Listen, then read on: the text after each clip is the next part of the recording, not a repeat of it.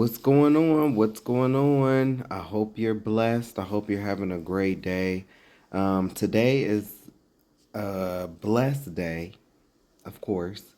Like every day above ground, any day above ground is a good day. Thank God. So today's lesson is going to be about the LGBTQIA community, and it's next on the list anyway. So I'm coming to you in my own way. Um, I'm going to discuss a few topics, give you some history. I want you to get to know who I am, or see a little bit of me, of course. So, other than that, let's get on with it. I hope you're having a great day.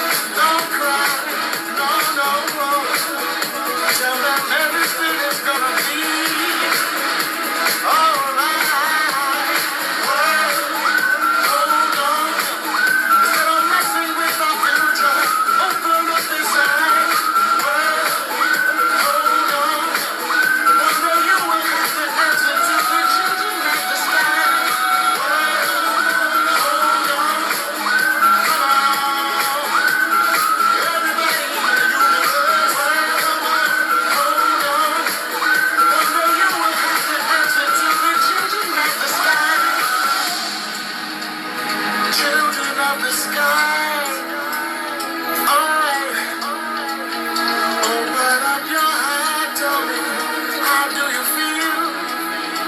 Listen now. Tell them everything right here, right now. All right, everybody here in the world, you are all the children. All right, together now, unite and fight. Oh, open up your heart. No peace, love for everyone. Oh, no, no, no, no, no. All right, to the four corners of the world. Sing it out, sing it loud, sing it loud and loud. Hold on, sing it loud, sing it proud. Everybody,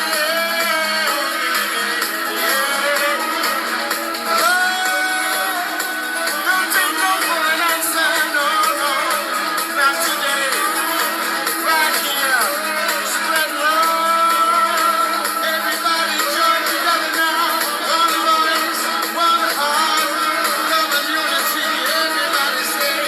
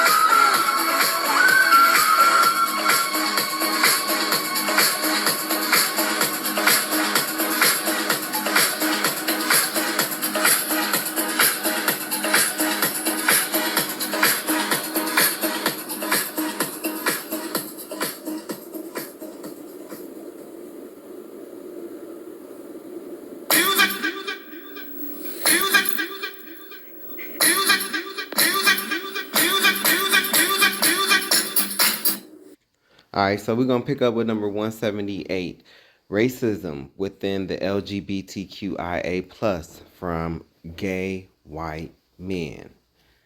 I am not into white dudes at all, and I don't like gay white bars, clubs. Well, maybe I haven't been to a club in so long, I can't tell you the last time I've been to a club. It's been years.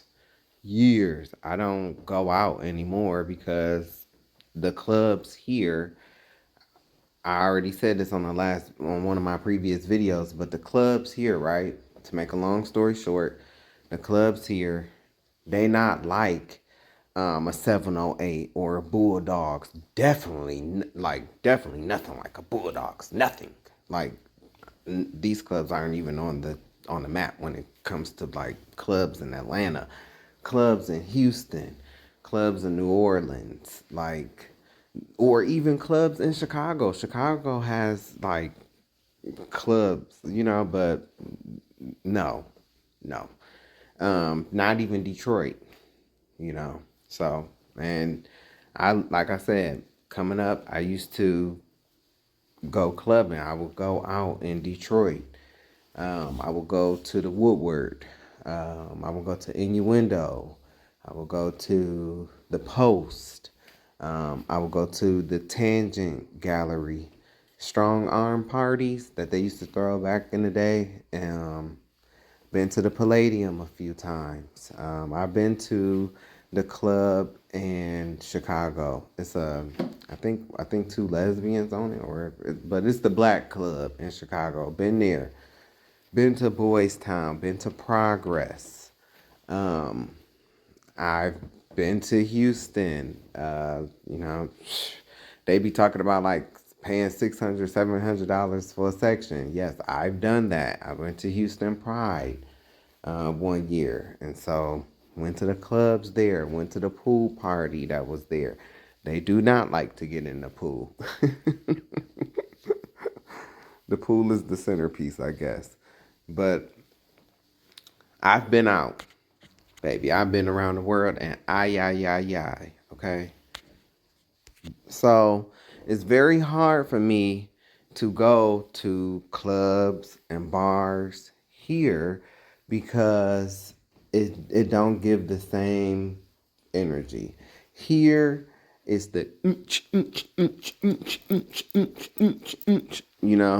queer as folk type of vibe, or it's definitely not giving like Noah's Ark. No, it's not giving that at all. Um, they allow last time I've been to a gay bar here in Minneapolis. They allow the straight, people to come in, and it was this group of like straight dudes or whatever. I call them like they the lames, they the lames that can't get into the straight bar and pull any type of girls. So they come around to the gay bar, and the girls in there be, drunk and stuff like that, and they take advantage of those girls because they be sloppy. And so um last time I went, that's exactly what happened. You know, these guys, they be like lurking, like ready to pounce. And they be thirsty. So just a warning out there, you know. And then, but what made me stop, like really, really going was because it's like these dudes, right? It's just like these dudes. You could tell it's a difference in dudes today because these guys that come up in there, they know they coming into a gay club, so they get mad when other guys hit on them. But it's like there's a big ass sign out in front of the building that says gay 90s. Like, you're going into a club, a gay club. Like, it literally says it on the sign. So how are you upset because somebody hit on you? And that's never happened to me, but they have had a lot of things that have happened there. And so this will be considered the hood club because they do play black music, and they do like drag shows there. That's really big there. And so it do be couples there now, for the drag shows and stuff like that. But on the weekends, it's a normal bar, normal club. And so not too many, shows be going on the weekends. At least when I was going, I haven't been in a while. And so that's why I stopped going. They allow, people to come in there. Um, and they changed owners. It wasn't always like that. They changed owners, and somebody else bought it, and I don't. It was rumored that they not LGBTQIA friendly, so you know how that go. Um, so yeah, I just stopped going altogether. But when I did go, I used to have a blast. So it is what it is. But no, they have like the rest of the gay bars that they have here. They white. They be like, shit. So I'm miss me with all of that. So again, I am not into white dudes at all. And I don't like gay white bars or clubs. I'll take the Woodward or Bulldogs any day and every day over gay white-ish. A lot of white men will fetishize black men for our BBC, big black cock, as they call it, or our ass. Some of these creeps get off on race play, calling black men niggers or a boy. All I can think is, where is the damn brick at when I need it the most? I be wanting to beat the hell out of both involved. It's sick. To black men who indulge in it, including heterosexual men, you have no self esteem. You are lower than dirt. And one day I hope you get the full experience. Lynching and all. Yeah, I can be a little vicious. Yeah, I know, pretty harsh, but it's not worse than the disrespect you, who indulge in race play, have shown to your own ancestors who actually went through slavery and civil rights. Fucktard. And I said what I said, because I've read all of these riots, all of these atrocities that have happened to our people. And, a lot of people that get involved in race play, they have no idea. They have no idea of the pain, the grief, the agony that our ancestors went through in order for us to get here to where we are today. And is things perfect? Is things, you know, gravy? No, it's not, but it's damn sure better than what I've been reading. So, but that's not to take away from Happy White History Month. Oh no, we're not taking away from that. We are on the other side and we are talking about how racism is in the LGBTQIA, because, a lot of heterosexuals, they wash their hands with the LGBTQIA community. Honestly, I feel like we was coming around. I feel like, things were getting better, but then all this pronoun bullshit. And I said what I said. All this stuff, trying to force people to talk differently. Racism from gay white men toward black LGBTQIA plus individuals often manifests as exclusion, sexual racism, no blacks in dating profiles, and microaggressions, fostering a toxic environment that contributes to lower self esteem and poor mental health outcomes for black queer people. This, combined with systemic discrimination from a white heterosexual government, has led to increased isolation and, in some cases, a rejection of black LGBTQIA plus in white dominated gay spaces. Sexual racism and dating. Dating platforms and physical spaces often feature overt racism, with white men sometimes justifying exclusionary preferences, no blacks, white only, as mere attraction preferences, which inflicts deep emotional damage. Which is, hey, I'm fine if they say no blacks or, whites only, because I ain't checking for them anyway, so. Within group discrimination, black gay men, particularly those with gender neutral expressions, report higher rates of within group racism, negatively impacting their sense of safety and belonging. You're hearing all of this, right?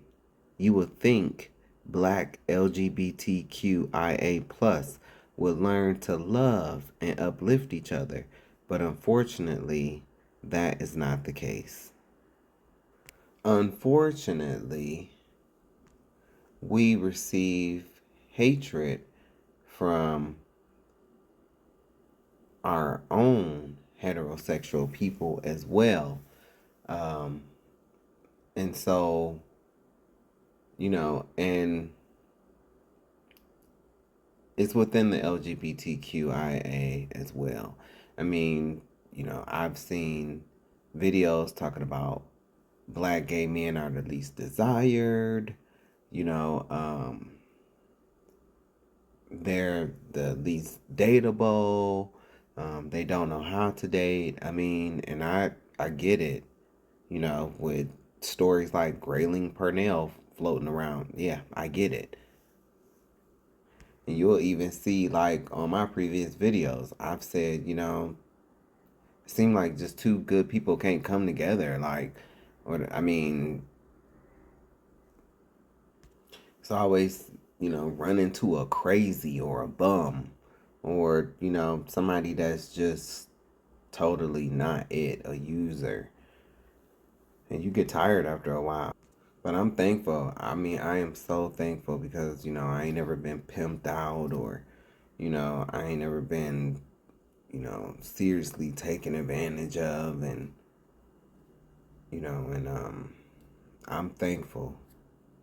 And even though I am speaking about, racism, from white folks, I do speak about my own community and the things that's going on there within my community. Mental health impacts, racist microaggressions, and discrimination from within the LGBTQIA plus community create significant psychological distress and minority stress for Black, Indigenous, and people of color. Social and physical exclusion. Black LGBTQIA plus individuals report feeling unwelcome in mainstream white dominated LGBTQ plus spaces such as bars, clubs, and organizations. Unless it has something to do with like sex and, you know, it's you rarely see it. I'm not saying that it doesn't, exist, but yeah, it's definitely a problem. Intersectionality. Black LGBTQIA plus individuals experience the combined impact of racism and homophobia, which sometimes forces them to choose between prioritizing their racial identity or their sexual orientation in advocacy spaces. Black pride movements were created in large part because Black LGBTQ plus individuals are marginalized, excluded, and discriminated against within the mainstream, predominantly white gay pride movement.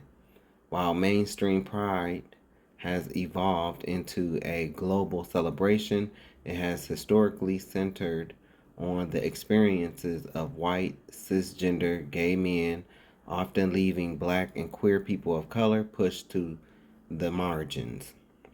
This also happens in the drag scene. Black and heavy-set performers are often paid, promoted, showcased less than white performers who often get their tricks and dances from the Black performers. Systemic exclusion. Black gay men and queer people of color face racism and exclusion within mainstream gay bars, organizations, and pride parades, which often ignore the unique experiences of Black LGBTQIA people, marginalized voices, mainstream LGBTQ plus spaces frequently fail to address the intersectional issues of racism, homophobia, and transphobia, prioritizing white led narratives and goals like marriage equality over the immediate needs of Black queer communities. The need for safety and solidarity. Black prides were established to provide a safe, affirming space to celebrate Black queer culture and to foster community solidarity. But did it? To me, in my experience, I would say no. I would say no because even in these scenes that they'll say, that's supposed to provide a safe, affirming space to celebrate Black queer culture and to foster a community of solidarity. Baby, I mean, I don't be seeing them fight like that in the pageant scenes, but they do some low down dirty things over in that pageant scene. I mean, and as far as like the ballroom scene, which is I know, if you're not in ballroom, they don't like you to talk about ballroom. But I don't give a fuck. I'm going to speak about it. I never thought I would see the day when somebody would just walk down the line of judges, macing the whole judges panel. Like, that was just so wrong. Wrong. And one of my favorite people got maced, Kelly. Like, it was just wrong. Like, it's just so wrong. But that's where we at today. You know, like when this scene first started, like that man, you couldn't run up, you couldn't dare run up and slap a judge with a liquor bottle in the face. You couldn't dare do that. Yeah, the older folks, they fought, they was shady, and but when I watch, that Paris is burning, or when I watch like, the relics, the jewels of our community, like R.R. Chanel and Father Tony Revlon. These people, their aura, even though they are, they will get you together, but their aura is love and family. Very family oriented, and it's changed. It's changed. And I'm gonna say, recently. I always say after Vogue Evolution. After Vogue Evolution, man. So, but I've given my take, on the ballroom scene on my channel. I have videos where I talk about it, and I can't ever take away from, the ballroom scene and what they have done for HIV prevention, and awareness, and, all of the things that they have brought to our culture, well, their culture, because it's theirs. I'm not in the ballroom scene, but, even I see straight people. I see even straight people talking about no shade. I even seen a straight man like talking about he was about to read something. I just looked at him like, wait, what? You about to read a book? Like, so the clock it, all that comes from the ballroom scene. And so that's why, another reason why, like, I don't call myself a butch queen, because to me it's disrespectful for me to call myself a butch queen, because I'm not in the ballroom scene, and that is where that comes from. It's about respect, and a lot of people do not have respect. They don't have love. They don't have honor. They could give a fuck less about the history. I know, sometimes the older icons, they could be a bit demanding on the younger folks. But let me tell you something. Let me tell you something, baby. These people, these icons, and I'm not talking about these new ones. I'm talking about the icons. These people came from a time where you could be arrested for just being gay. Okay? They will tell, I know they can tell you about how some of their balls, or their events was raided. Everybody going to jail. Everybody trying to flee to get up out there to keep from going to jail. That stuff was real. It was real. And I'm telling you, I talk to people. I try to talk to people and tell them, you need to vote. You need to vote. You need to vote. And I know I have no right to talk, but I do, because I did vote, and I voted for Harris. But this time around, it was different. We are approaching 250 years. I'm an empath. I can see the writings on the wall. just like they're hieroglyphics. And them bitches are screaming out. 250 years approaching. You can go left or you can go right. Yeah, both paths are shitty, but guess what? You see what this path has brought us to. A lot of people, they're not gonna see it, especially the 21% of black people that voted for Trump. You're not gonna see it until your child is dragged away in the draft. Hopefully, I pray it don't happen. I pray that, it don't happen. That's why I voted for Harris, because we needed a little bit more time. And I listened. I heard when this man said, "Oh, my beautiful Christians, I'm not Christian, but I love you Christians." I heard when he said that. I heard when he was talking about Project 2025 first.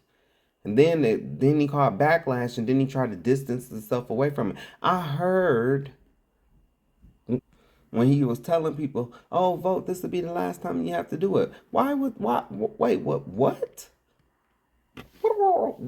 Rewind that, please. Rewind that back. This will be the last time we have to vote. Oh, let me get out here and get to this ballot box. This nigga's crazy. Not nigga, this cracker's crazy. But we here now, in the words of the great T.S. Madison, whom I do have love for. Thank you, Maddie, for everything that you have said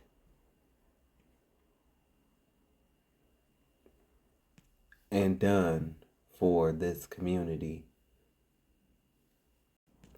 It was many people that, well, not many, but a few people that I talked to that, "Oh, this ain't got nothing to do with me. This ain't got nothing to do with me." Bro, what do you mean this don't have nothing to do with you? You have HIV. They're trying to prevent the medications. This has everything to do with you. Bro, okay, you don't have HIV, but you're on PrEP. Or at least that's what you say. They coming for that too. Wait a minute, sir. How you black and you gay and you voting for Trump? How, sir? How? I mean, don't get me wrong. In the past, like, yeah, I have said things like, I like how he speak his mind, but only because that's how I know where I stand with him. Because he do speak his mind. Because I live in a place where these crackers, they will smile in your face, have conversations with you, only for you to find out later that they racist. So, but yes, and we here now. But even though I am not ballroom, I still want to take time out to say, ballroom, thank you. Thank you for your contributions. Thank you for being out in the trenches, doing the work that you do as far as, like HIV and AIDS and everything else, definitely. So at my core, that's how I feel about the ballroom scene. I'm not like y'all, so I'm not ballroom. I know that I'm not ballroom, but I just want to say, some of my favorite, like, femme queens. First, the first, it would be Christina, Richards, Westwood, Revlon, tsunami. I love Christina. Love, love, love Christina. And I love Letitia Revlon. Those two, I love them. They cancers, and I always, every time I hear Letitia speak, like, she always very wise. I'm grateful for her. And I love their Vogue too. That's of course. And Alyssa. I love Alyssa. Stasha, Temperance, Mercedes, and Laomi, of course. Cannot forget about Laomi. Some of my favorite Butch Queen performers. Milan, Prince Milan, Andre Mizrahi. Oh, I forgot about Deja. Love Deja. Rest in peace. Ronaldo, James West. I don't know. The best production to me that I have ever seen was when Milan and the Blahnik boys, they came as was it the superheroes versus villains? All I know is Milan was Mr. Freeze and he ate that shit up. And the whole production was fire. Malachi, I believe he was Mr. Penguin. It was just it was cold. That's when Vogue used to be Vogue, in my opinion. I know I am not ballroom, but that's to me that's when Vogue used to be Vogue. Derek Icon for Old Way, Andre, commentators Jack and Selvin. I love MC Deborah. Um, my favorite house, quote unquote, house mother. Um, Rest in peace to Goddess Rodeo. Goddess was something else. Like Goddess was Goddess. Like nothing but respect for Goddess. Rest in peace. Like every time I saw Goddess, like she was always nice to me. She always spoke. She always showed love. And like you knew like that's a powerful person. Like you just know. And like but every time, I would come across Goddess, like she was always nice and respectful to me and always showed love. And she was real. She was. And rest in peace to her. Much love. And my favorite house father is Harold Balenciaga. Every time I see him, he always there for his kids. He always there. It's visible. Like when his kids is on the floor, he's there. He's there. So I don't have a favorite house. And this is not me trying to get into ballroom scene. This is just me simply paying homage. I am somebody, how can I say this? In the words of Sophia Petrillo, I work alone. And I work well alone. That's me. Like I said, um, we do owe the ballroom scene like a big round of applause. And this is not me gaslighting, but we do. We do. Because, even though I talk about, how they fight and, you know, some of the things that go on within the ballroom scene. But I'm going to say this. It's a lot of bitches that will be out here lying if they were to say that they were feeling down and they were scrolling on social media, and they came across one of them videos of MC Deborah and Kelly going back and forth. And that shit was so motherfucking funny.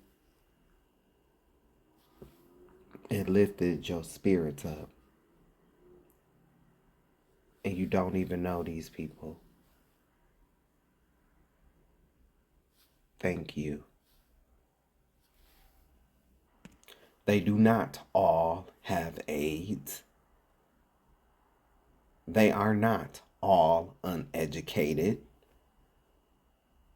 Some of the greatest minds, with or without a fucking degree. A piece of paper.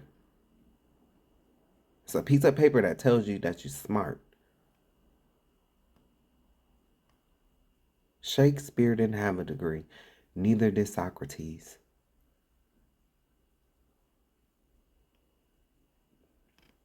I can't remember where I was, but anyways, I just want to say this. Some of you in the ballroom scene, you take each other for granted. You take each other for granted. Today, it wasn't always like that, but today, a lot of you take each other for granted, and you have each other. You have each other. Be grateful for each other. And I know that's so cliche. I know it's so kumbaya. But you want to know how? You want to know how it's real? Because I'm an outsider. I'm an outsider. I'm an outcast. And I'm just telling you what I see from the outside looking in. Be grateful for each other. Because you do have each other. And there are strengths in numbers. Everybody can't be like me. Everybody, and I'm not boasting or bragging. I'm just telling you. Everybody can't walk in my footsteps. There was no house mother or father, along the road of this gay life. Shit, everything I learned, I either learned it the hard way or by what I would see. When I was coming out, there was no Facebook, there was no YouTube, there was no, and so no social media. So when I was first coming out, there was no I want to say it was BGC had not come out yet. I think people were still on Black Planet, and I want to say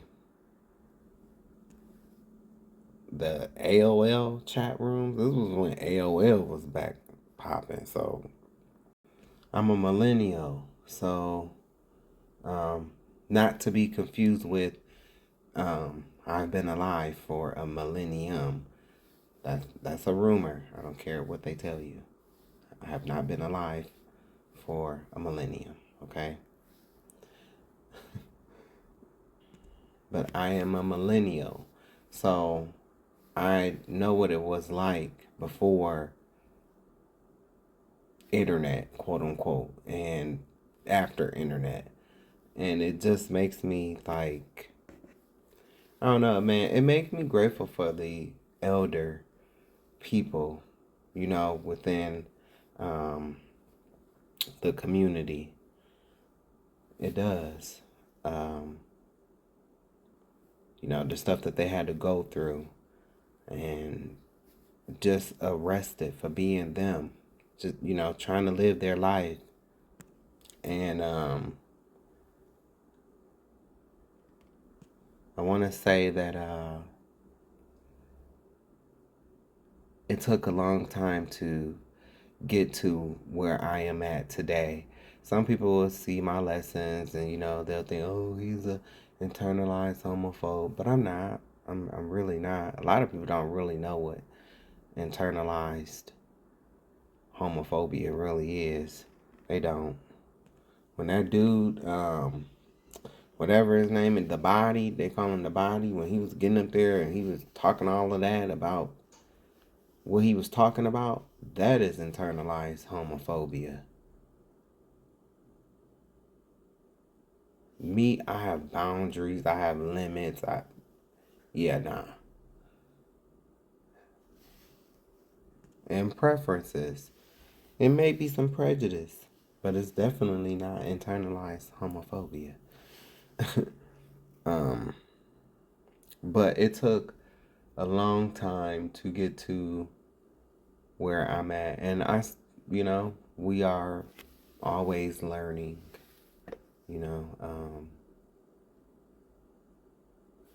so it is what it is. I definitely know that I am one of one. I am one of one. You think you Black history? Nah. I am Black history. Okay? But it is what it is. I always say, somebody had to be doing the work. Like Bayard Rustin and James Baldwin and some of these people that I'm going to talk about here as I stop rambling. Anyway, specific focus, Black Pride events, starting with DC Black Pride in 1991, emerged to focus on issues specific to the Black LGBTQ plus community, including the disproportionate impact of the HIV/AIDS crisis, economic inequality, and health disparities. Recognition of history. Black Pride honors the significant roles Black and brown activists played in the founding of the LGBTQ plus rights movement, such as the Stonewall riots, which have often been whitewashed from history. These two are like two of my favorite people. Bayard Rustin, a key strategist in the civil rights movement and advisor to Martin Luther King Jr., he championed nonviolent resistance and gay rights. And I just want to say this, because I know, people, a lot of straight people probably ain't going to tune into this, but I do feel like straight people try to, straight Black people a lot, try to discredit us, try to diminish our role and why we have the little damn rights we have today. We ain't got much, but we got something. You have the right to vote if you want to. And as I get older, yes, I know what I know about Martin Luther King. I've been new. But as I got older, I cannot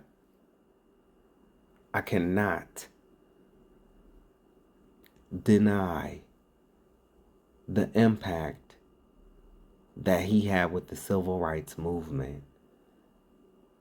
As I'm doing this Happy White History Month and I'm reading all of this stuff that our ancestors went through. And yes, we are still oppressed. We are still, being treated unfairly. But at the same point in time, we have the right to fight back. We have the mind to fight back. Our ancestors Our early ancestors, they didn't have that. They lost it. They lost it. But as the civil rights movement moved in, and everything that happened with that I've been reading,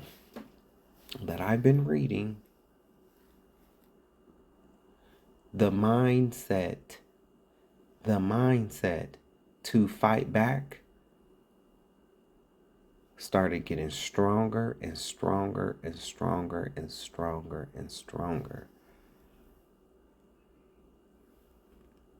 And that's because of the Most High.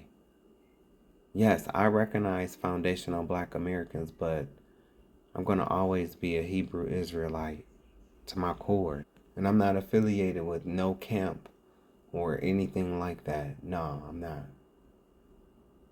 It's just me, the Most High, and Christ. I ain't looking to be a leader, or I'm not looking to be a Moses. And remember, I ain't asked you for a dime, but I do thank you for your time. You got some other people out here, they'll be trying to put others on blast and talking about, what their movement is and how it's a scam and who making the money and stuff like that. But then they have their Cash App on their page. They have their Venmo on their page. You're not going to find none of that here. I talk about how tithe is food. It's never been money. It's food. Always been food.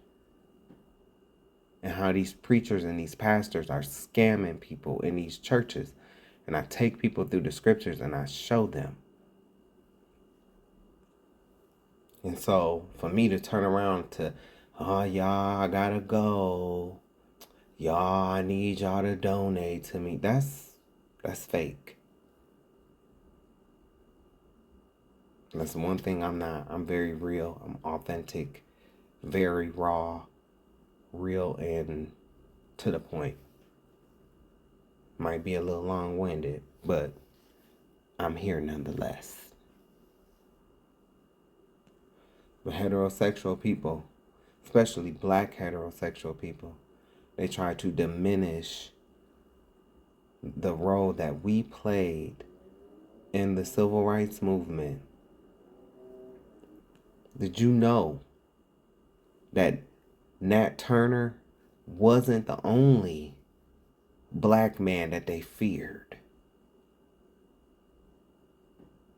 Did you know that? Nah, they also feared a Black gay man too, by the name of James Baldwin. Okay? They had FBI surveillance on him just like they did on King. Because like me, well, I'm like him, with the writings and the stuff that's being written and the stuff that's being spoken, he was a dangerous man, a bad man, a gay man, a Black man. Well, a Black man, a gay man.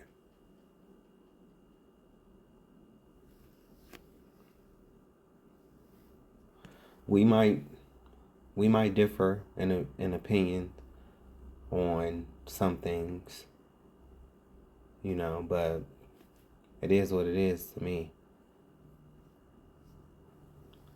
And I'm going to have my views as I see fit, because like I said, I'm an outcast, I'm an outsider. So I ain't gotta follow nobody's mainstream rules. Oh, you can't say this and you can't say that. I say what I want to say. And I'm not tough. Not at all. Nope. But the spirits are tough. They are tough. They're very tough. Moving on. Marsha P. Johnson, 1945 to 1992. A trans woman, Stonewall activist, and co-founder of the Street Transvestite Action Revolutionaries, STAR. William Dorsey Swan. William Dorsey Swan, born into slavery in Maryland. Swan became a prominent figure in Washington, D.C. after the Civil War. He organized and hosted secret drag balls and was frequently targeted by police. Yet he remained a staunch defender of the rights of his community to gather.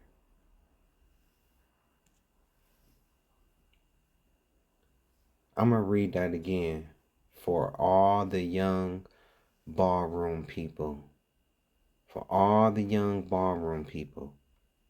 William Dorsey Swan, born into slavery in Maryland. Swan became a prominent figure in Washington, D.C. after the Civil War. He organized and hosted secret drag balls and was frequently targeted by police, yet he remained a staunch defender of the rights of his community to gather. Born into slavery.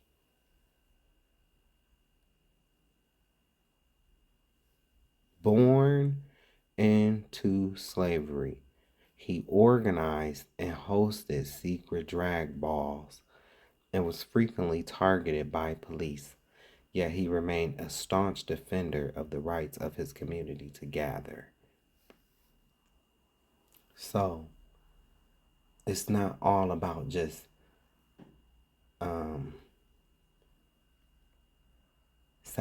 sashaying down the runway. It's not all about slamming your back, the small of your back.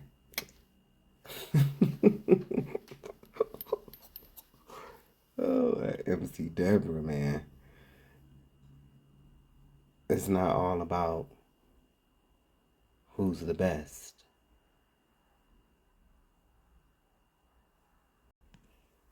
Yes, it's a competition, but don't forget where you came from. Don't forget. And for any bitch that think they're gonna, you know what? I don't like a situation that went down.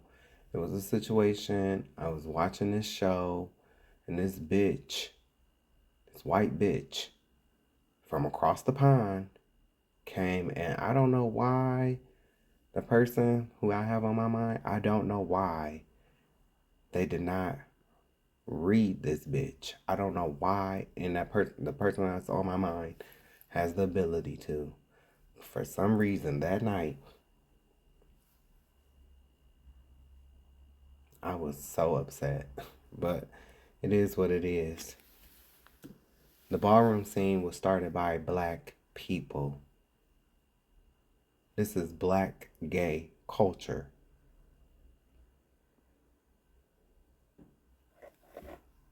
I just gave you the roots. William Dorsey Swan, born into slavery in Maryland. Swan became a prominent figure in Washington, D.C.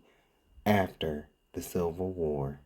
He organized and hosted secret drag balls and was frequently targeted by police. Yet he remained a staunch defender of the rights of his community to gather. That's the roots. This is black. And for you other races, remember William Dorsey Swan, born into slavery.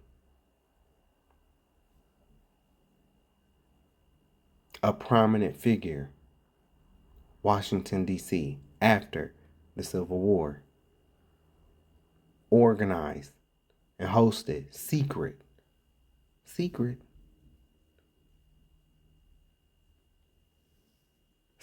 drag balls and was frequently targeted by police.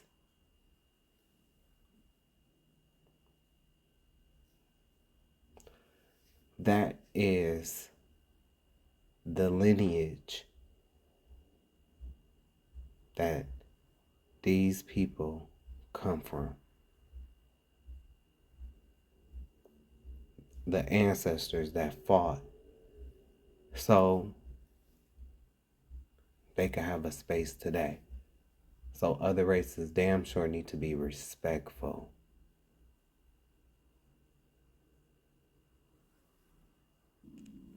Francis Thompson. Francis Thompson.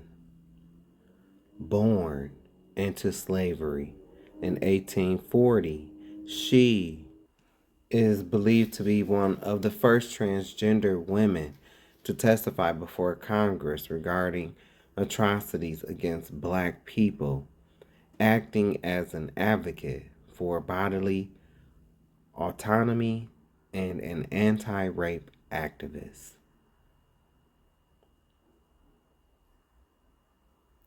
Francis Thompson. Francis. She. Thompson. Francis was born into slavery in 1840. She is believed to be one of the first transgender women to testify before Congress regarding atrocities against Black people, acting as an advocate for bodily autonomy and an anti-rape activist. Anti-rape activist. I wonder why Miss Francis Thompson was an anti-rape activist. I wonder why. Was she being raped?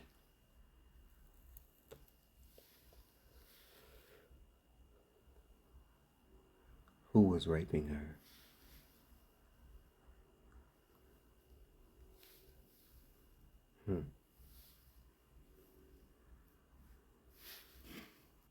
Where am I going with that? DL didn't just start, baby. It's been here. Francis Thompson, born into slavery in 1840. She is believed to be one of the first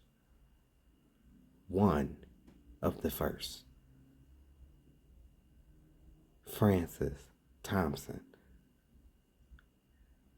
one of the first, because she was believed in.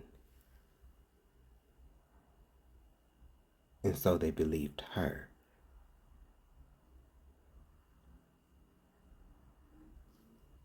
Born into slavery in 1840, Francis Thompson. She is believed to be one of the first transgender women to testify before Congress regarding atrocities against Black people,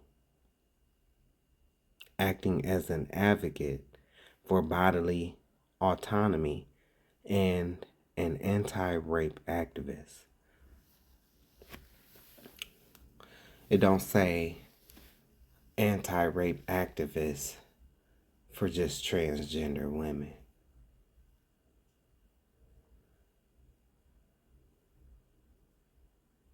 No. She was an anti-rape activist for biological women too.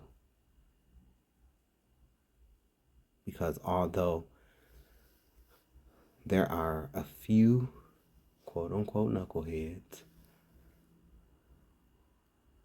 the majority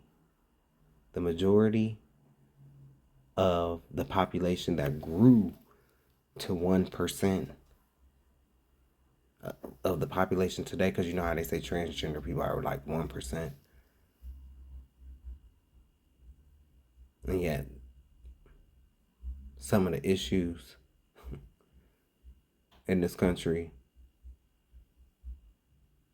are so magnified about 1% of the population. Well, at one point in time, it wasn't even 1%. You want to know when? William Dorsey Swan, born into slavery. Frances Thompson, born into slavery in 1840. She is believed to be one of the first transgender women to testify before Congress regarding atrocities against Black people, acting as an advocate for bodily autonomy and an anti-rape activist.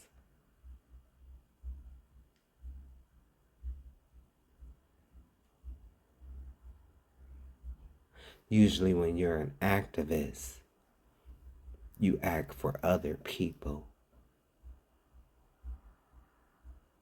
not just yourself. So I wonder who she was a anti-rape activist for.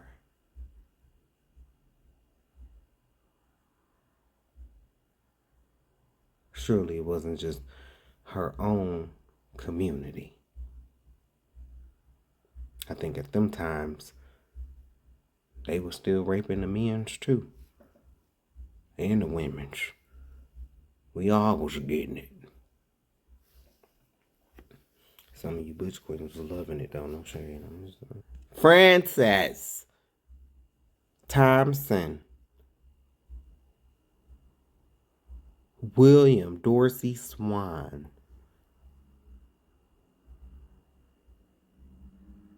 Thompson Frances Thompson, born into slavery in 1840. She is believed to be one of the first transgender women to testify before Congress regarding the atrocities against Black people. She didn't testify in front of the farm animals. I mean, well, they do look like shaved chickens and birds, you know, the white peoples, I'm sure. But, you know what I'm saying.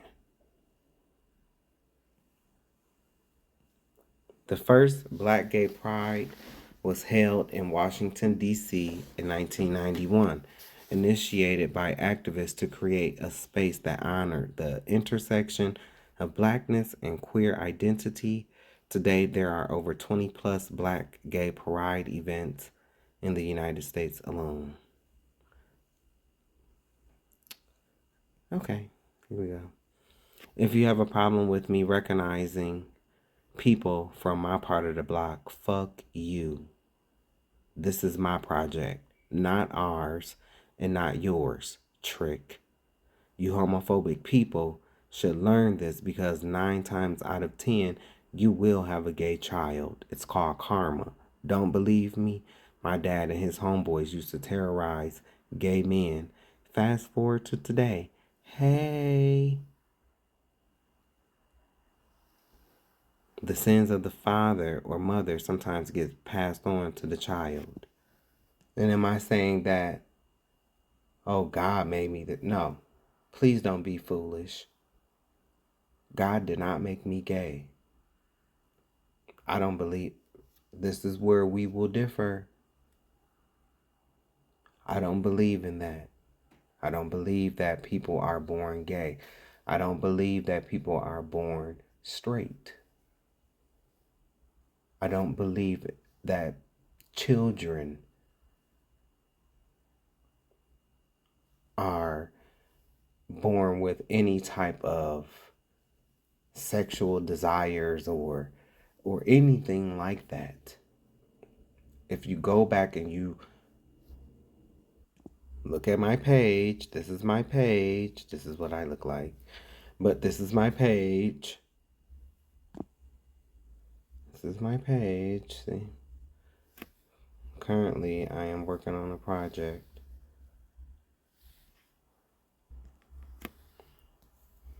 Yeah, this is Happy White History Month, but these are my videos.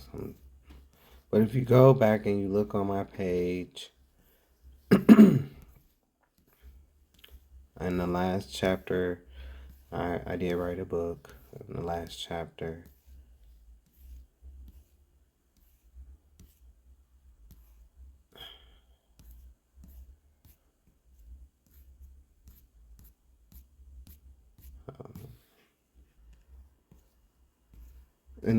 chapter, I talked about this. And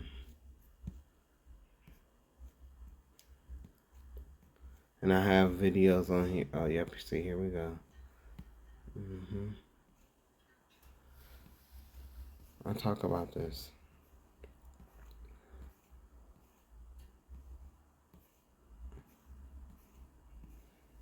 So, I've already bared my soul. I've already told my story. First video posted over 2 years ago. So, I've been at this for a while. And yes, I do have a book. My book, you know, my book is my book. And I'll just say this. You talk about real shit when publishers don't want to publish your 19 chapter book. Okay? 1,440 plus pages. But I said in the last chapter of my book, I believe we born as blank sheets of paper. Our environment shaped us. Our environment shape us. That's what I believe. There is no scientific proof of a gay gene, quote unquote. And I always talk about my own experiences. I was molested. I'm not ashamed to say that. I'm not afraid to say that, but I was molested. So I didn't get a choice. My choice was pretty much taken away from me. And so was my innocence. And, I've been through therapy and, I've dealt with that. I talk about all of that. But I will say this, though. You believe what you want to believe. Believe what you want to believe. You can believe, oh, this isn't a choice and whatever. Believe what you want to believe because, I'm going to believe what I know, and I'm not denying who I am. But I am saying that the path for me, I was molested. That's how I was brought into this LGBTQIA world. And I also want to say, I heard somebody say the dumbest shit I've ever heard an educated black gay man say. He said that, oh, sometimes children are molested because the person can already see the gay on the child. That is the dumbest shit I have ever heard in my life. Children are children. Bitch, one day they think they Spider-Man, the next day they think they Wonder Woman. They kids. Both straight and gay people need to stop. I don't know the correct word, but I'm gonna say sexualizing children. And I don't know if that's the right word, but what I'm trying to say is children mimic what they see. That's why you have to be careful what you say around kids, what you do around kids. I don't go around kids. I don't have no kids. I don't have no friends, and I'm proud of that. I don't have no friends. Don't have no family. proud of that. Well, I have a few cousins and an aunt, but I be solo. It's just me, Christ, and the Holy Spirit and the Father, and I am okay with that.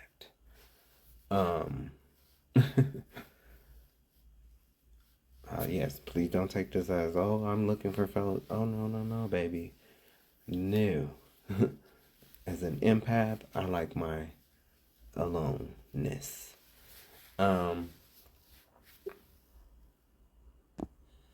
But we have a big problem with predatory behavior on both sides, on the heterosexual side, especially in the Black Christian church,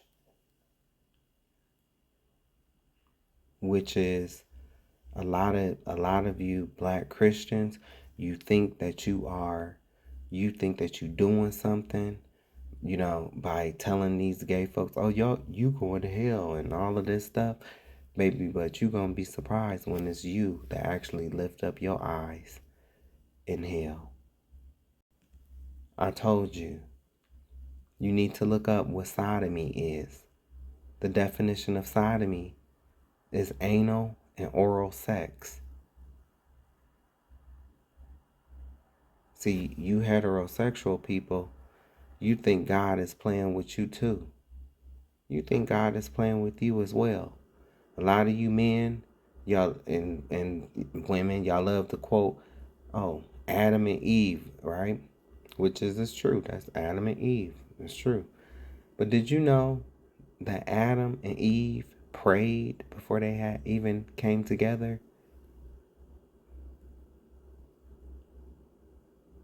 And did you know that they didn't even know what sex was until Satan appeared to an apparition to them and showed them? And he made Adam, quote unquote, horny. Oh, yes. I've read the lost books of the Bible. The Ethiopian Bible, read it. I know what I'm talking about. I have these videos all on my YouTube.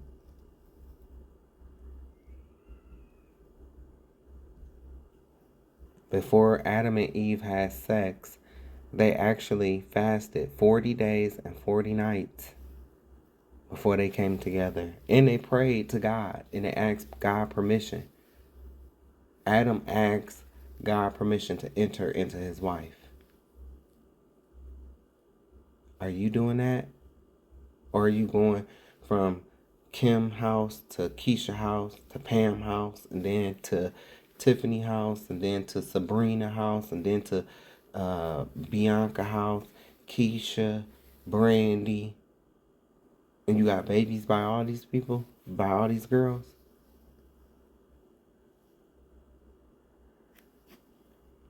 Real quick, let me tell you about your pullout game. This your pullout game right here. And Judah said unto Onan, Judah is our ancestor, by the way. Judah, the progenitor of the fourth tribe of Israel, because it's 12 tribes of Israel. Black people, Negroes, we come from Judah. And Judah said unto Onan, go in unto thy brother's wife and marry her, and raise up seed to thy brother. And Onan knew that the seed should not be his. And it came to pass, when he went in unto his brother's wife, that he spilled it onto the ground, lest that he should give seed to his brother. He poured out. And the thing which he did displeased the Lord, wherefore he slew him also. That's your pullout game.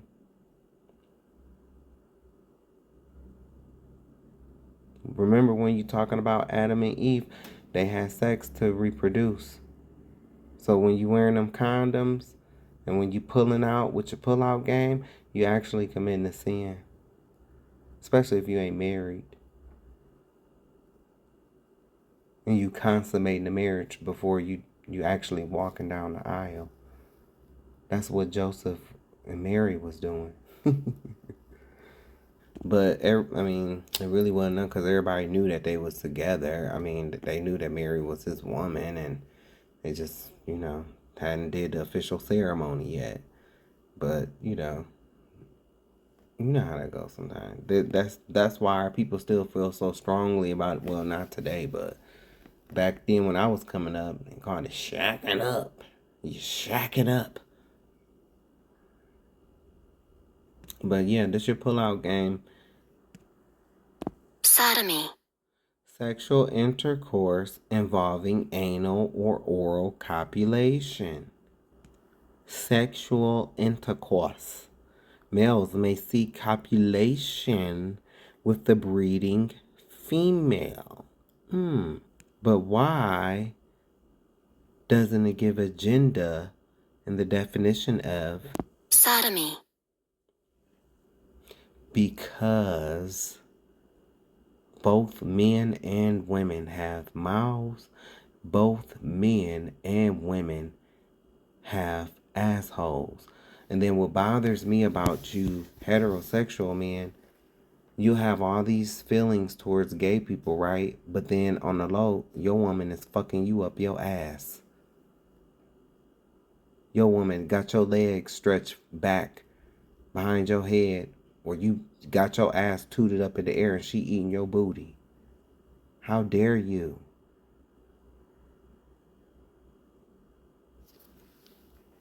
I mean, let's talk about him. Since we're here, let's talk about it.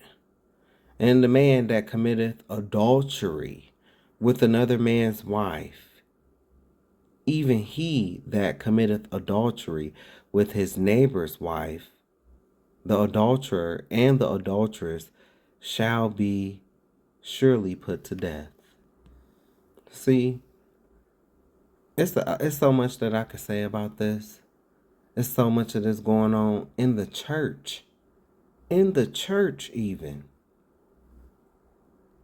Then you got this one predator, Jeepers Creepers looking. You got this one, I'm just Anton Daniels. He got so much to say, right? But we just seen him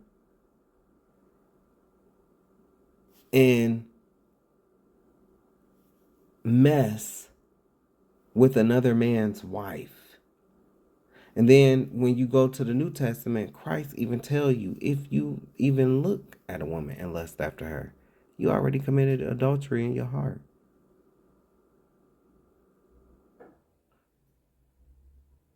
That man is, all he do is talk. He don't know nothing about the Bible. Nothing. He talk because he know that y'all don't know nothing about the Bible. For real, for real. Not enough to challenge him. Not like I would.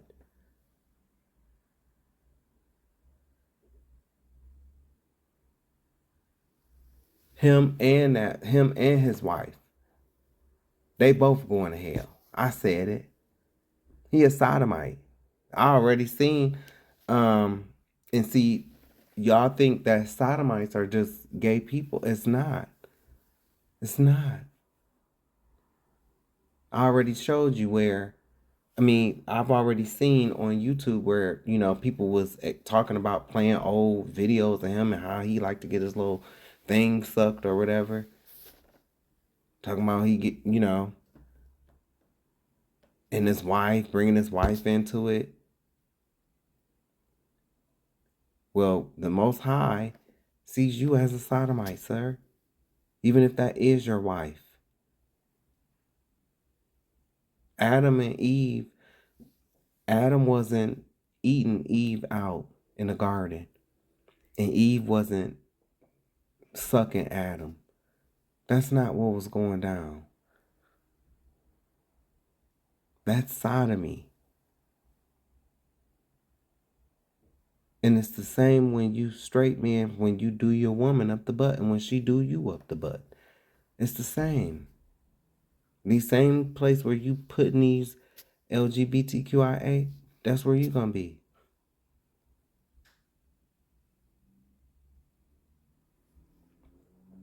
Very first, I have this highlight. This is the sexual sins. The very first one is talking about uh married, quote unquote, people. And think about it today, how these people be married, and and how they let me tell you something. It be some of these brothers, right? They have so much to say about LGBTQIA, right? But little do they know, you are entering in adultery. When you go and screw that white man's wife while he watching, his energy is still as attached. Y'all having one big old orgy. Y'all energies is mixing and intermingling with each other. You are partaking in adultery.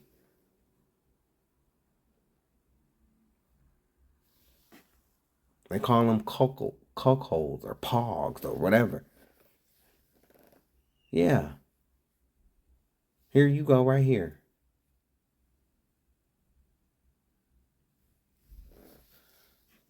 And the man that lieth with his father's wife hath uncovered his father's nakedness. Y'all know that's how Canaan was produced, right? Because Ham uncovered his mother's nakedness. That's why Canaan was cursed.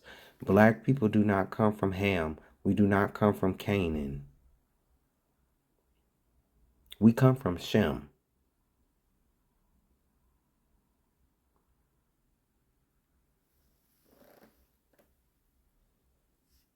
But this happens.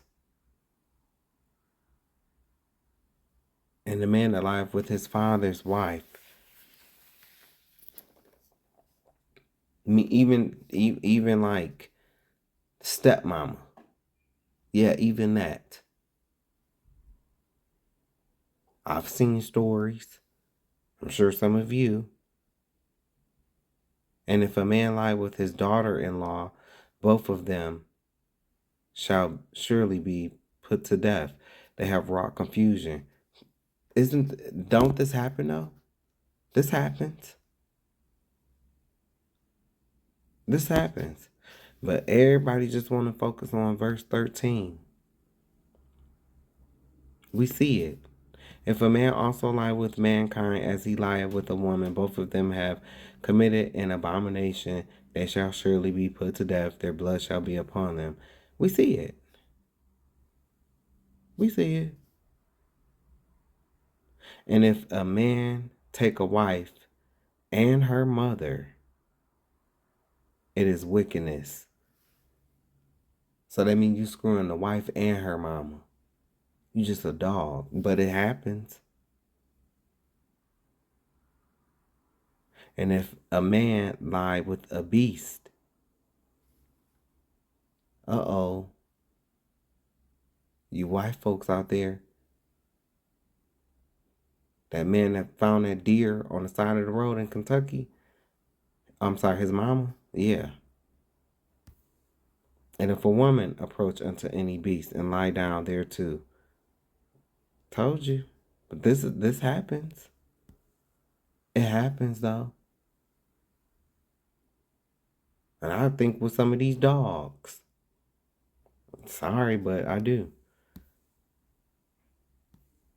And if a man shall take his sister, his father's daughter, or his mother's daughter, and see her, yeah,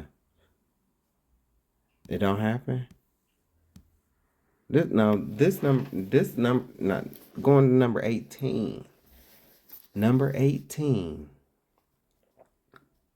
Number 18, because this happens a lot. Oh, baby, I can't. I'm on my period. Oh, baby, put a towel down.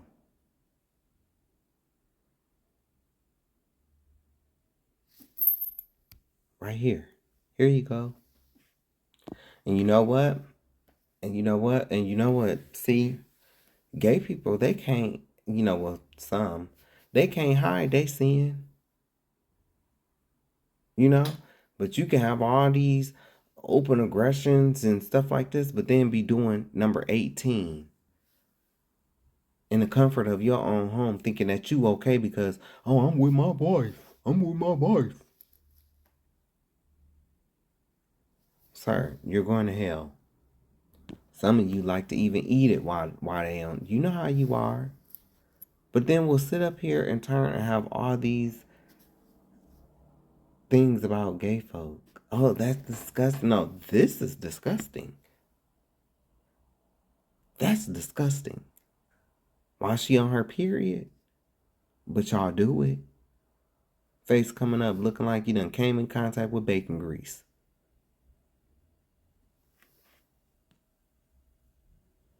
All y'all focus on number 13, but you have all the rest of these that y'all do.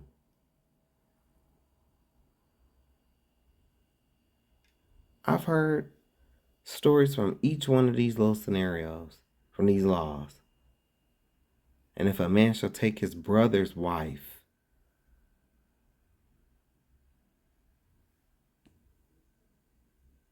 and you notice how he had to be so specific. I mean, you can't take your brother's wife. You can't take your uncle's wife. You know, you can't sleep with your mom's sister, nor your your aunt.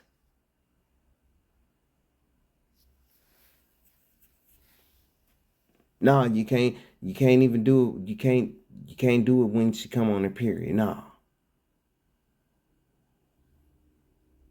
I'm sorry, gay people, but I just want to show them how this goes both ways. See, they only want to focus on certain, but what happened? Let's read in verse 26. Because we seen this up here. We seen it. But see, y'all don't want to pay attention to verse 26. For this cause God gave them up unto vile affections. For even their women did change the natural use into that which is against nature.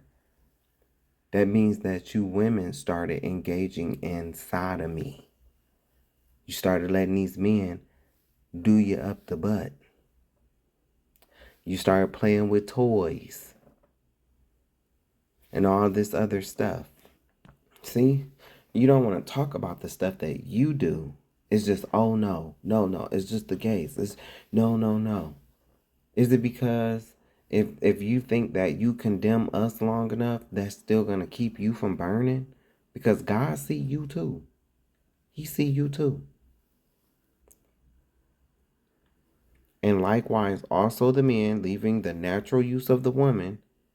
And I know it goes on to say, burn in their lust toward one another.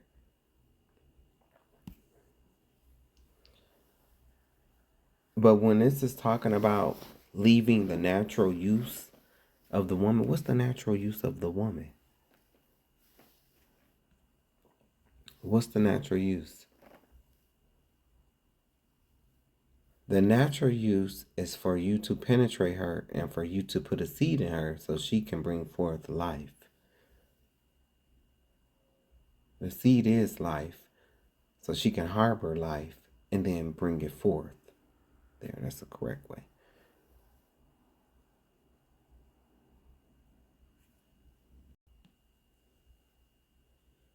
So, a lot of y'all don't want to accept the fact that Sodom and Gomorrah was not just about gay folks. In fact, it was all of this stuff right here. It was all this stuff. That's why the Most High sent those angels to that land. They was having orgies 4 times a year. And the men was sleeping with young girls. Young girls. It was straight Woodstock 4 times a year. Everybody was getting it on with everybody, but they was also screwing the young girls that were really virgins. Because virgin can mean young lady. Virgin has 2 meanings in a biblical sense. Virgin means young lady, young maiden. but it also means, a woman that hasn't been penetrated yet. So it has two meanings. You can read about it in the Book of Jubilees or the Book of Jasher, but you can see my videos. I've already talked about it.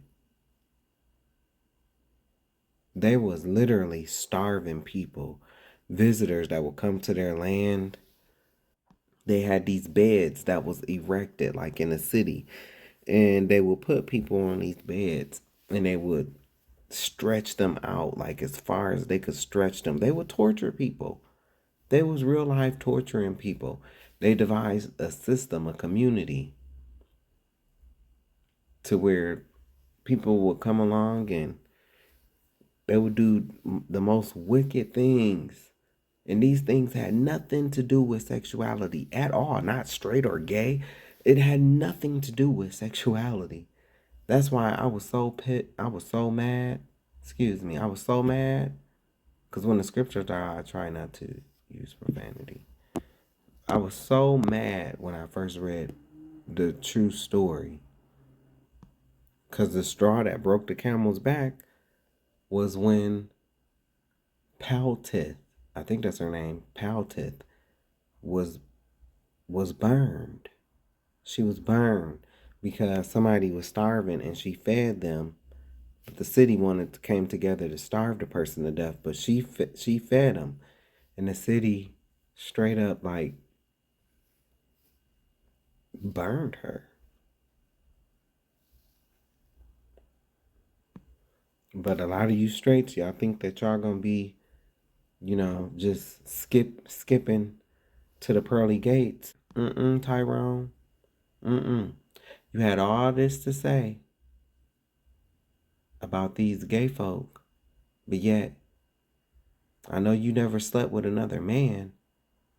But what you need to understand is when you had Keisha and Brandy, when you had them and all three of y'all was together, you were participating in homosexuality. I know you don't want to see it that way because no, oh no, not you. Not you. You could never be a sinner, right? That's how a lot of you straight people act. A lot of you straight people like Anton Daniels, y'all act like that. That's a Negro that is going to get his face cracked on Judgment Day. And his wife. Both of them are going to be together. See, they can fool everybody about the little sneaky and freaky things that, other people are saying that they is doing, but you can't fool God. You talking about, people raising kids, but when it came to somebody disrespecting your child, I don't know. I'm just seeing what these other people say about him in the child situation, and it ain't good. So, but it's these guys like that be wanting to talk. A lot of y'all think that y'all straight folk are exempt from these bad characteristics, unrighteousness, fornication. Fornication is fornication, y'all. Fornication don't have a sexuality on it. If you screwing this woman and then you screwing this one, knowing you have no intentions on, marrying this girl or not even wanting to getting to know her, where you think you going? Where you think you going? And I'm telling you, it's a big rise of women doing men now. Women bending men over. It's big. That's what he said to her when she pulled out the strap. Anyway, sorry, but yeah, I had to get that off my chest. I said okay, so I have this conversation that I already, talked about, but I feel like this is important too because gay folks, we have contributed so much to, society with fashion and, just different things. And we definitely don't get the credit that we deserve. I mean, whether it's civil rights or, you know, um, styling some of your favorite celebrities, some of the trends you like, that come from, you know, that come from the talented gay folks that can put clothes together and stuff like that. It's not me, cause I just like guess. That's it. But to the fashionistas out there, the real ones, yeah, you know, the people who always get their ideas stolen, and the depiction of, so number 179, Hollywood stereotypes of black people. The depiction of black people in Hollywood has long been criticized for relying on harmful stereotypes, including overrepresentations of criminality, drug addiction, prostitution, and subservient roles related to slavery. Studies indicate that these tropes have historically persisted and that black characters are frequently confined to narratives focused on trauma or the hood. From the beginning, Hollywood depicted black people through offensive caricatures, lazy, dumb, or savage. Often using white actors and blackface. How would you like to go to work for me? Yeah, ma'am. How much you gonna pay me, I hope? Well, let's see now. I'll pay you all your work. No, ma'am. I gotta have some money. Fucking crackers. That shit pissed me off, man. But early films often feature black women as loyal, asexual, domestic servants, mammies. This trope persisted for decades and was sometimes rewarded, such as in Gone with the Wind in 1939. The 1970s saw a rise in black led films, but these were often criticized for replacing older stereotypes with new ones, such as the hypermasculine pimp, the drug dealer, or the superfly criminal. Despite improvements, modern media still struggles with the magical Negro, a character who exists only to help a white protagonist, the token black gay, the angry black woman, or the token black friend.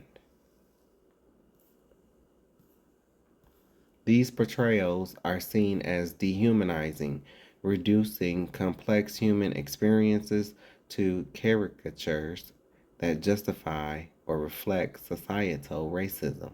Research suggests that these negative stereotypes influence viewers' perceptions of black people in real life, contributing to racial bias. The industry has sometimes relied on these stereotypes because they were viewed as profitable, often pigeonholing black talent into race related projects rather than leading diverse mainstream roles. The Hollywood elites will burn in the lowest part of hell, which is Tartarus. Doesn't that sound like Taurus? Anyway, you Hollywood elites know who you are ran by. Revelation 2 and 9 and 3 and 9, King James Version. We all know who runs Hollywood. The EU-ish imposters. They know that black people are the real Jews, and that's why they make black celebrities do grotesque, sacrificial things to win their awards for fame.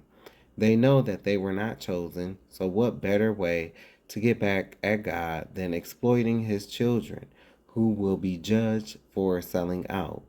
Taking a gift like The Voice Whitney Elizabeth Houston, MJ, and so many others. We all saw what happened to those two in particular. I love Whitney and MJ, Michael Jackson. I think anyone who is black and made fun of or turned their back on Michael Jackson owes him an apology. Michael Jackson was innocent. I always said this, even before I watched Loving Neverland.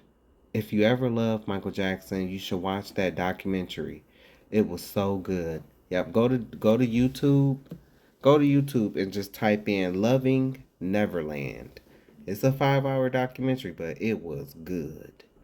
Rest in peace to all of our greats who have gone on, but especially Whitney, Aaliyah, Lisa Left Eye Lopez, Prince, the artist formerly known as Prince, and Michael Jackson.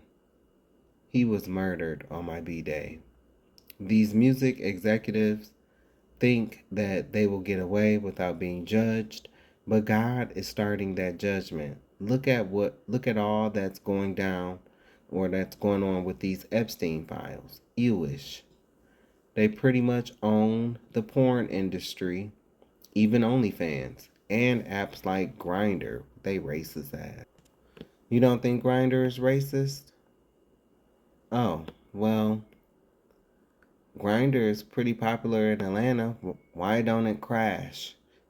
Why is it that Grindr crashes when those white Republican convention parties are going on? Grindr crashes.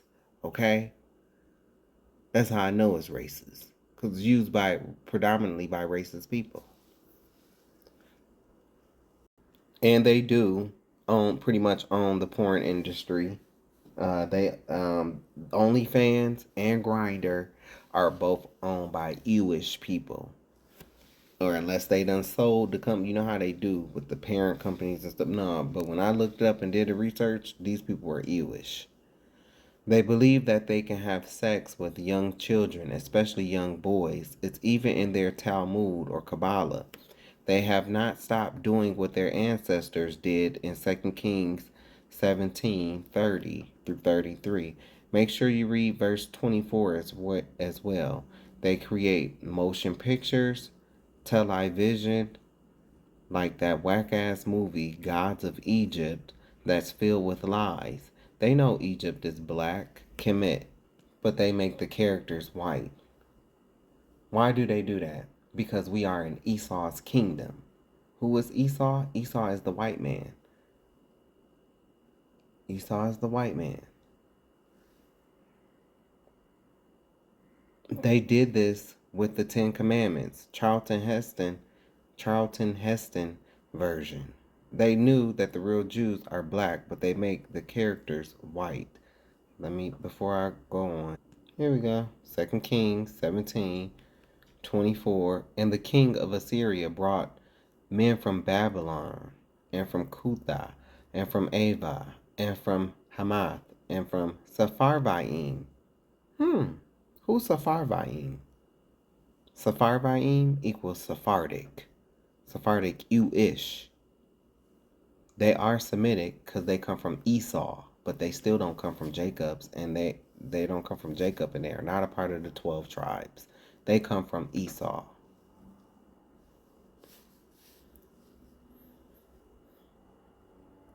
And when they was brought into the land, you read here in verse 25, they didn't fear the Lord either. So what happened? Skip it down to verse 31.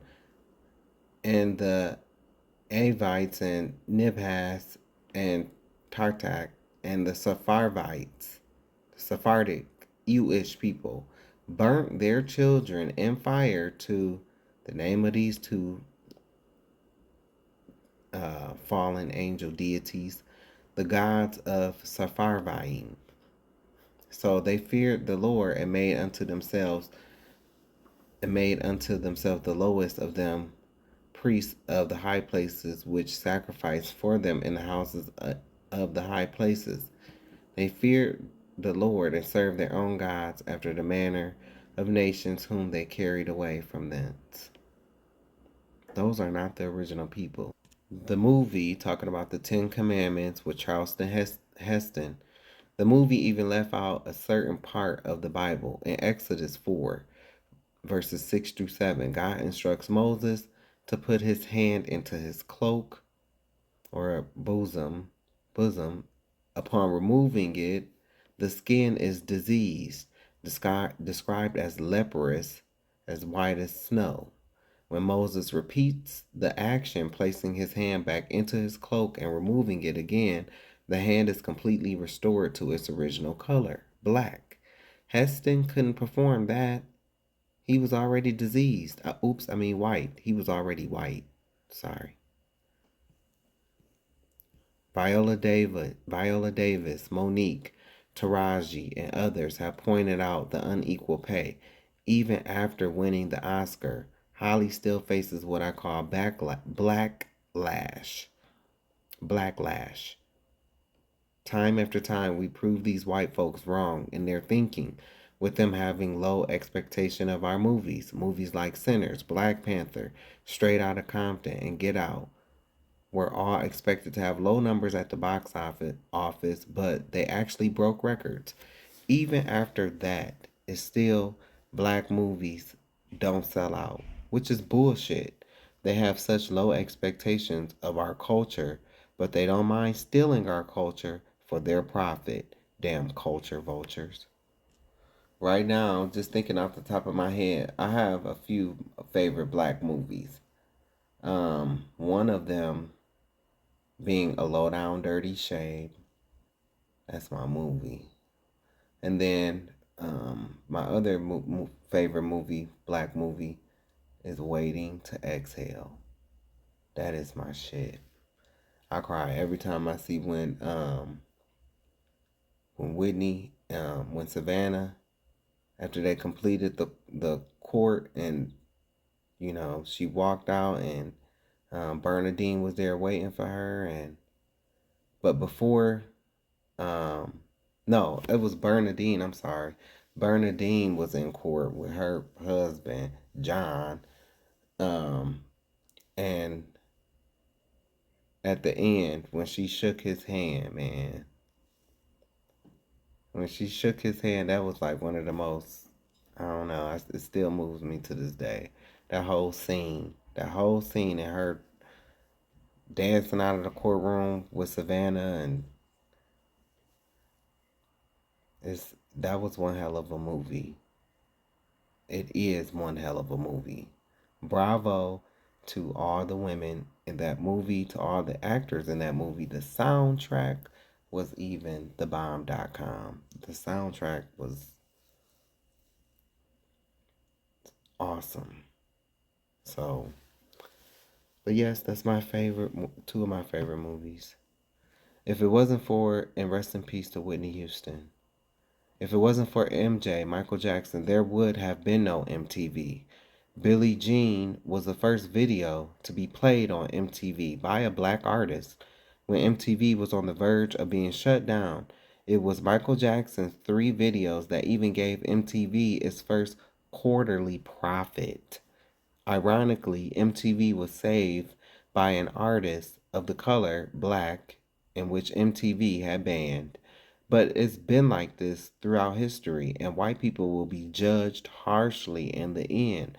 Elvis ain't no king. Even the great Ray Charles said that. Elvis ain't shit but another culture vulture. Gene Simmons ain't shit either. No original talent, just a cracker and bad drag. Just focus on the cheap ass makeup so you don't have to listen to his weak ass music. Gene Simmons or Kiss would be nothing without Little Richard and Ike Turner, the real pioneers of rock and roll. I'm getting this out the way because we about to talk about the elite and one of the Nepo babies and all this tie in. So media manipulation, bias of blacks. News media frequently exhibit bias against black people by disproportionately associating them with crime, poverty, and negative stereotypes. With 63% of black Americans surveyed, nothing more negative coverage compared to other groups, with 63% of Black Americans surveyed noting more negative coverage compared to other groups. Studies show overrepresentation of Black suspects in crime news, often using mugshots more frequently than for white suspects.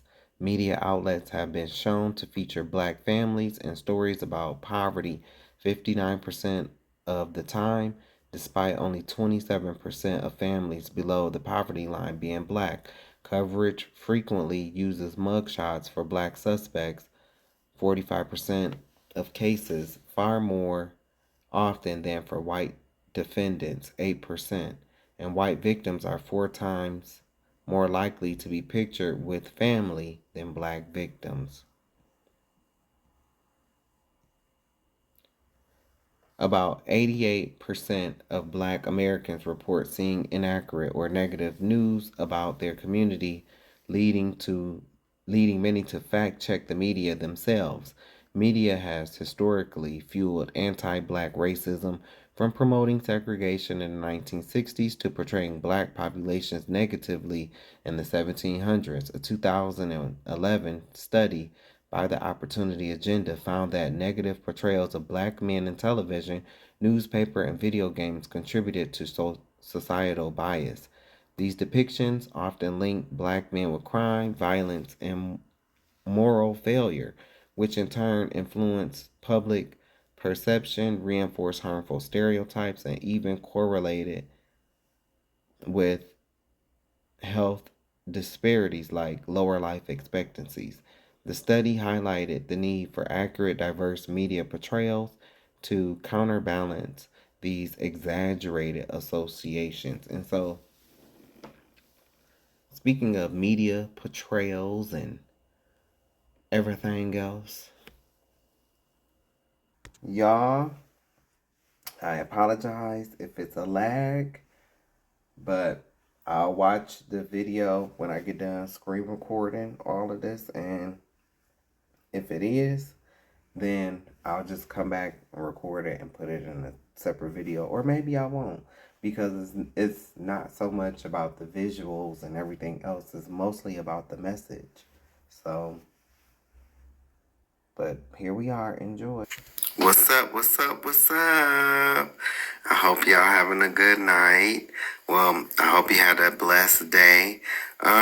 So I said that I was going to do a more in-depth conversation about, this EJ situation. And since I am coming up on reading, like the LGBTQIA history, I thought that why not talk about this right now? Because I said that after I made my last video called Black Gay Men Hate Black Gay Men, I said that I'm was pretty much done doing videos,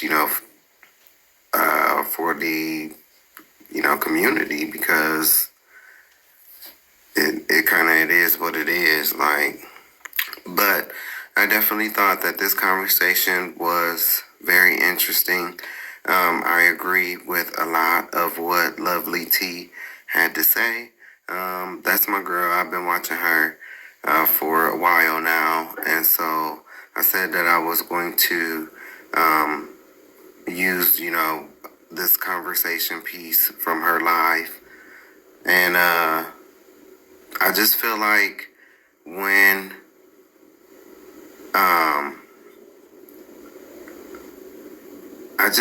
we can't be mad, when sometimes women sit up and say, "Oh, y'all want to be us, y'all want to be us." Well, when you got people out here making comments like what EJ said, then how can you argue? Of course, I don't want to be a woman. I love being a man. I love being a man. I am a provider. I provide for myself.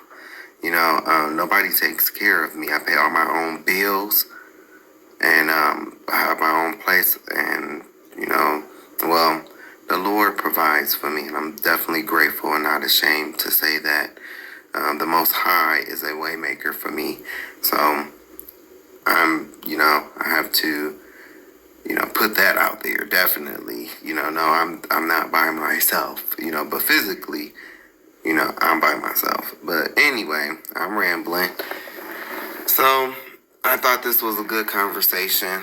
Let's take a look at it. But I was saying that when comments like this are made, it opens the door for women to say, well, y'all want to be us, and stop trying to be like us and stuff like that. And then, I mean, that's fine if y'all go back and forth saying it, but then when they get to saying it to me, that's when it's a problem. And I can't just sit up here and point the finger at them. No, I have to turn around and point the finger to you too, because they saying this shit because of the ones like you that's saying the bullshit that you're saying.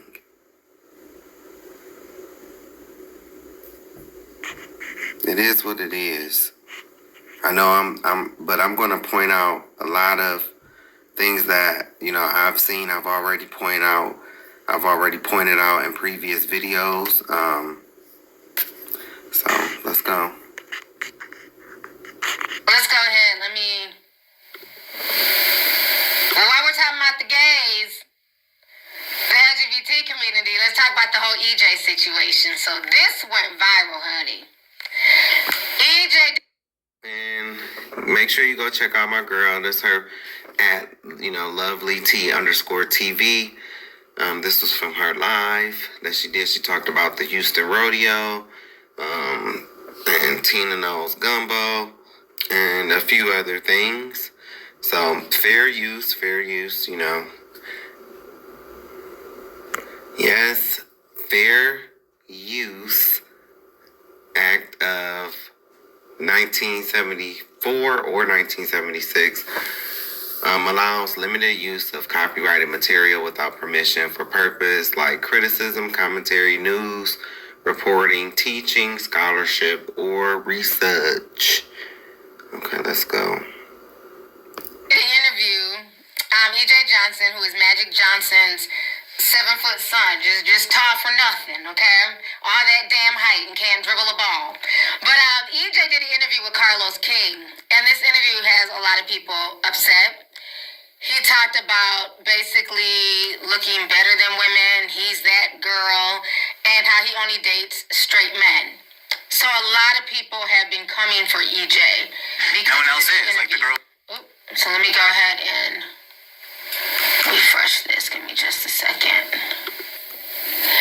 And I wish Carlos would have gave a bit more pushback or asked a bit more questions. Because I was confused with a lot of this, again, this isn't necessarily my community. So I was kind of confused, like, well, I'm confused. How are you straight? Or how is the men that you're dating, how are these straight men? I ask Confucian. So the answer is they're not straight. They're not straight men. Okay? When, I've already said how I define it.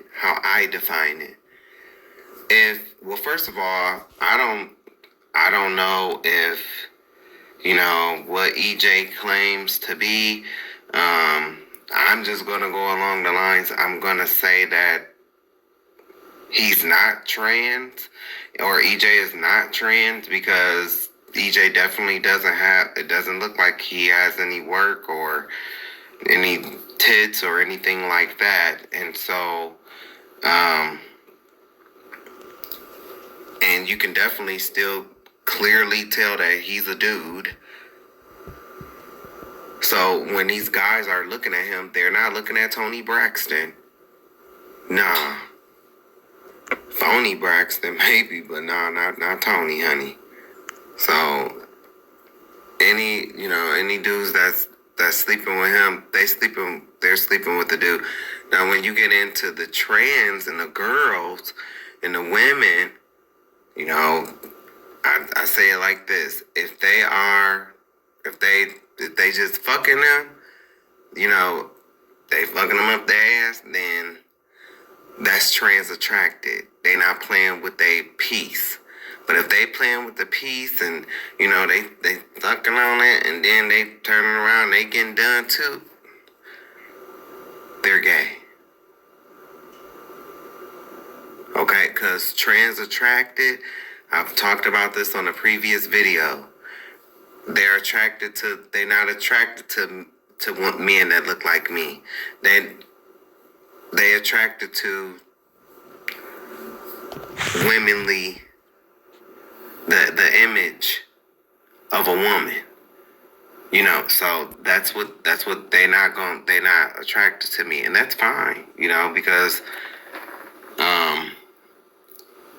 I don't like, you know, guys that are,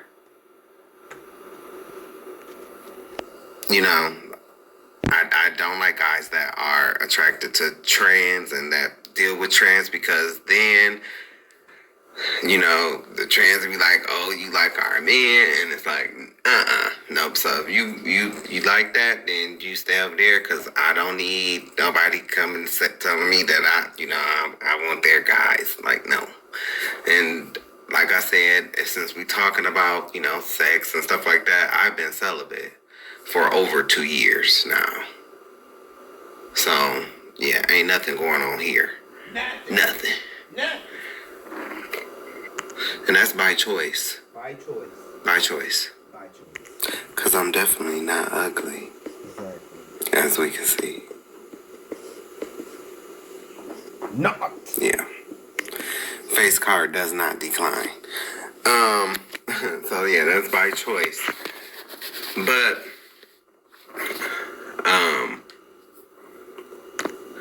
that's how I look at it. Like, I see EJ as a femme. He's a femme, or, you know, EJ, I don't know what EJ's pronouns are. You know, I've seen, you know, things about EJ, like in the headlines and stuff. I don't know him, but I've seen him in the headlines, you know, so, but I don't, like, keep up, like, with him, so I don't know what his pronouns or his choice of pronouns are. To me, whenever I do see him, he looks like a feminine presenting man. So I could be wrong, because I cannot tell, you know, EJ what EJ's pronouns are. I'm not disputing that. I don't keep up enough, you know, with him, or EJ, so I don't know. I'm just saying, when I see EJ, it looks like he's a feminine presenting dude. So, to me, his comments are not the same as, you know, it don't hold the same, like, weight value as, like, like, if I was to see a trans say this, you know, like a transgender woman, if I was to see them, you know, but, because I've seen them say it too. Like, I've seen them say it. Do I agree? You know, I just told you what, you know, what it boils down to. I don't see that those guys are straight. They are either trans attracted or they are gay. They're gay if they playing with that transgender woman's piece, if she still has it. So,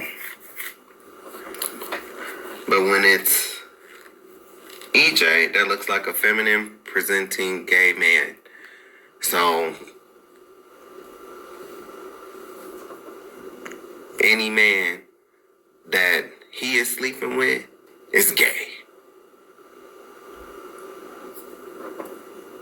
Oh, they got a wife and kids at home? Sorry for them. Because he's still gay. DL? Okay. DL gay.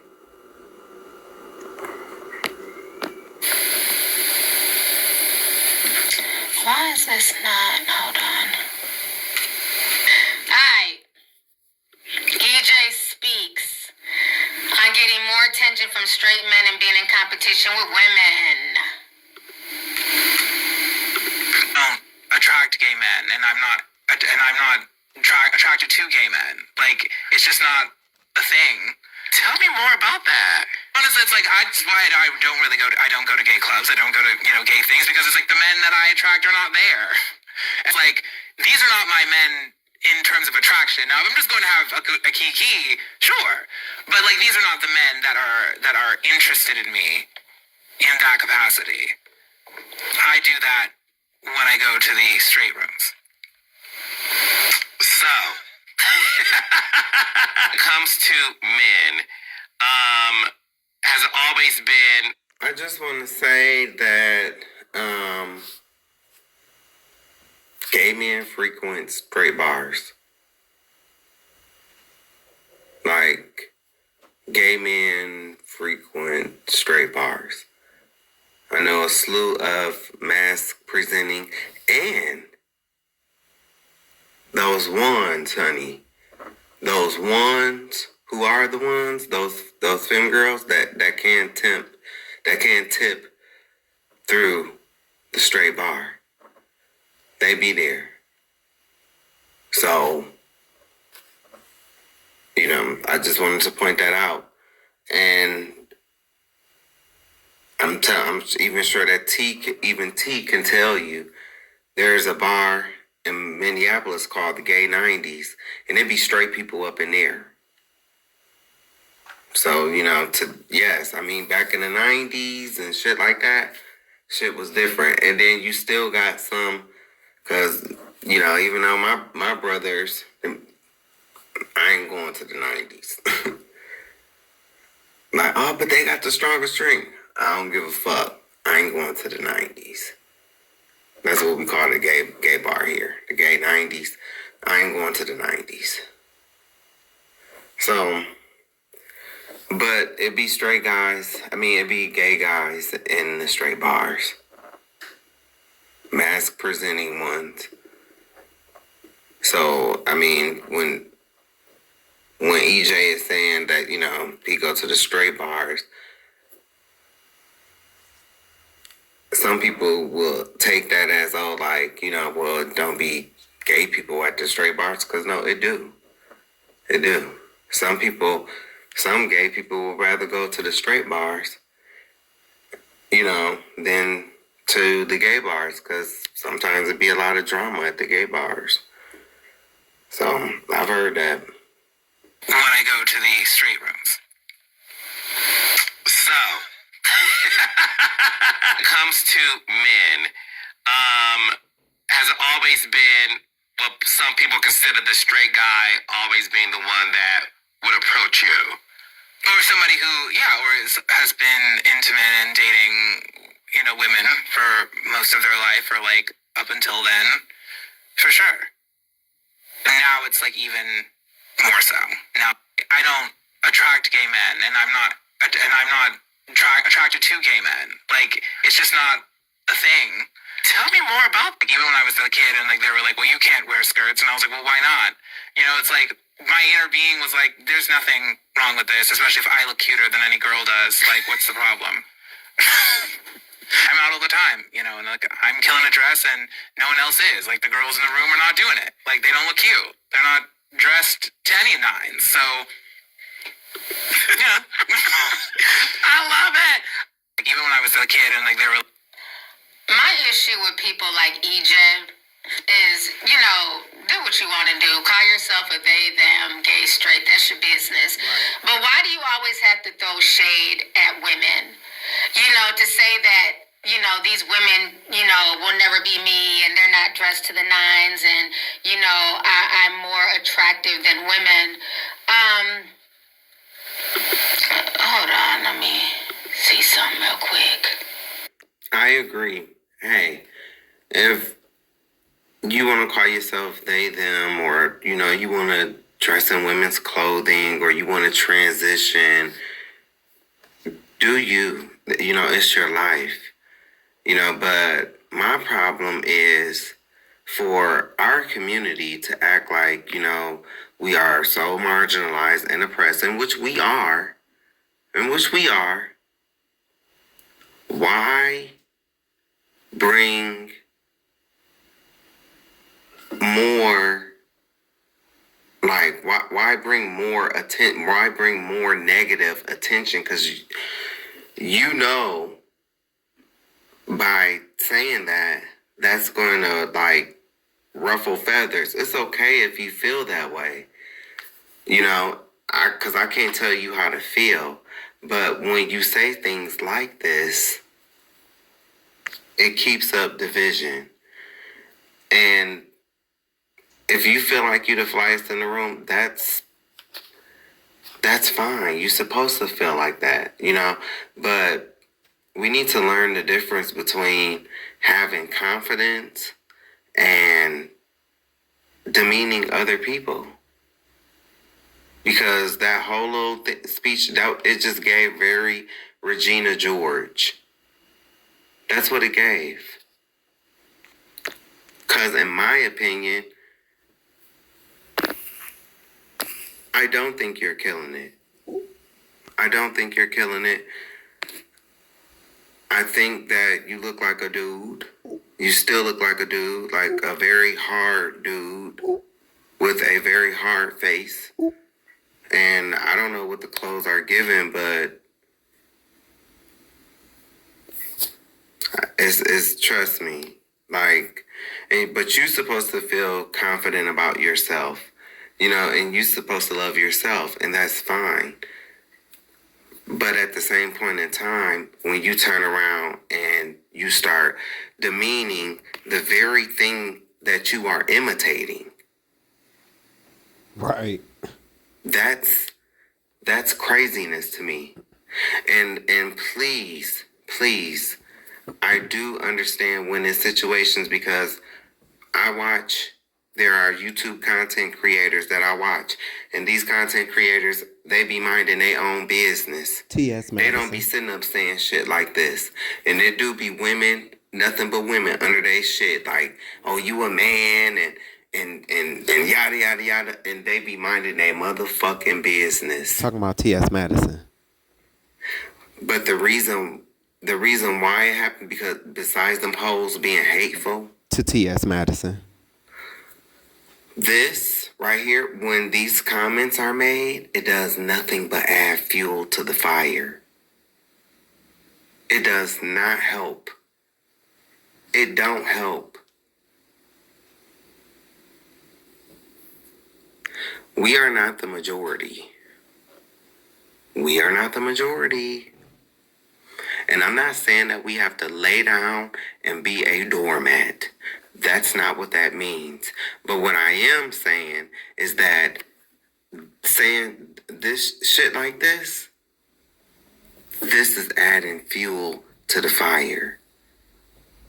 That people are working to try to put out. But see, you got your fucking security and you sit on your high horse. So you don't have to face the backlash. You not out here in the streets. See, they can't take that shit out on you. So when they see somebody in the store, that's when they're going to try to run him over with the cart. The whole Britney situation. Do I believe that she's hateful? Yes. But at the same point in time, do I think stuff like this fans the flames? Yes, I do. 100%. I'm not saying that you can't be confident in who you are and confident in yourself.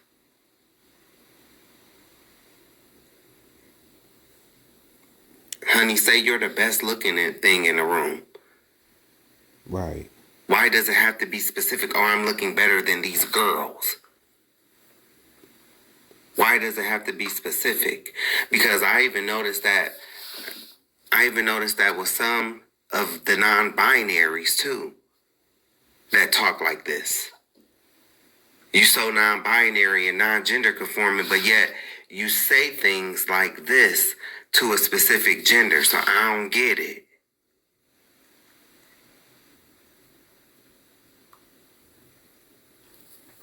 Not all, but some. Because it's nothing but confusion. But that's just my opinion. It's confusion. The whole they, them, and you, bitch, you're one person. That's it. If I see you and you don't want to tell me your name, then baby, I'm gonna say what I see.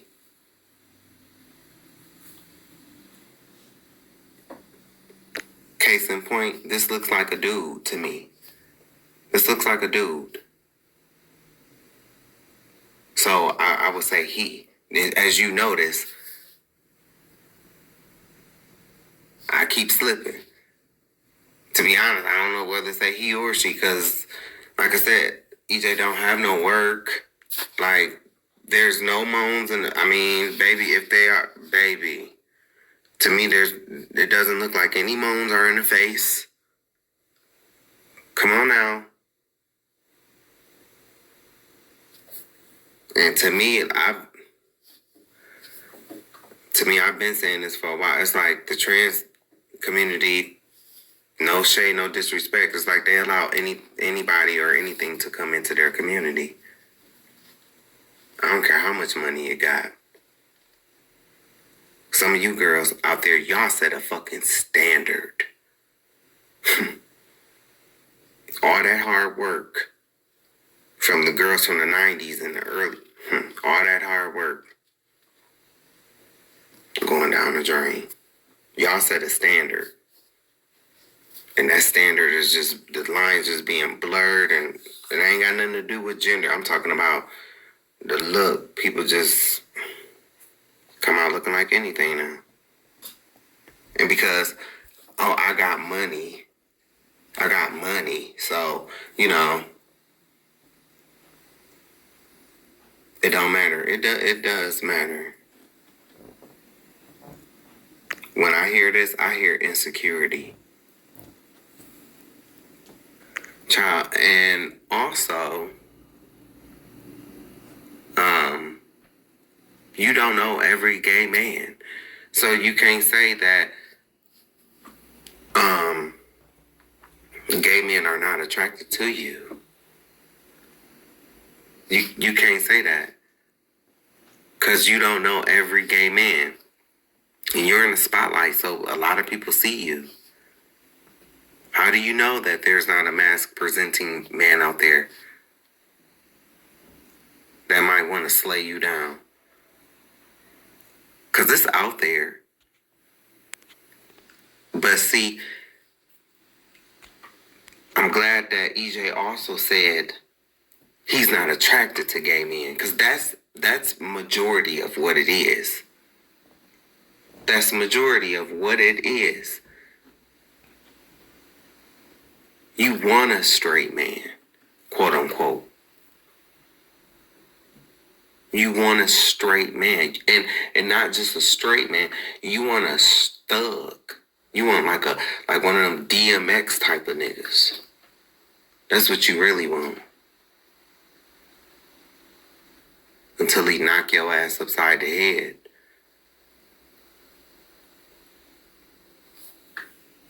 Well, even if you got one like that, if they playing around with you, they gay. They not straight. Heterosexual men sleep with natural-born, cisgender women. Only. If they're deviating from that, then it's bisexual, trans-attracted, or gay.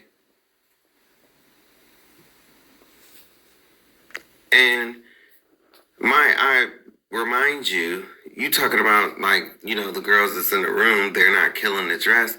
You have money. Like, you have money. So it's so easy for you to say that because you're on this high horse, you know, and it just came off as like pompous. Like, even here, like, you can tell, like, this looks like a dude. The legs give guy, like, there's nothing soft. Mm-hmm. EJ, Mr. Tall for Nothing, this you? Right. See, I think what the issue is, he was never that girl. He was never that girl in the community, okay? People forget what EJ used to look like a few years ago. And see, he got daddy's money. Fat, bad built, not neat, and tall for nothing. And always had that purse, okay? But he lost weight. He got a stylist. He looks a lot better now. But you need to humble yourself. You're not, no, absolutely not. You're not eating the girls. And stop trying to be in competition with the girls. Be in competition with the girls, not the ladies. Not the biological women. And that's like the shade I always get when these conversations come up. And I think what a lot of this is, to be honest, no tea, no shade, is what I see is a lot of projection. Yeah. I see a man who went through a lot. People used to roast him. You know, he's real big, bad built, not neat. And, you know, the gay community, they can be very not nice to even their own. Clock it.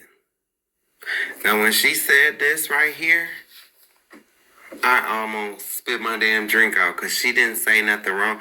I always wondered, you know, like, can heterosexual people see how mean and nasty gay people are to each other?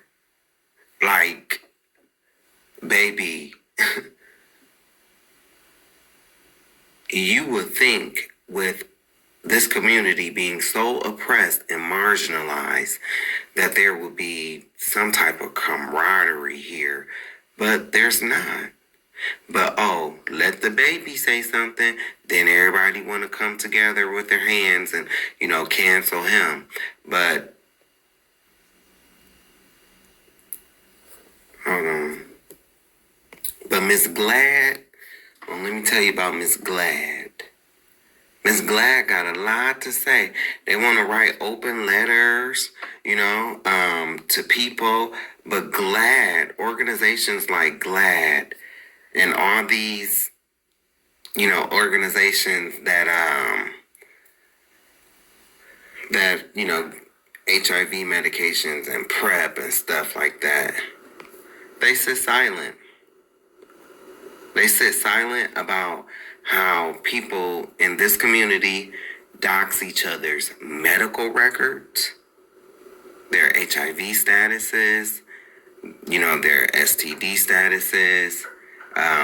In this community, these people, they dox each other's credit reports, they dox each other's, you know, and a lot of it happens on this, you know, on this Beagle app, and it's calmed down from what it used to be, but, you know, this is still happening, like on Facebook, Instagram, social media apps, and so, you know, TikTok, it's a lot of bullying that goes on within this community. It's a lot of predatory behavior that goes on within this community. I mean, you know, it's like these certain organizations, they're silent about all the fighting and violence and scenes like the ballroom scene. It's a lot of fighting and violence that go on in that scene. They're silent, you know, about these, like, for instance, this Dollhouse, you know, TV show. Nothing, it's definitely not a good representation for the trans community at all. Like, the way they was fighting and carrying on this show. But then, when a straight person does it, it's, oh, we need more protection for our rights. But then when you look at this Dollhouse show, it's like, well, I mean,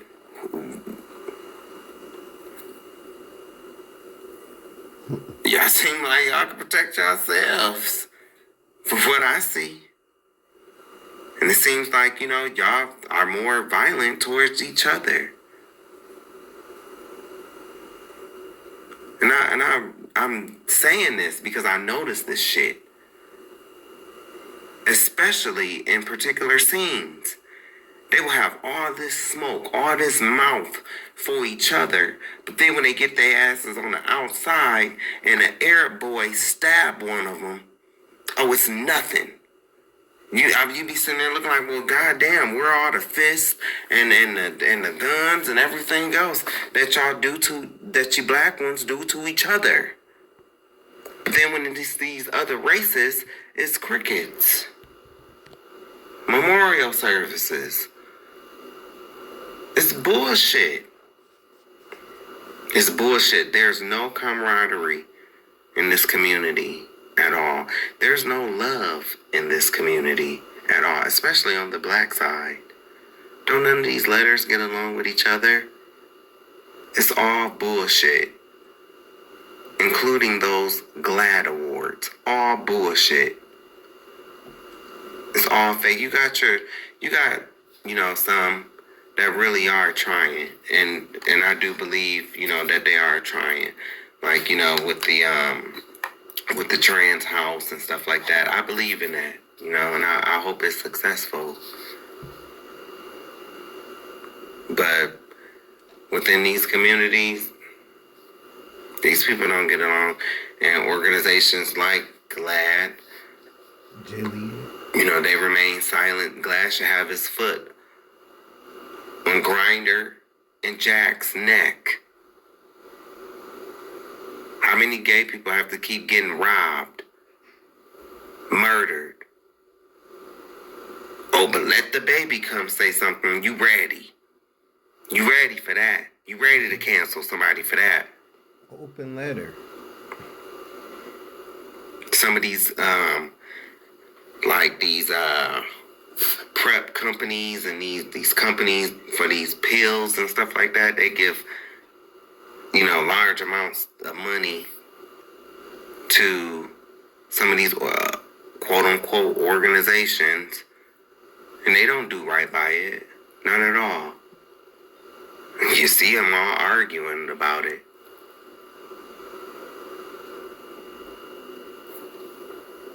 I've already talked about this shit in one video. In a few videos.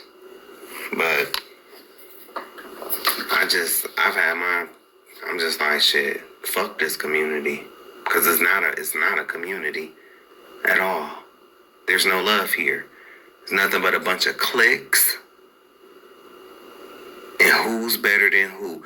Because this whole community is suffering from the fucking Willie Lynch syndrome. And it's magnified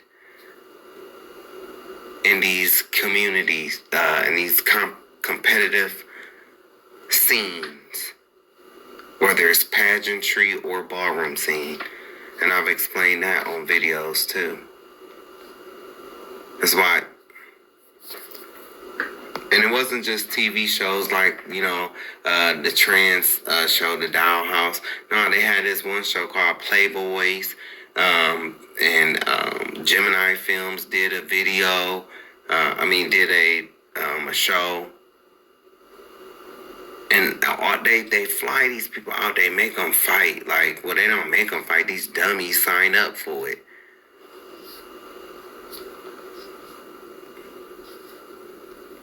And then it's like, we want rights. We want to be treated better. But we will not treat each other better for anything. We will not get along for anything. But we want you to respect us, even though we don't respect each other. No, Mr. Straight Man, you can't hit this trans. But let me, as another trans, hit this trans. Because they fight, baby. And they sit up, when they get mad at each other, they do the most horrible shit to each other. Transgenders, they misgender each other. I I've talked about this.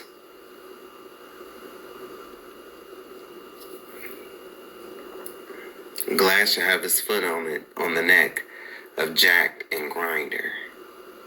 They know about this stuff. They have the power to do something, but they don't. Because they too busy trying to cancel straight people for saying faggot. We're talking about somebody with AIDS. Well, the members in your own community, I mean, they put each other's medical records on blast. They put each other's, drug abuse on blast. And I mean, I'm not exempt. So that's why I can talk about it. See this video at the top, right here? It says Savage Point of View, Dear White LGBTQIA.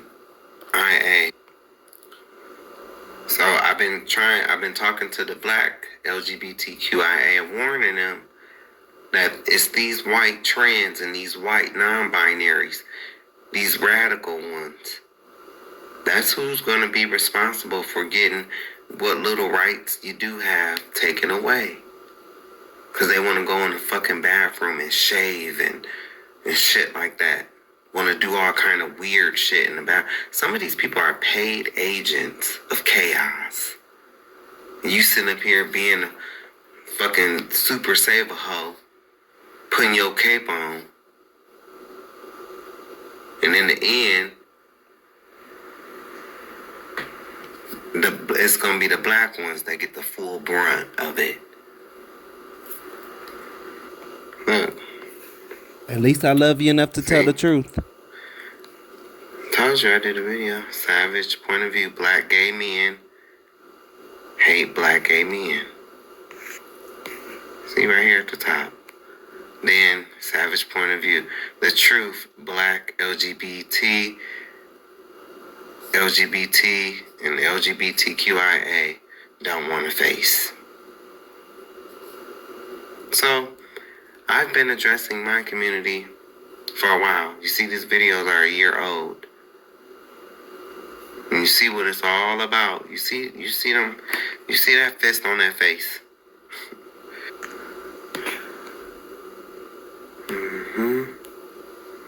So, yeah, I did my part in addressing my own community.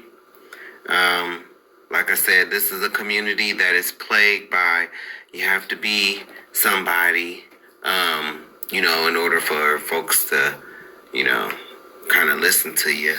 And it's at their own detriment because, that's why this is a community that keeps getting played on, like with that whole Jules situation, which is shit. I thought he was gay. Shit, I didn't, but I only thought that because I could have sworn I saw a story or somebody saying that, but I don't care nonetheless.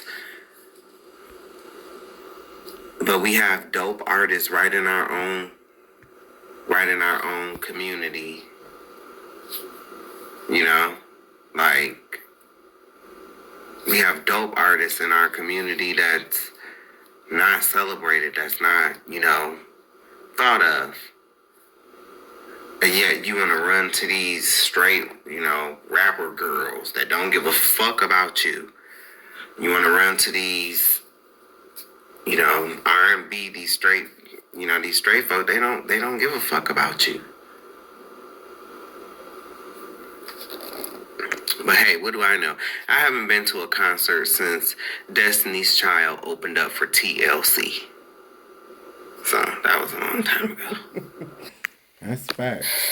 Even in the gay community, they want you to have a certain aesthetic. They want you to look away and, be fierce. Nothing about that old picture on the left scream fierce. The right picture, yeah, more fierce.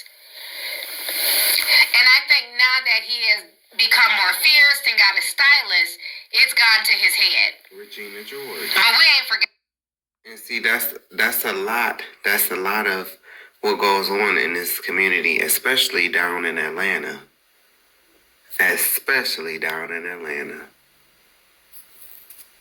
T didn't lie. She spoke nothing but the truth. She spoke nothing but the truth. She did not lie. He, and because he has, like I said on the last video, he has daddy's money. Or he has money. T said that. I said he got money. So, it's easy for him to drop a few pounds. I mean, he definitely got good genes. I mean, his dad is an athlete. So, he's tall, probably runs in his family. So it's nothing for him to lose that weight like that. But when he was like that, a lot of people probably wasn't checking for him. Well, I know they wasn't. Because in this community, there's a big, no fats, no femmes, which is, I can't, say too much about it because I use that practice too. But, well, lately I haven't been using any practice because I haven't been sexually active. But my preference is I don't like guys that are, like, huge. And I don't like feminine guys like EJ. I don't. But there are guys out there that are mask presenting, and they do like guys like EJ. And there are guys out there, and I will even say, I think it's gotten a lot better coming from like the early 2000s up till now. I think it's gotten a lot better because I be seeing, thicker dudes get a lot of play. So, I definitely think, but the feminine part, this is a community that has to still work on that. But on both sides, because one thing I can point out, when somebody like EJ, a feminine guy, says, oh, I don't date feminine guys, it's, nothing from the community on that. But if a mask presenting guy was to say, oh, I don't date feminine men, Gay Magazine is going to be filled with comments bashing that person. Even if I've seen it even when they was respectful. Because a lot of them, well, it's not that they don't like feminine dudes. It's when they turn around and then start bashing feminine dudes. Even when they don't, you still see more responses from the comments bashing that mask presenting dude than you would see somebody like EJ getting bashed. But that's just one of the things that's a hypocrisy in this community. I've seen feminine gay guys be disrespectful to other feminine gay guys. I've seen it.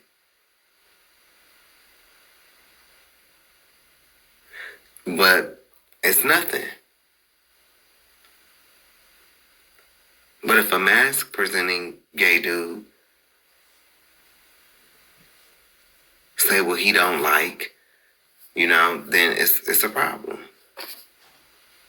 And I know a lot of people gonna be mad at me. I know.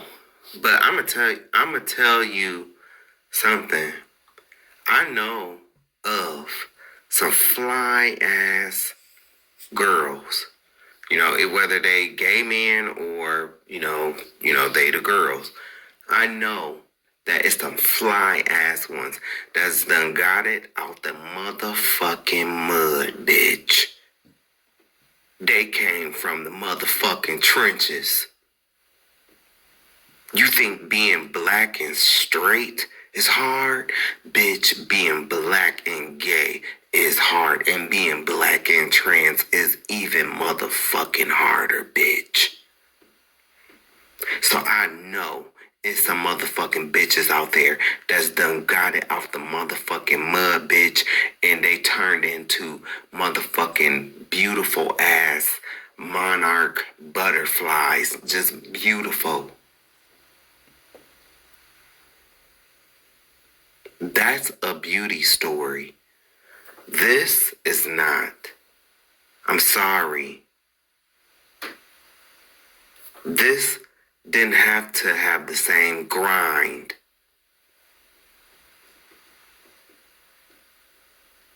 as somebody. And I'm not even talking about me. I'm not talking about me. I'm talking about it's some cashy ass gay dudes out here, black gay men. It's some, and they ain't scamming. They ain't stunting. Nah, they took their asses to school. They went to work. They got it out the motherfucking mud, bitch. They didn't have daddy's money, is what I'm trying to say. They didn't have daddy's money. And I don't give a fuck if you trans, butch queen, gay, whatever. It's some bitches that's done got it out the mud. They didn't have daddy's money. That's a motherfucking beauty story. It's some out here. And I'm not discrediting his work. You know, to go from this to this, well done. Well done. But at the same point in time, bitch, you got money. You got money to fly to Honduras, bitch, and dip yourself in the water, in the spring waters, bitch. Look like you're already there right now in this picture. Somewhere on a little island. You have money to do shit like that. If this bitch was down in the projects of Atlanta, it's gonna take this bitch a little bit longer to transition into this. Cause bitch, they still, hey, you know, they just paid their motherfucking rent. So bitch, Tuesday they might be eating ramen. You know that shit is not good for you. I'm just saying, it's easy for you to talk, bitch, when you sitting up on a high horse. Even here, even when you look like this, bitch, you still have access to money, bitch. That's a whole motherfucking Chanel. That shit ain't fake. Guarantee you it's not. The glasses probably, bitch, cost more than somebody rent, bitch. So even here, bitch, you still good. It's just, you know, now you've enhanced yourself. But people like this, they don't understand when you sit on these couches and you talk down to the working class, to the people that's out here busting their ass, and then it's like they have pictures of you like this, and then you're sitting up talking about you look better than women. No heterosexual man, no real heterosexual man thinks that you look good. Not at all. Get mad at me all you want to, but I'm telling you, your words and shit are spells that have power. I know this, you know, and I'm saying what the fuck I have to say, you know, and I wouldn't be saying this if people wouldn't keep constantly saying dumb shit like this. Like I said, I'm not saying don't be confident. Bitch, say you the best looking in the room. Period.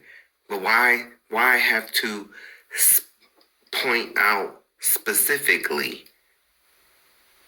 oh, I look better than these girls? that's going to bring the problems. Because you're not a girl. Not a biological one. You still have a twig and berries.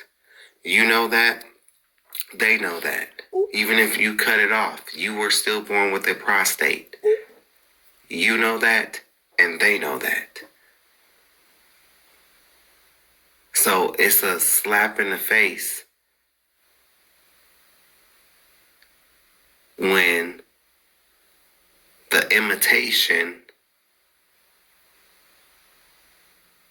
is telling the natural, oh, I look better than you. Especially when this imitation, bitch, comes from money. It's like, I've said it on a previous video. When Zaya comes to age, if they keep, going in that route, bitch, they gonna come out looking 10 times better than majority of the girls. Why? Because they had access to money. Yeah, yes, their parents, have an acceptable mindset, but at the same point in time, that's just half the battle. You still got to get the moans and all of this stuff too, right? Okay, because it take money to do that. It take money. Money.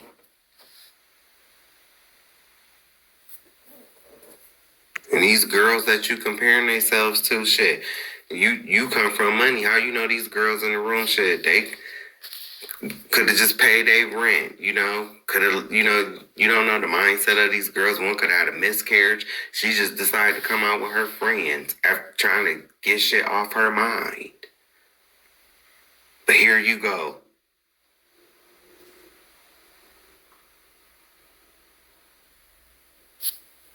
It's crazy, man. I can't sit up here and act like I don't see the bullshit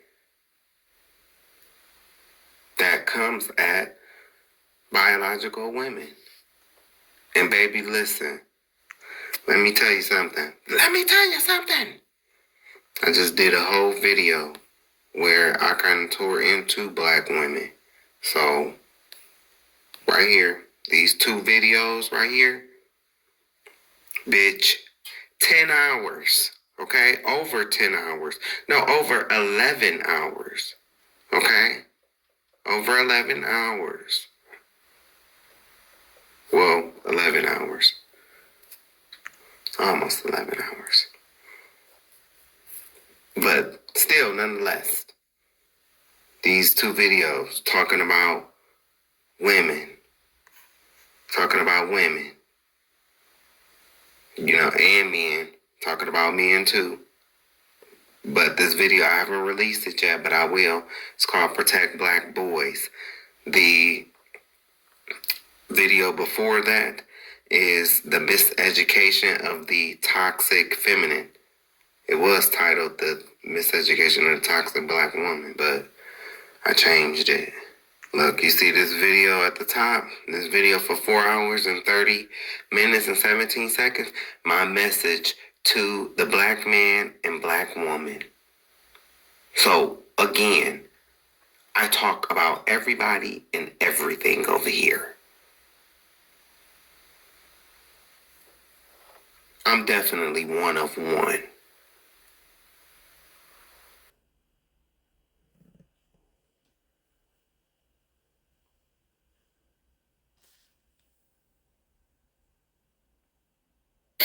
And I think now that he has become more fierce and got a stylist, it's gone to his head.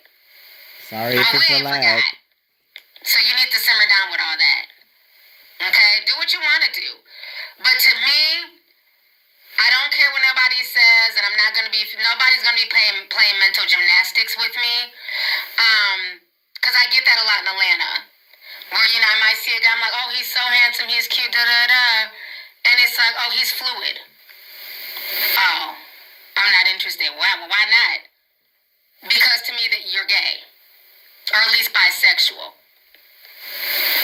If I want to date a a straight heterosexual man that's only into women, that is my right. Just like if you want to date a gay man or somebody who's only into men, that is your right. But I have the right to say I don't want to date somebody who's fluid. And I think when you have all of these terms, it's just a way for people to feel more comfortable in a way being closeted. It's just weird. It's like I don't really want to say that I'm gay or bi, so I'm going to use all these other terms. The men who are dating you, EJ, those are not straight men, and that's okay. These are men who are, at the very least, bicurious, bisexual, DL, but they're not straight men. Because by the definition of being straight means that you only engage, date, and sleep with somebody of the opposite gender. Like, why? I agree. I agree, and I just kind of just said that, so. Like, why is that so hard to just say? It's like all these new terms to me, it's just a way for people to just not claim who and what they are. I'm not gay, I'm fluid. If you're a man and you're engaging with sex with another man, that is homosexuality. Why are we not acting like that's just what it is? If I am sitting here eating coochie, I am a lesbian. Or at the very least, bisexual. That's okay. Why do we have to frame it in all these weird words? Just say what it is. So no, you're not dating straight men. You're dating men who are bisexual at best, and that is okay. You're dating men who are fluid. I guess that's the new word. Yeah, because, I mean, to be honest, I don't live in Atlanta, so, I don't know, but I didn't know what fluid meant until this video. And I'm from this community, so, but I agree. I agree with the terms. You go back in my previous video, I talk about the Cody bitches. All these, it's confusion, and T is right. It's because people do not want to identify. Then you'll get the whole, oh, I don't like labels, and, but then it's like, they'll turn around and say something, oh, I'm fluid, or I've heard of it, fluid before, but shit, I didn't know what it was. I thought it meant something else, but I thought it was for you bitches that like to get peed on and shit like that, which is some other shit that I don't get it. I don't understand it. I don't want to understand it, because what I get about it is demonic. It's waste. It's waste. Human bodily waste. And not to get confused with sperm, because sperm has life in it. There's no life in urine. It's waste.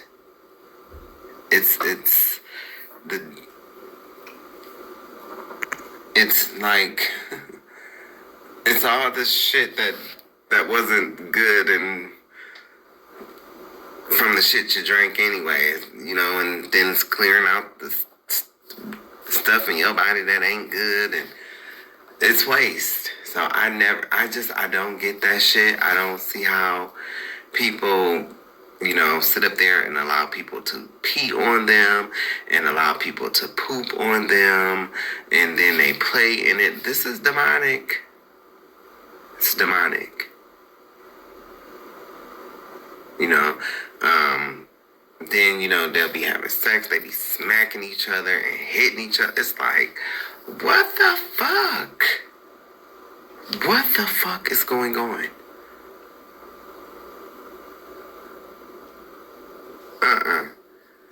You hit me, baby, I'm gonna hit you back. You smack me, bitch, I'ma steal on you in your shit hard. I'm not one of them, stop. No. Depending on where you at, I might kick you in your nuts.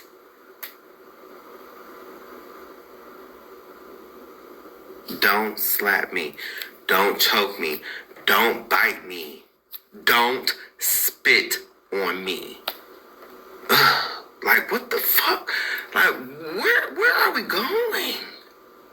To hell in a handbasket. To hell in a handbasket.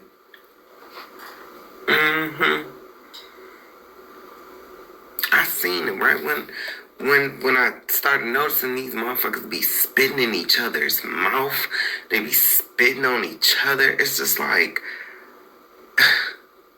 what the fuck?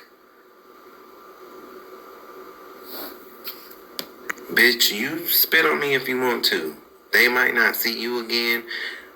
You definitely won't see me again. This is why I don't play that shit. No.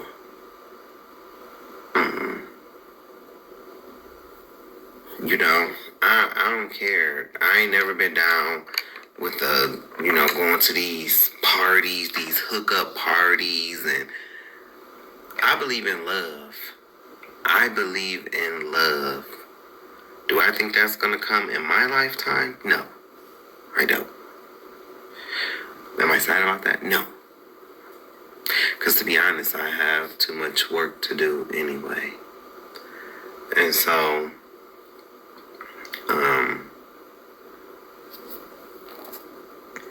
I ain't never been one to go to, the dark room with 400 people in there having sex, shit all on the floor, you stepping in shit, gotta step over piss, people pissing and all kind of shit. It's demonic. And then when you talk about this shit, it's, why you're judging us? You're, sex shaming us. Bitch, somebody need to shame and judge around here. The nasty, freaky shit that's going on up in here. People having these circuit parties and these deviant parties, and like I said, I believe in love, but 400 people in a dark room, that's fornication. You going to the bathhouses sucking 10 dicks in one night, that's fornication. That's fornication. Yes, it's homosexuality, but it's also fornication. You ever thought about that? And my thing is, Miss Thing, she got so much money, and she talking about these men. Well, why don't none of them like to be in the public with you? Are they coming out to these Hollywood premieres and these parties and, the straight rooms that you be in?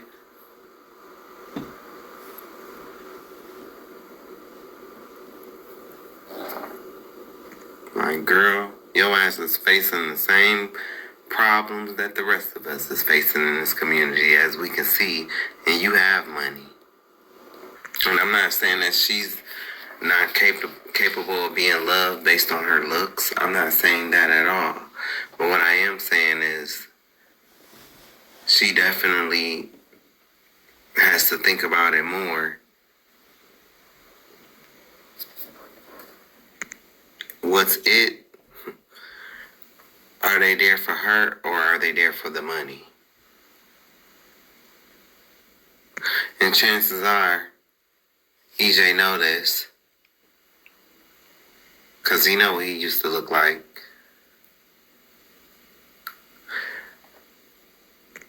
So, that's why he adopted this attitude, like, oh, these are just flings, and, these are my straight men, and, it's all about ego, but just in a different way. It's toxic femininity.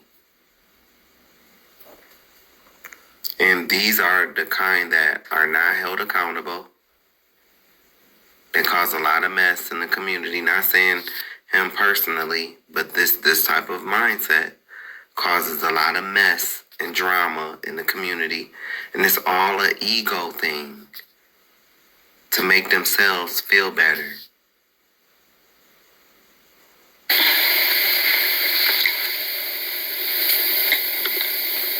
it's really giving DL, to be honest with you.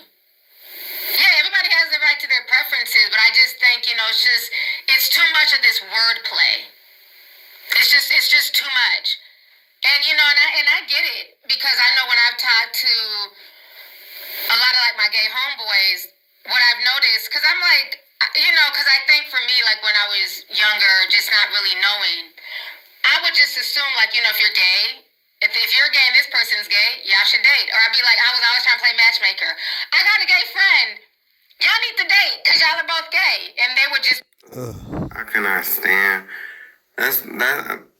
Like, I'm happy that I don't have, like, girlfriends today. Right. Because I would hate, like, when they would try to, like, do this shit, set me up with people, and the very thing that she's talking about, like, no.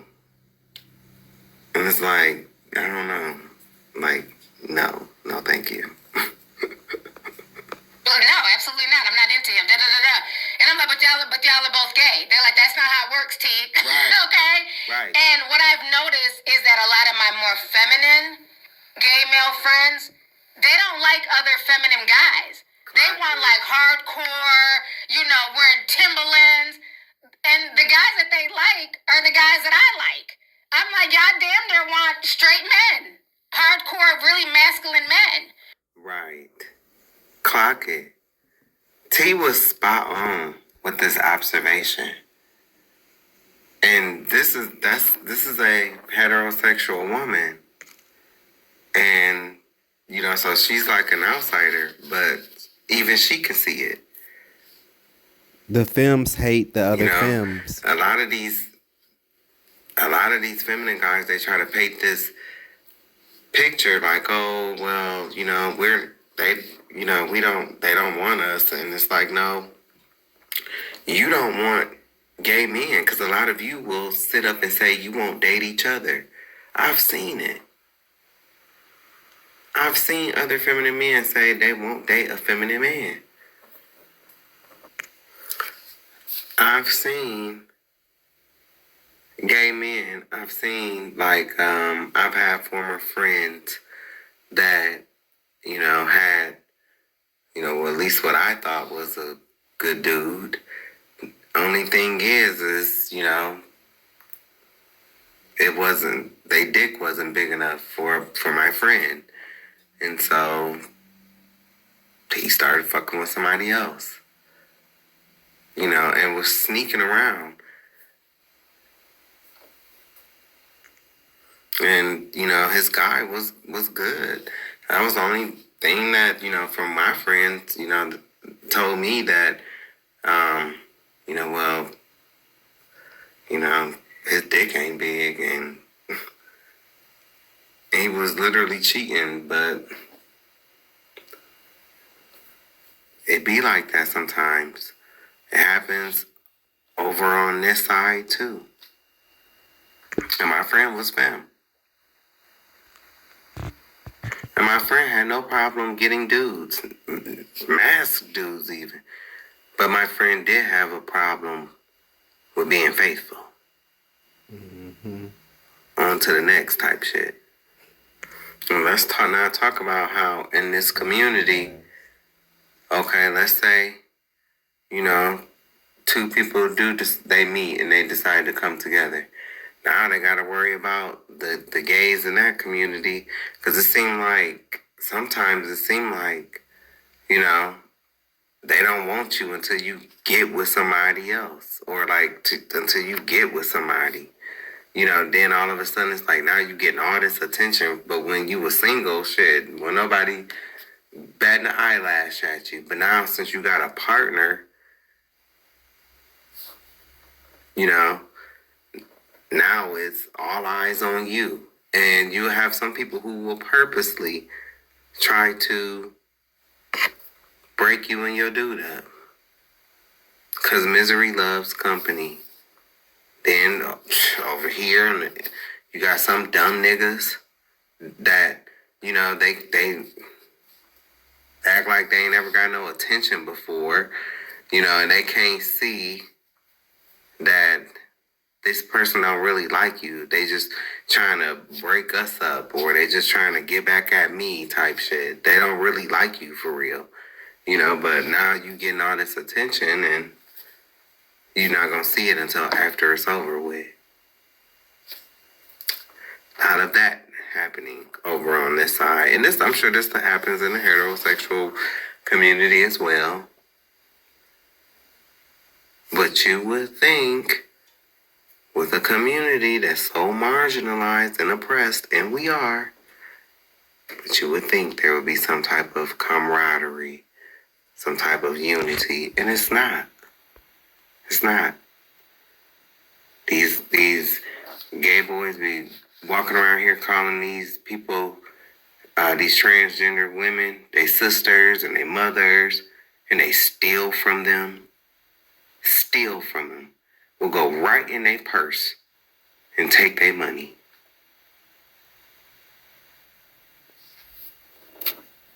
That's some low down dirty shit.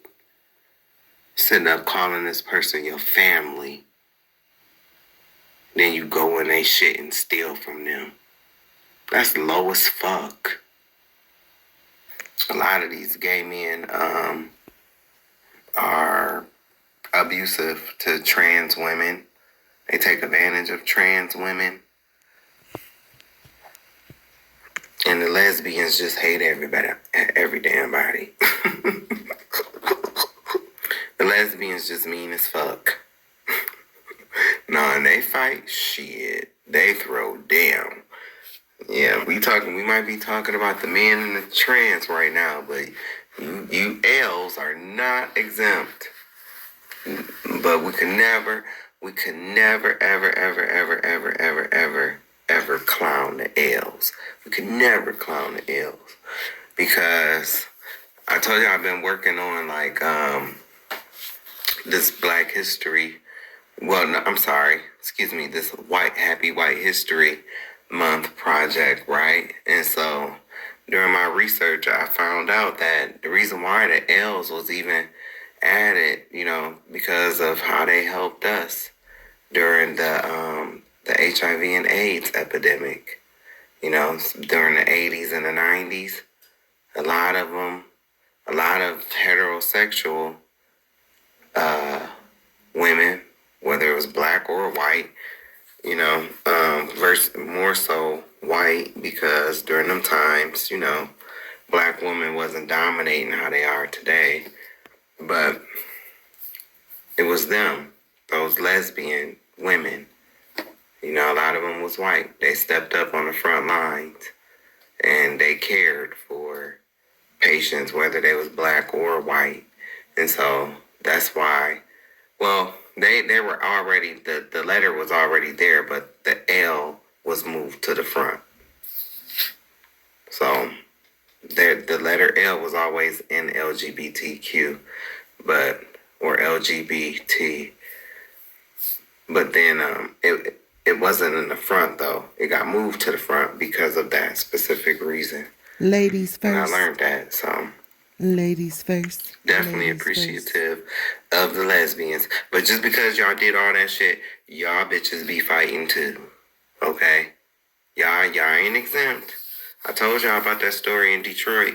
About them lesbians was fighting outside of innuendos, and one of them ran over another one. I don't know if it was some studs out there or some films out there too, but yes. So y'all be getting down too, but we ain't talking about y'all right now. That's another conversation, and I don't know if I should be the one to have it, right? Because, you know, it's not really my community, but that's something I've noticed, and that's just me keeping it real. And maybe that's where some of this animosity comes from, because I think... Yeah. She ain't wrong. She is not wrong, because that is like I've said this because this is in the last, going all the way back to the last chapter of my book. I said this. It's like some gay men, they have this infatuation, like, with just turning a straight man out. They want to turn a straight man gay. You know, but even in that, their judgment is cloudy. Their vision is cloudy because they want this part of it. Oh, but they don't want to deal with what could happen. This man could flip out, after y'all little encounter and do something to you and himself. It's a thing.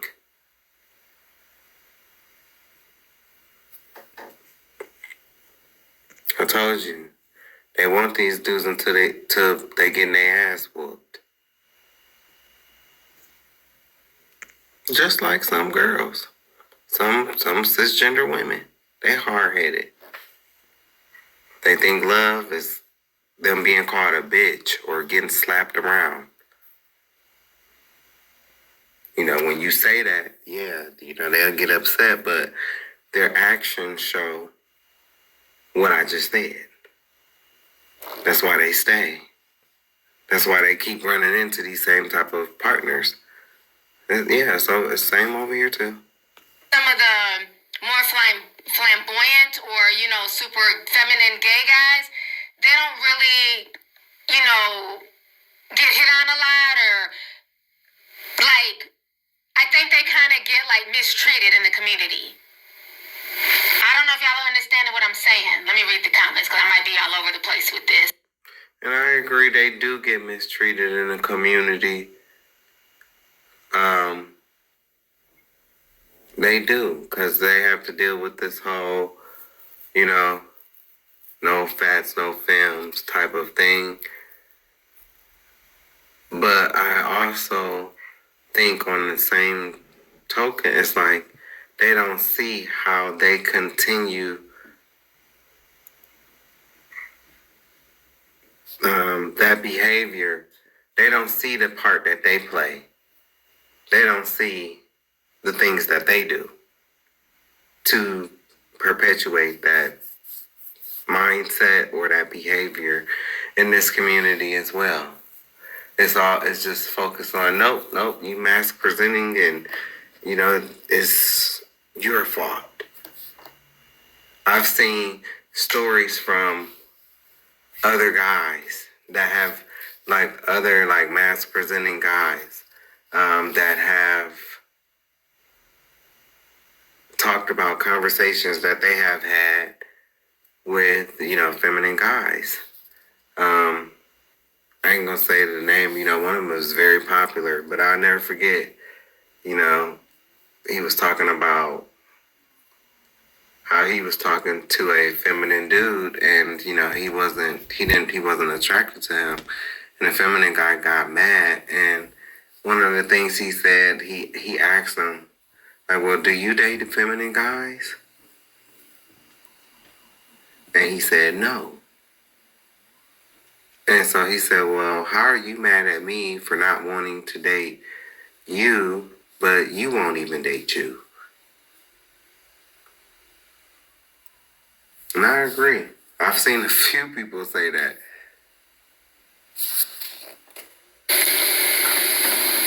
Okay, I get what I'm saying. Yeah, they want really masculine men. Yeah, and that's what I would notice. I'm like, well, if both of y'all are gay, just, but they're like, that's not how it works. So I always thought that was weird, and I think part of that is because there's, these different hierarchies in the, gay, especially the gay male community. Yes, it is. Very much so. And a lot of them like really masculine men. So if they're more feminine presenting, a lot of the guys are not into that. And I think that's probably the issue that EJ is going through because he's very feminine presenting. So that's probably why he doesn't feel comfortable in gay clubs. Because a lot of times in the gay clubs, I think they call them queens. If I'm not mistaken, the ones that are very effeminate, the ones who act like women, they don't even have to wear wigs and makeup, but the ones that are super feminine, they kind of get bullied by the ones who are more like the masculine type. Or it's just like, a sexual thing. It's not like a relationship thing. That's what I've noticed. Okay, y'all get what I'm coming from? And I think that's the sad part. There's like this hierarchy. And I think some people end up feeling left out, feeling, displaced because, you go into it and you think about, some of them just become a fetish. And I do feel like it's a lot of game playing, on the masculine side of things as well. A lot of leading people on, playing games with people, using people, just to get back at other people. It's a lot of bullshit that goes on. It's on both sides. And I think it's crazy that she can point out the hierarchy. That's crazy. But T is an empath, so, it is what it is. That's what I've noticed. Okay, y'all get what I'm coming from? And I think that's the sad part. There's like this hierarchy. And I think some people end up feeling left out, feeling, displaced because, you go into it and you think about, some of them just become a fetish. And that's sad because you get a lot of young people, they come out and they say, I'm gay, I'm a part of this community. And then you get in this community and you think this umbrella is supposed to accept everybody. And you find out there's a lot of cliques, there's a lot of rules, and there's a lot of, I don't know what you would call it. It's not. Yes, what's she? When they say, I'm gay, I'm a part of this community, and then you get in this community and you think this umbrella is supposed to accept everybody, and you find out there's a lot of cliques, there's a lot of rules, and there's a lot of, I don't know what you would call it. It's not, I don't know what's the word. Is it, So, she hit the nail right on the head, she's spot on in what she's saying. Yes, it's a lot of clicks, man. And you know what's so crazy? Okay, so I never got into the whole gay mom and gay fathers, oh, that's my gay mom or that's my gay dad. I never got into that shit. And thank God, I was always with the mindset, shit, maybe I don't trust my own damn family. So you talking about you want to be my brother or sister? That's a red flag for me. You talking about you want to be my mom or daddy? That's a red flag for me. But I've seen these so-called quote unquote like gay families, quote unquote. Man, they dog each other the worst. It's like you calling this person your brother. First of all, are you sleeping with him? Because you gotta watch out for that too. They'll be quick to call, this my brother. Whole time they sleeping. Like, I don't have sex with my brothers. But that's real big, especially down in Atlanta. They do it a lot. Oh, this my brother. Be sleeping together the whole time. Like, no, that's not your brother. That's your lover. It's not your son. Like, brothers don't sleep together. Neither Some do of these, fathers and sons. like, gay parent relationships, like, for instance, I be seeing, like, sometimes on this show, like, this person that does this like podcast type of show, right? It's a transgender women, and sometimes her kids, quote unquote, be on the panel, and man, the way that they talk to this transgender woman is it's atrocious. It's like, these is your kids? Like, damn, these sound like your enemies. Like, they talk to you like they wasn't sleeping on your couch in your apartment, or they talk to you horrible. Like, these is your kids? Why don't none of them respect you? Even after all the cell phones and teaching them to craft and steal, you know, so they can provide for themselves, I guess, and all the shit you done did for them, and it's like, I don't know, and it's just one, like, this is, I'm telling you, it's one, man. This is one. this person, they got this daughter, and I'm just like, every time I see the show, it's just like, this is your quote-unquote daughter? Like, this seemed like your enemy. But, hey, ain't none of my business.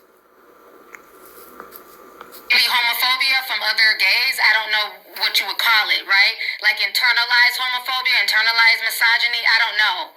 I don't know the correct word. Like, you know, like how that girl at the beginning of the clip was talking shit about black women. Oh, they're all fat, they don't work out. And I'm like, she comes off like a pick-me. That is what you would call internalized misogyny, right? Because she sounds like a man. The way she's talking, she sounds like one of those black men who just disrespect black women. So for me, that's the vibe I'm getting from EJ. Because he really didn't fit in the gay clubs, and they didn't take him seriously. He's now kind of internalized that, and he feels like, you know, he's better than them. Ding, ding, ding, ding, ding. Oh, so it is called internalized homophobia. So that's a real word? Okay, I just didn't know. But see, the problem is that the community doesn't want to recognize it from that side. They only want to recognize it when it's on, when they feel it's on the mask presenting side. Baby, what she about to say next is, you know, yeah, you would think so, huh? You would think so, especially with this community so marginalized and oppressed as it is. And look at what they're doing in Kansas and what's coming down the pipeline. I don't care how you want to look at it. All of this is because we can't get along. It's spiritual. We can't get along for shit. Why? Because of the Willie Lynch. I gotta be better than this hoe. I gotta be the best. You know, I gotta look down.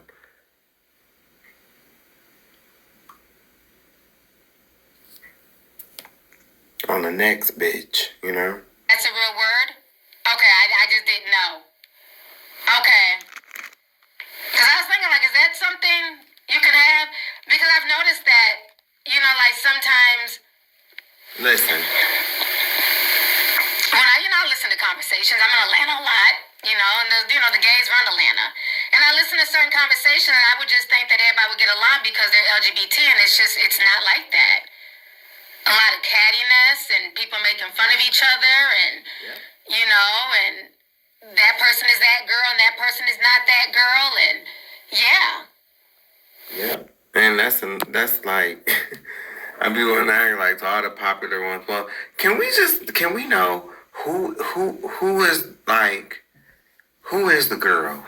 Who is the girls? Because, I mean, one minute, you know, all of y'all sit up and say, you know, I'm that girl. And then, you know, when y'all get into it with each other, y'all be quick to say, girl, you're not that girl. Or, you're not that girl, you know? So it's like, who is? Can we get a general consensus? Okay, everybody agree. Like this, like, you know. Like, for instance, I'm gonna name drop. Like, when I think of, like, it people in the LGBTQIA, I think of people like Milan Christopher, a Harold, or a Laomi. But people will still sit up and be like, oh, they're not those girls. It's like, well, then who the fuck is? Who is? Like, can we get a general consensus on And no matter if these people makes you mad or if they make the community mad, like, you cannot say that they're not that girl. Because they are that girl, you know, type. And this, some of them don't identify by, I'm not trying to misgender anybody or anything like that. I'm just saying, that's something that I often hear. Like, it's always, like, when somebody makes somebody mad, which, Miss Thing, you're not that girl anyway. It's like, you're not that hot. Well, who is? I'm just saying. I'm not saying it's me. I'm not saying it's me, you know. Because I'm too old for all of this, you know. I told y'all, you know, I'm old. I'm ancient. I don't even leave fingerprints anymore. You know, me and Katana, we in the same yearbook in high school. I'm old. But before I leave this earth, I would like to know, well, who is the girls? Who is the girl? I mean, we hear who's in charge of the girls. Who is the girls? I definitely think T.S. Madison is the girl. Like, I think Maddie is the girl. I'm so proud of T.S. Madison. I love T.S. Madison. I don't give a fuck what nobody say. Like, I love Maddie. Her and Flame. I do. For different reasons. But Maddie is the girl. But even in the community. I mean, she just had to put somebody in jail. You know?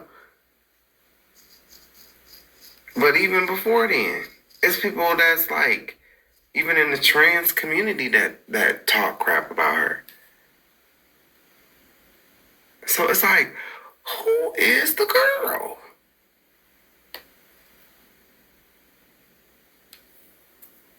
I mean, are we going off of zodiac signs? I mean, what is it?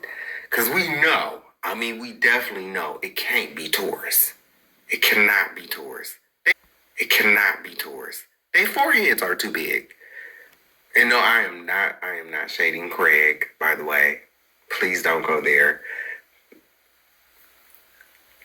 I don't like Craig like that, but I'm not. When I be talking about Taurus, Craig is not on my mind. Trust me. But you Tauruses do have some big ass foreheads. I mean, and they're like really evil people. You know, like their symbol is the bull, right? Okay, well, you know when in the Bible, you know what them Israelites was worshiping when Moses came down from the mountain. Okay, see, they never told you, but the name of the golden calf, it was named Taurus. They are just like evil people with big ass submarine heads. And they always want to fight. They always want to fight. You know, they want to be able to, you know, like talk about you and hit on you and stuff like that. But oh no, you can't even breathe. That's so we know it cannot be Taurus. It cannot be Scorpio. You know, Ike Turner was a Scorpio. I'm just saying. Ike Turner was a Scorpio. But we not gonna do away with Scorpio. See, because even though, you know, Scorpios, they be so ready to throw Cancer away. Be so just eager. They be eager. Quick. It's like if it's a button to get rid of Cancer, pressed. Quick. But we don't never want to get rid of them like how they want to get rid of us. And we supposed to, you know, we come from the same tribe. We're supposed to be there for each other. So because of that, it cannot be Scorpio. Let's see. Gemini? Maybe. It just depends on which king you're getting. Is you getting a good king or the mad king? Which one? Because they twins. One is the good king and one is the mad king. It just depends on which one you're getting that day. And they'll switch it up on you quick. They'll introduce you to the good king, and bitch, soon as you blink, as you shaking hands, you realize you are shaking hands with the mad king. That quick. Like that. You gotta watch out for them niggas. Oh my God, it can't be Pisces. It definitely cannot. Absolutely not. Bitch, if it's Pisces, everybody better run. Everybody better run. These is people that they believe they own lies. Like, and then they tell themselves these lies so much that eventually they start to believe it. Bitch, it can't be Cancer. Oh yeah, you thought bitch, we don't want to. You think we playing? Go ahead and call us. And we don't answer. You're not gonna be able to find us. And if you come to our house, we're not gonna answer the door. Go ahead. We don't want the responsibility. See, because as empaths, and the most psychic out of all the signs, we already saw this shit at the door. We already solved the whole entire puzzle. Okay? But we took the puzzle home with us. And we're going to get great pleasure out of just looking over at this puzzle and then knowing that these people are just in a bunch of bullshit because they don't know the puzzle. And we done figured out the puzzle and we done went home and we ain't telling nobody. And we done put our phone on Do Not Disturb. My phone stays on Do Not Disturb. Sometimes my phone stays on Do Not Disturb for days and I forget to take it off. So yeah, I know you thought that I was gonna say Cancer. No, we had enough of being your mamas, your nurturers. We're done. I don't even have no more knives. And somebody tell that little Spencer Taylor, that Leo boy, to stop doing videos of us and telling on our goddamn secrets. He ain't wrong. Like I said, I don't have no more knives, so stop telling our secrets. It will be Capricorn, but Capricorn's so goddamn mean to everybody. You know, you gotta get to know them. But they always grumpy and grouchy. And Sagittarius, hell no. Hell no. What? Hell no. Bitch, you let Sagittarius and Aries get in that motherfucking seat.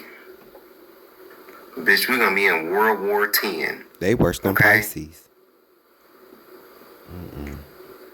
Virgo and Leo, when their lips are moving, they're lying. Leo about everything. Virgo about the dumbest shit. They're lying about the dumbest shit because they analyze this piece of information. They analyze the fuck out of this piece of information. And it led to all these questions. Now they sitting up writing shit. And we'll normally have somebody right in the next room or a phone call away that they can talk to about all of this shit. But no, they don't want to talk about it. Because somewhere in all of those analyzations, they thought they would be a burden on everybody. So, you know, But they lie about dumb shit. That's like, with Virgo, why are you lying about this? Like, what was the purpose? That's Virgo. Libra men, if you can find him. And he be serious. If you can find him. And he want to be serious. And when you do find him, tell that nigga I said. Everybody looking for him. That's Libra men. So, I don't know, I don't know who it's going to be, but Aquarius I do want to know. Are Who's demonic. the girls? Aquarius men are demonic.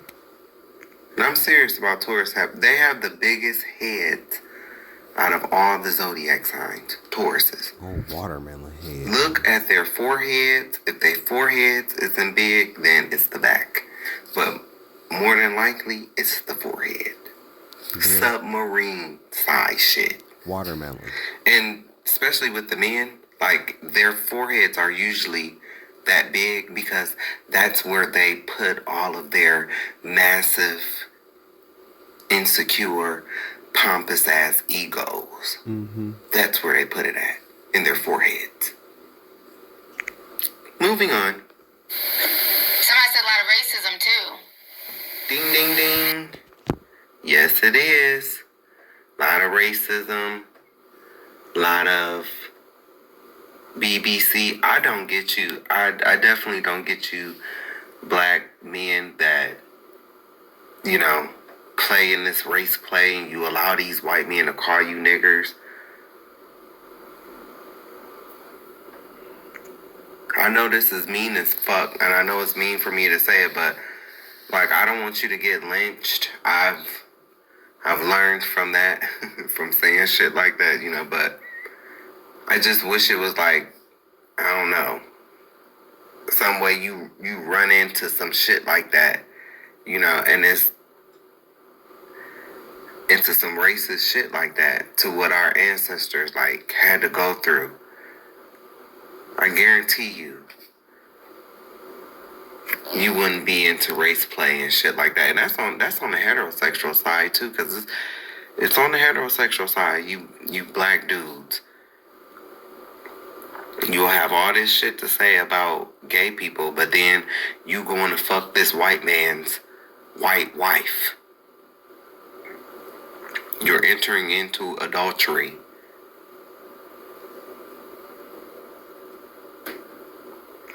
And like I said, a lot of you heterosexuals, you do not want to accept the fact that you yourselves are committing sodomy. You are committing sodomy. When your cisgender biological woman is going down on you sucking your dick, that is sodomy. Doesn't matter if you with a woman and y'all married, it don't matter. You are committing sodomy. Eve was not in the garden, because y'all love to use Adam and Eve. Eve was not in the garden sucking Adam's dick. And Adam wasn't eating Eve's pussy. That's sodomy. That's oral sex. You love to throw these scriptures. Oh, y'all, Romans 1, you left the natural use of a woman. Well, when you are eating her, you left the natural use too. And when you are fucking her up her ass, you've left the natural use of the woman as well. Sir, ma'am. A lot of you heterosexual men, your fantasy is to be with two women. Well, okay, sir. You are entering into homosexuality. I know you don't want to see it that way. You'll be quick to tell these gays how the ways of God see it. You got people like Anton Daniels. You have so much to say about, gay people, and, gay people shouldn't be able to raise kids, but we see the situation that your kids end up in. And a lot of these men, they have no problems with disparaging other men's wives. No problem with that. When in the good book it says even if you look after another woman you lust in your heart, you've already committed a sin. We forget that. That's a big problem. Y'all want to throw the book at the gay community, but you need to throw it at yourselves because a lot of y'all are doing the same exact acts. You are committing sodomy when you screw that woman up her butt. What about you nasty men? Because see, when I get to talking about this stuff and I get to bringing this stuff out, everybody want to start walking away. What about you nasty men and you nasty women? Oh, baby, I can't, baby, because I'm on my period. Oh, baby, just put a towel down. Sin. What did the Most High say about blood? So you are, because a lot of you nasty men, you will still eat that woman while she's on her period. So not only are you committing a sin with blood, but also you're committing the sin of sodomy. But I know. See, you don't want to see it that way because, this is quote unquote natural because I'm with a woman. Nah. That's why a lot of you niggas is gonna burn in hell. A lot of you women, too. Anton Daniels be talking so much shit about gay people. But all these other content creators, they done talked about how you'd like to get your little Peter sucked. That's sodomy. All these toys, these dildos and these toys, all the little vibration stuff, demonic. Adam and Eve went in the garden doing that. Guess what? Y'all like to bring up Adam and Eve. Talking to you straight, folk. Y'all like to bring up Adam and Eve. Well, guess what? Eve wasn't in the garden fucking Adam in his ass. Eve wasn't in the garden throwing Adam's legs back and eating his ass. Oh. Guess I done cleared everybody out the room, huh? And for people like Anton Daniels, because I told y'all I'm saying names, and for people like Anton Daniels, they are going to get their faces cracked in judgment, and it's already gonna be his face gonna get cracked, and it's gonna be pretty bad. Because see, these are people who think they know where this group of people was going to end up and where they're going. But little do they know that they are in the same boat that they put these people in. Because you are literally doing the same shit, the same freaky shit. A lot of you men, you like to have these threesomes with these women.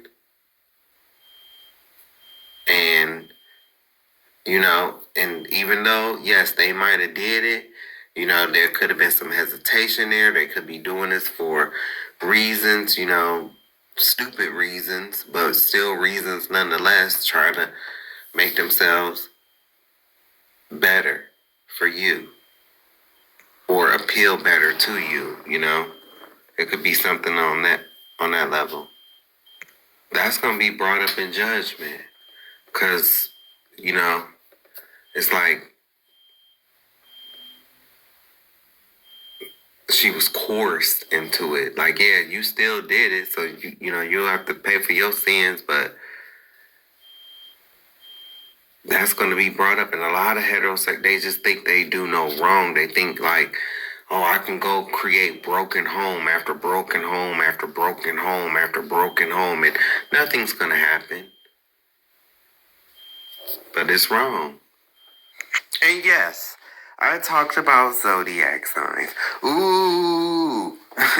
Listen, before I came in, I say this all the time, before I came into the truth, before I got so serious into the Bible, I used to be into astrology, astronomy, the occult. I used to be into it, but I never practiced doing spells on people and shit like that, no. But I was just interested in, the constellations and stuff like that. So I know what I know. I'm not looking up horoscopes and shit like that. Like, I ain't never been, like, that's stupid, you know. Um, yeah, horoscopes. Never trusted no damn horoscopes or anything like that. But like I said, I know my birth chart. I know these things. And people like me that are, kind of well rounded and, like spiritual things and the Bible and stuff like that, you're gonna know a bit of everything. Same with like Paul, like Christ, they knew about Tibet, and I'll just leave it at that. But am I doing this stuff today? No. But I can't help. I know what I know. You don't unlearn stuff, when you start like learning the Bible and stuff like that. You don't unlearn what you already knew. It's just like, okay, sometimes some of the best drug counselors are former addicts themselves. They know what to look for. They know, versus somebody that ain't, they just went to school and they ain't never had no life experience. And, they ain't never been out on the streets. They've never been a junkie. They've never been addicted to anything. They're going to have a different experience in their field versus somebody who was a junkie, was an addict, went through this stuff and seen things on the streets. I mean, that's just natural. Well, same here, I've been through a lot, went through a lot, learned a lot, and now I can talk about it, but I also, know what I know too. And it's not always exact, horoscope, zodiac signs, all that stuff. It's not always exact. There's different elements, but I talk about that on other videos. The Most High is what's important. Not worshiping the created, worshiping the Creator. Not worshiping the constellation, the sun, the moon, the stars, and, but it's about what the Creator and His Son did for us. That's what it's about mostly, Well, that is what it's about, but it's also about us, black folk, learning who we are, where we come from, what our ancestors did, why we went through so many captivities and slaveries. Anyway, let me... And you have a lot of the more masculine gay men who do make fun of the more effeminate ones. That make them feel bad. And especially, like, don't get started on the old school ones. The old school gays, they don't like none of the new gays. They don't got time for the terms, the all the stuff that y'all got going on. They don't want to be bothered. That's true. I feel like that's how I feel, I'm not ashamed of it, but that is how I feel. I always say, yeah, I'm an old school gay, I guess. I'm an old school gold star gay. And I agree with what she's saying. It is what it is. School gays don't play that shit. My homeboy's an old school gay. He don't like none of the new shit. He don't want to hear it. Gay is gay, all this extra stuff. He don't want to hear nothing. So yeah, it goes. It's very nuanced. But I'm gonna go ahead and play some clips from different people in the community. Who can probably speak on it even better than I can. On their thoughts on what EJ had to say. I just don't like the disrespect. Like, stop trying to come after women and act like you're better than women, that you're eating up all the girls. You're only saying that, again, it's very easy to eat up some of the girls. And not that EJ has had anything done, because he don't have no tits or nothing. I don't think he's gotten a BBL. But, and that's my issue sometimes too with some of the trans women who get very disrespectful. It's very easy to eat up the girls when you've been able to lay on the surgeon's table and pick and choose what you want. I'd be able to eat too. If I could pick to have boobs that sat up here and a waist this small and a fat ass, then yeah, it's a lot easier to eat up the girls because you were able to pick and choose. Whereas, when you're a woman, you're kind of dealt whatever card you're dealt. Either you have a nice, cute shape or you're bad built. That doesn't make you any less of a woman. But when you're picking and choosing what you want, and you're having surgery to feminize your face, and all y'all can slay hair, so of course y'all gonna be eating the girls. It's a little bit easier. So I don't know, I just find it disrespectful. Somebody said, what is a fluid man? From what I was told in Atlanta, it's a guy who's willing to mess with another guy, but they still have a woman on the side. Like, they're in relationships. And that annoys me. I'm sorry. Like, and to me, like, how is that fluid? Like, what does that have to do with being fluid? And I guess I'll Google this, but because I really am interested. Like, okay, how is this fluid? And like, this has nothing to do with fluids. I don't know. Like I said, I thought it was, how y'all like to piss on each other. Just gross. Ew. And spit on each other. Ew. It's so sad. They're in full-fledged relationships, got baby mamas, kids, but they mess with their gay homeboy or gay members in the community on the side. And they call it being fluid. And they will holler at you too. That, you won't know. And it's just like, there's been situations where I've liked somebody, like, oh my God, he's so fine, he's so cool. And then I've had my good friends pull me to the side, like, T, I don't know if you know, but he's fluid. What the hell's that? Like, yeah, I've sucked him off. Wait, what? So, yeah, gotta be careful. A lot of these guys do, And it's unfortunate because I just wish they would live in their truth.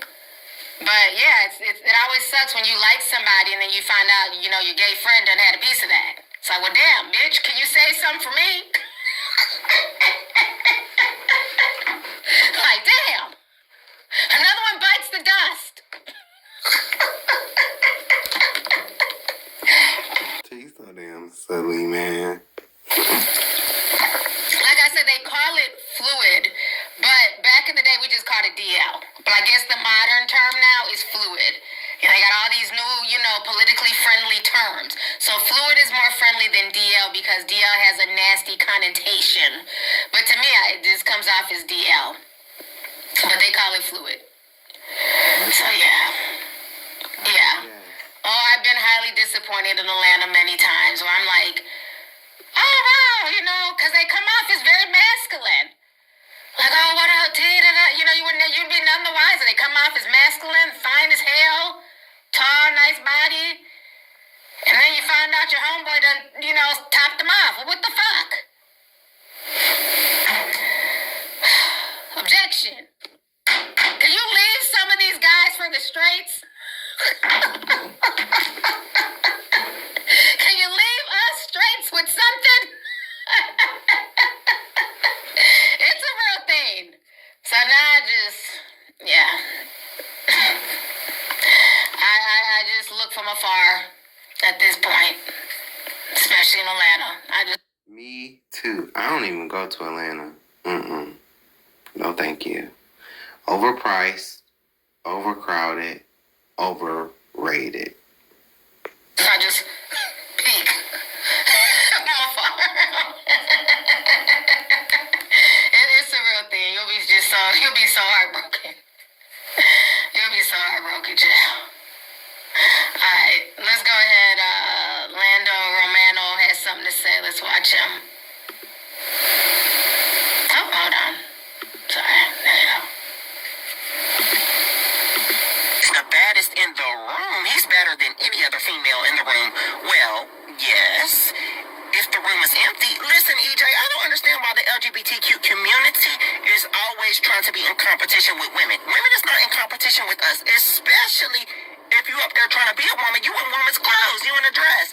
And that's cool, express yourself how you want to, but why are you trying to bring down the next bit?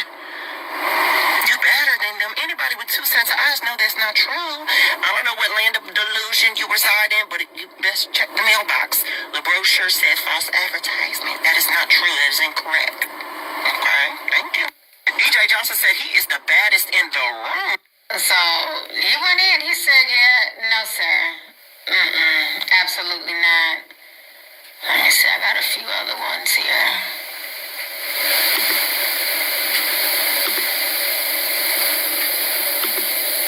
Should have been D1 athlete EJ Johnson took to an interview and basically said he does not do feminine men. He only likes straight men that have only been with women up until they got with him.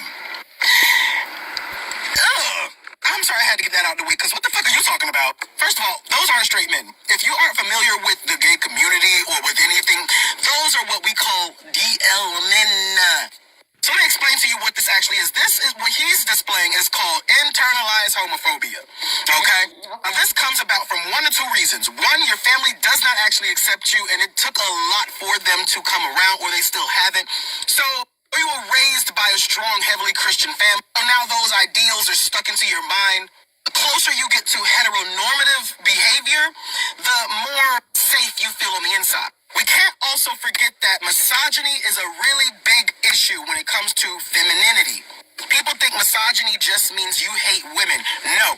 Remember, most men suffer from misogyny. And misogyny is, again, the hatred of femininity, okay? And those who exist within it. And a lot of y'all be forgetting that just because gay men are gay, they are still men. We are still men. A lot of gay men perpetuate misogyny and internalize shit like this. Sure, that's just the natural width of his shoulders, not even the fur. Homeboy's supposed to be on a team with Brawny. He has the nerve to say he doesn't like feminine men. Just to break it down a little bit more, if you're black, you'd understand this. This is the equivalent, him saying that is the equivalent of super dark-skinned people constantly only picking light-skinned people, saying they don't do dark skins. When they mama look like Harriet. A lot of gay people feel like the closer they get to looking heteronormative, the more accepted they'll be. The higher up they'll be, the more higher ranking they'll be. Guys, I would love to remind you. I would love to just sit here and remind you, you're a boy. Our relationships are not going to be heteronormative. It doesn't matter if the people want to know who's the top, who's the bottom, who's this, who's that. We're both dudes. Hello? Hello?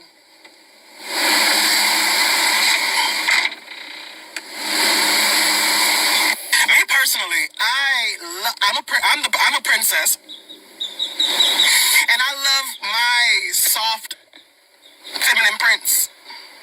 I do. But that's because I love myself.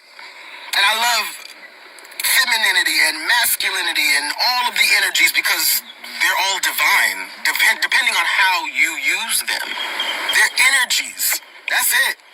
So should have been D1 athlete EJ Johnson. He ate. He ate and left no crumbs. I think he kind of verbalized what I was trying to say. He made a lot of good sense. Because that's the vibe I kind of got from how EJ was talking. And let's not forget, EJ is very pampered. He was raised in, I guess, Beverly Hills or somewhere in damn Cali, with money. So his experience is not necessarily the norm of the typical average, gay man. Thank you for pointing that out, T. Thank you. So yeah, he made some really, really good points.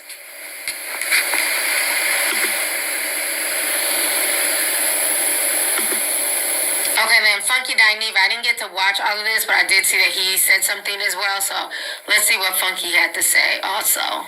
I think Funky did a probably better job of explaining it than me. And in a shorter time. So I love what he had to say too. I am grateful for Funky Dineva, and I'm glad about how he has came through and paved the way for many people, including myself even, so definitely appreciate people like him and T.S. Madison and Jason Lee and, Armand and Conscious and, a lot of these people that have came before me. So I ain't looking to affiliate with nobody, child. I'm just paying homage. That's it. But I agree with what Funky had to say.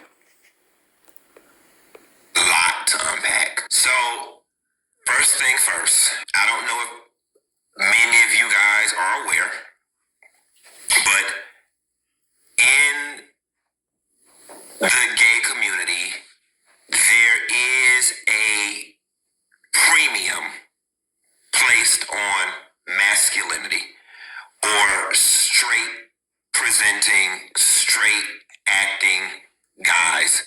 The straighter you appear, the higher and more desirable you are on the gay hierarchy. So there is truth to E.J. King saying, when he goes to the gay clubs and whatnot, that he doesn't pull a lot of guys because yes, there's this thing in the gay community, no fats, no femmes. You know what I'm saying? Like, and it's a very damaging, way of thinking, and it's very isolating for those members of our community who are fat or femme. But that is a big thing in the gay community. No fats, no femmes. So he is right when he says his men are not in there. And y'all, I just want to say, I have I know I say no fats or no femmes, but I have dated, bigger dudes. I have. And I have dated, femme dudes. Well, what I consider femme. Because, if you're even if you're going into a particular scene and you putting on skirts and heels and stuff like that, that's feminine. So, I don't do that. So, I've dated, I have a preference for lighter skinned guys. But the majority of the guys that I've dated have been funky's color. So just because I say I have these preferences, yeah. People have preferences, but sometimes, it's good to step outside of those preferences unless they white. Fuck that.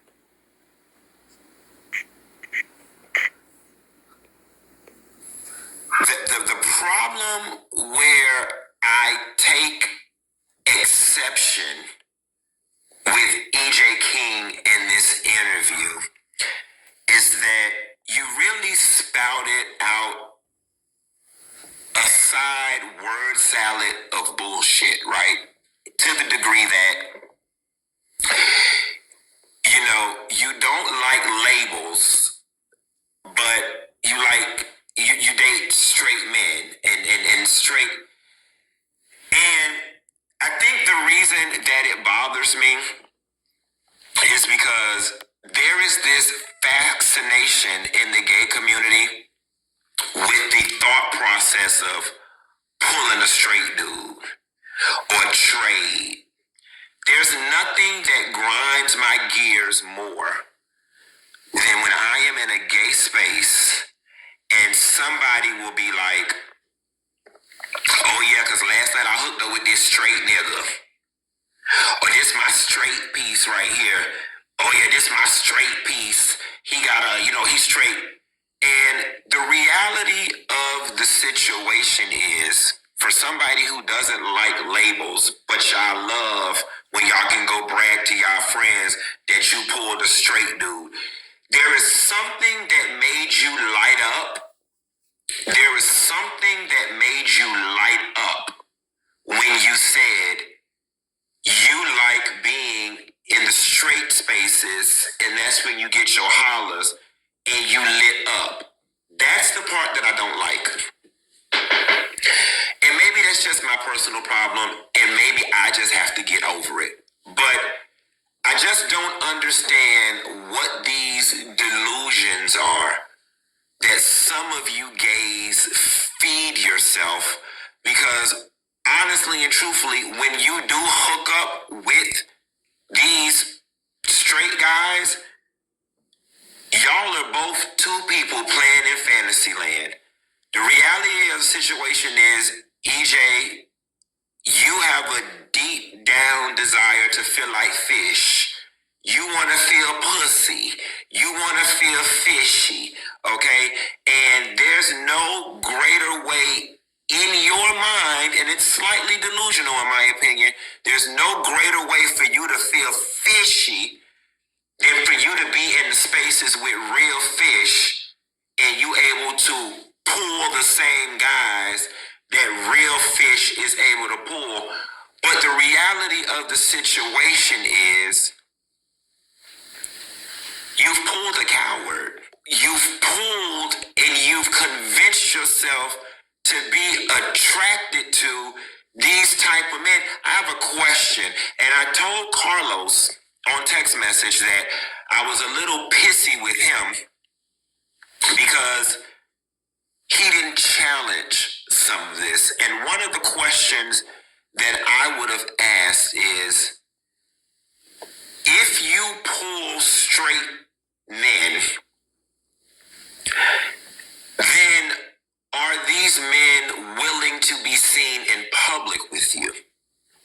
And then if they are willing to be seen in public with you, then does that kill the whole fantasy of them being straight, or does that defeat the whole purpose? And I'm here to tell you that if that is the case, sis, you do deserve more.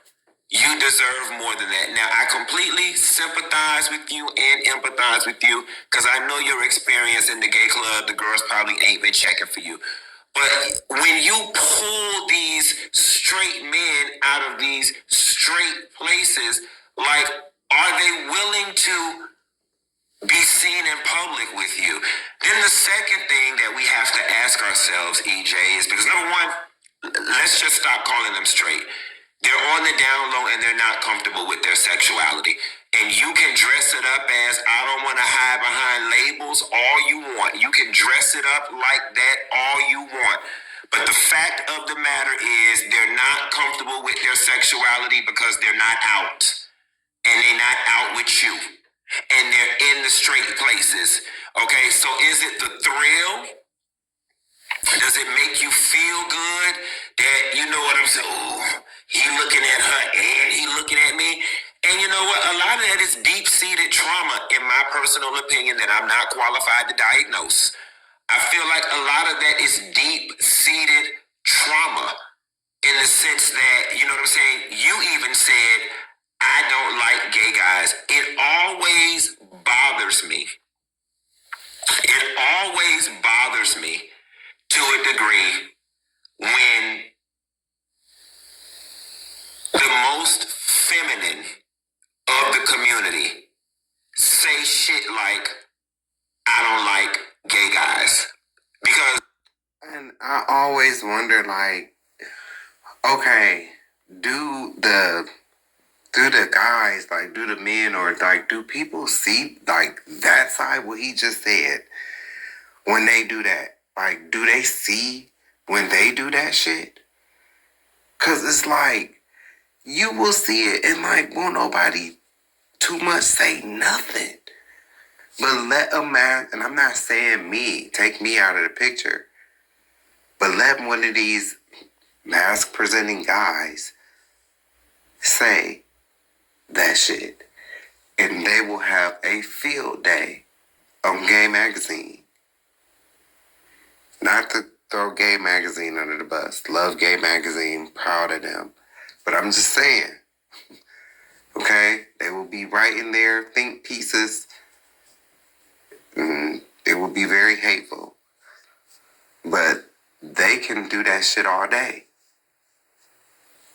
So I really appreciate him pointing that out. Because I always wonder, like, okay, do the older gays see this side of it? What he just pointed out. Do they see this side? And when he was saying like it's deep-seated trauma, he might not be qualified to diagnose it, but okay, if we all, I mean, when we might not all agree, but I agree with what he just said. I'm not qualified to diagnose it either. But I agree with what he just said. And that's why I said it's insecurity and it comes from ego and it's toxic femininity. You know, AKA deep-rooted trauma. And we don't have to be qualified to diagnose this. You want to know why? Because I just read a whole bunch of riots. I just read about Oscarville. I just read about Lake Lanier. I read about Slocum. I read about East St. Louis. I read about Elaine, Arkansas.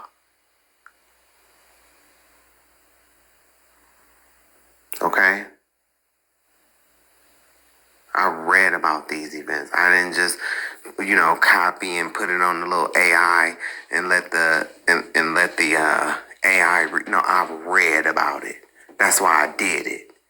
Cause they might have wrote it, but I read it, and I read each one, all the riots, all the lynchings. So what I'm trying to say is, we never got the proper mental health. We were never restored.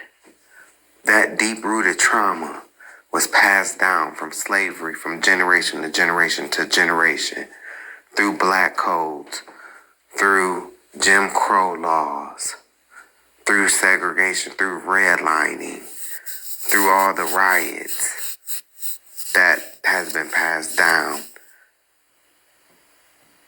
So it's there. And it's on the gay community side as well.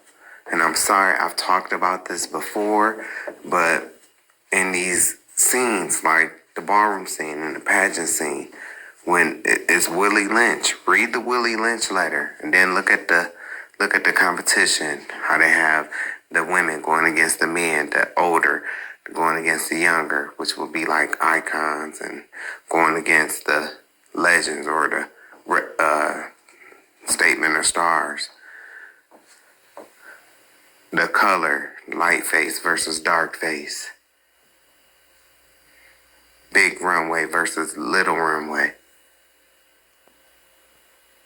All Willie Lynch.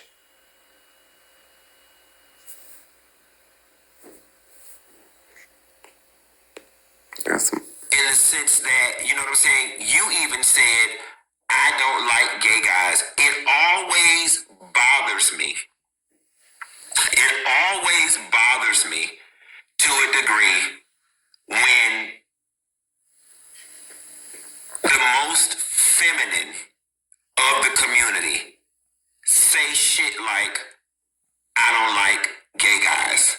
Because I am pretty sure that there is a shit ton of masculine presenting out proud gay boys out there for you to date. Yup. And even if, baby, even if they didn't find him the most attractive because of who he is and who he's connected to, you think they wouldn't?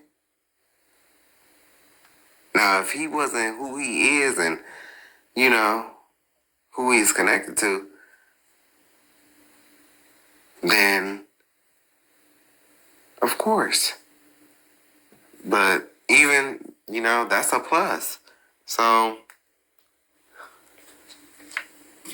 But you're not being 100% honest in your pursuit and in your preference for these straight types. You're not being 100% honest, EJ.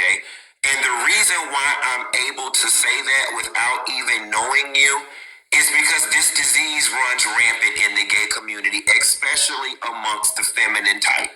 Oh, I got my straight, he's not straight. And then y'all wear it as a badge of honor. Oh, you know, he got a wife. He got a girlfriend. He got kids. You know what I'm saying? And I guess it makes y'all feel fishy. I guess it makes you feel like a woman that you got a real man. Cause he not with that gay shit. He don't like that gay shit. Right. He don't be over there with the gays. Just like I hate gays that say I don't hang out at the gay clubs. Right. You know, the straight presenting gays that get all the straight privilege because you don't know that they're gay, and they say things like, I don't hang out in gay spaces. Yeah, because of the straight privilege that you have. You know what I'm saying? And deep down inside, you carry a disdain for what you are. And that's the part that is a little troubling for me. It's like, you know, I don't like gay guys. I don't like gay guys, but I don't know. I just want you to reword that because you are the poster child of gay. It gets no more gay than you.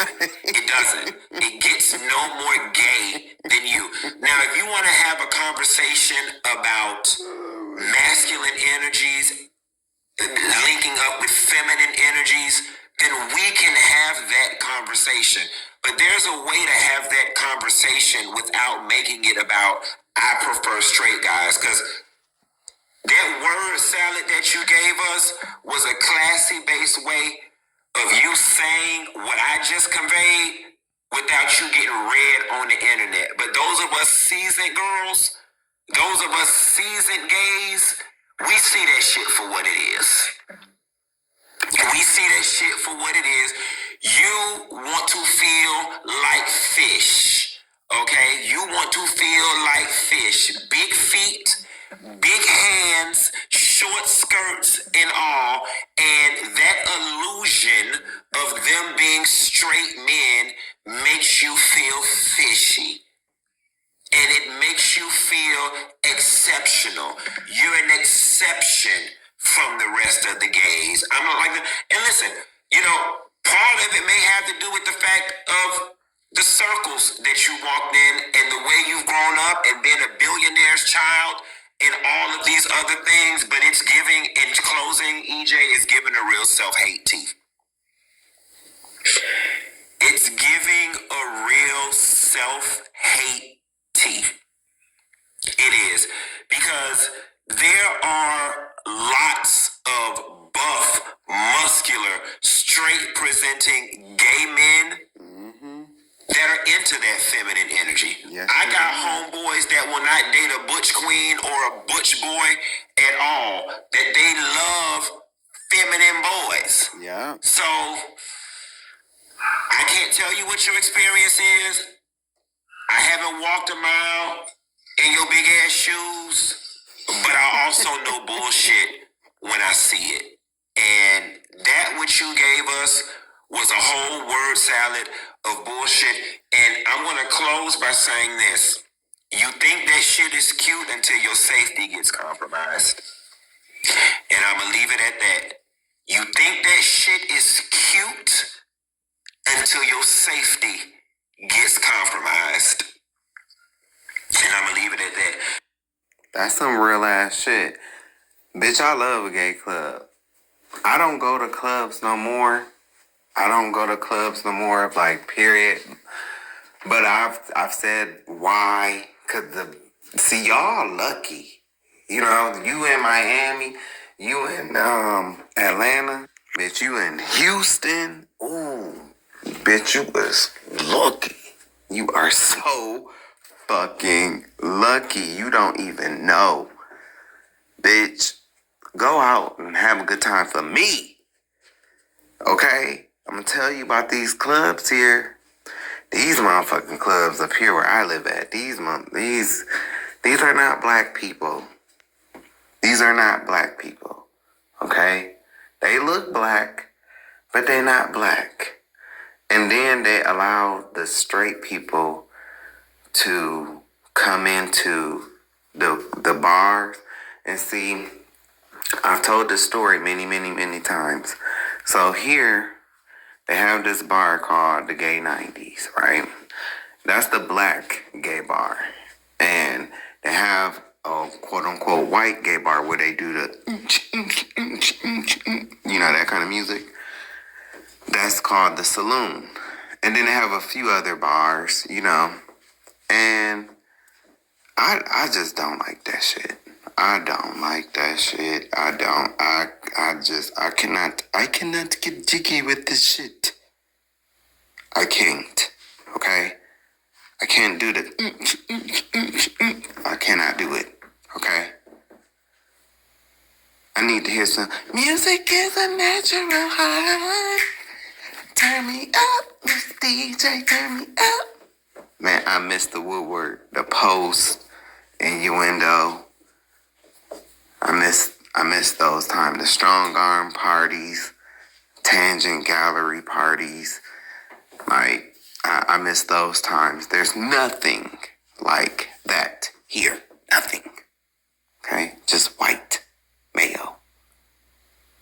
So, but anyway, they do have this black gay bar, but it's so wishy-washy and iffy. They allow these straight guys, you know, and I call these guys, they the lames of straight men. They're the lame. They the lame ass niggas.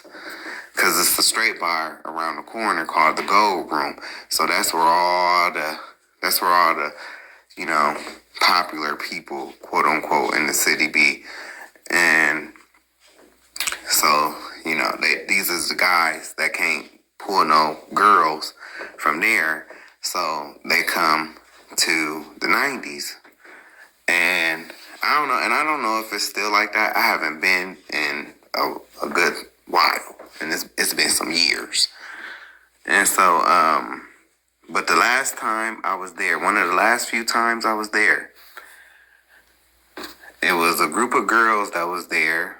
Because, you know, girls, they will come to gay clubs, you know, to let their hair down, quote unquote, because they want to drink, they want to have fun, and they don't want to be harassed, you know, like, they just want to have fun, you know. They don't always be wanting to get hit on by guys and stuff like that. It's just like about having fun. Like, yes, they like that too, but, you know, when they go out and they go to the gay bars, it's like they want to, you know, like they don't want to wear their heels. You know, they want to wear their sneakers. You know, or even if they do wear their heels, they just want to have fun. Girls just want to have fun, like. And so, well, there was this group of girls there. They was fucked up. And so, it was these guys. You know, they were straight. And so, long story short, one of them ended up like taking advantage of one of the girls. Cause that's what they do. They be there to take advantage of the real drunk girls that get real drunk. And so I'm not down with that shit. And then, right, so they allow these straight guys to come in. And like, y'all, it's this big ass sign that say Gay 90s. It literally says it as you're walking in. So these niggas know they coming to a gay bar. And so they get upset when they get hit on by like gay dudes. You're in a gay bar. Like, you're not in a go room. You're not in a straight bar. You're in a gay bar. And so they've had fights in there from shit like that. I think somebody was even shot up in there. So, and it's on a very, very popular corner, like a very busy corner, like in downtown Minneapolis. So, yeah, stop going there, you know. And I haven't been like out since. So, yeah, if you in Atlanta and Houston and New Orleans and Dallas, Miami and, North Carolina, New York and Philly and all these places, and you have like, a real black gay club, then shit, you lucky. And as things go, those are going to be hard to come by too. So yeah. But he ate. Funky ate. I didn't even know about the gay straight privilege. I'm gonna have to go watch the stream. I didn't know that was a thing. Gay straight privilege. That's interesting. That's very interesting. Yes, that is a real thing. I mean, I've seen, in real time, it's been times, where I've seen like other gay guys, getting talked about and shit like that. And no, I did not join in. But, and it was only one time where I actually, let it be known, like, well, shit, I'm gay too, shit. What's up? So, yeah, it does happen. The feminine guys and, trans, they definitely get treated, a lot worse than somebody that, that looks like me. So, I don't want to shy away from that.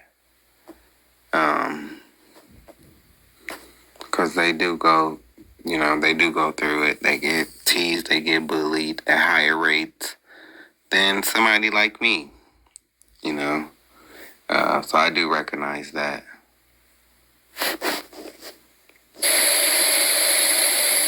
Not racism too. Because I also see like how, like my white gay friends, they don't go through the same things as like my black gay friends go through, And so remember how I was just talking about the trauma and how it's passed down from generation to generation to generation? That's why. That's why they don't go through what we go through.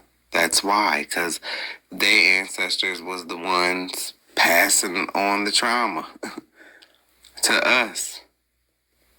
But you can still see it, like, you can still see, like, the racism, and sex, even, like, how a lot of these white guys is, like, they are, like, thirsty, like, bloodthirst for, like, BBC.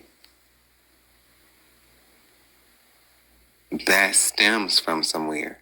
That stems from, the breeding farms, the book breaking, and, what they used to do. And I read on one story about how one of the slave masters, He was caught in bed with two boys, with two slaves.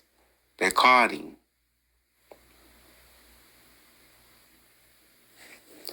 I can't remember the exact details of the story, but I definitely remember reading about it.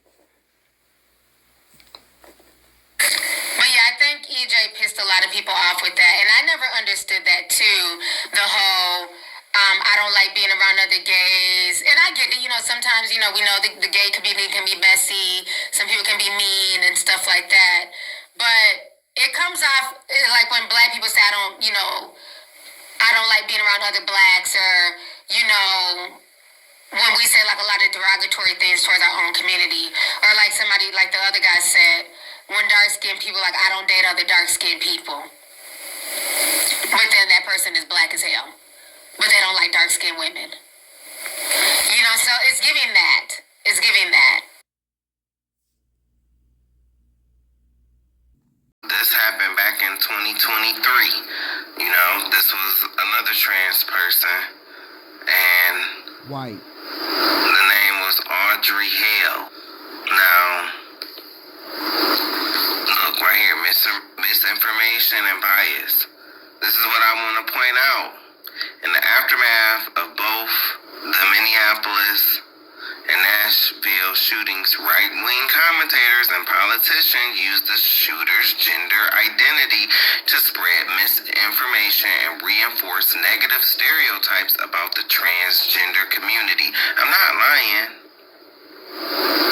They are going to try to link this together, and they already trying to get rid of gay marriage, and these young white fake woke ass wannabe radical but really crazy as the fuck ass people don't understand that yes, it's good to rock the boat, but y'all trying to capsize this motherfucker, and we in this case are the minority.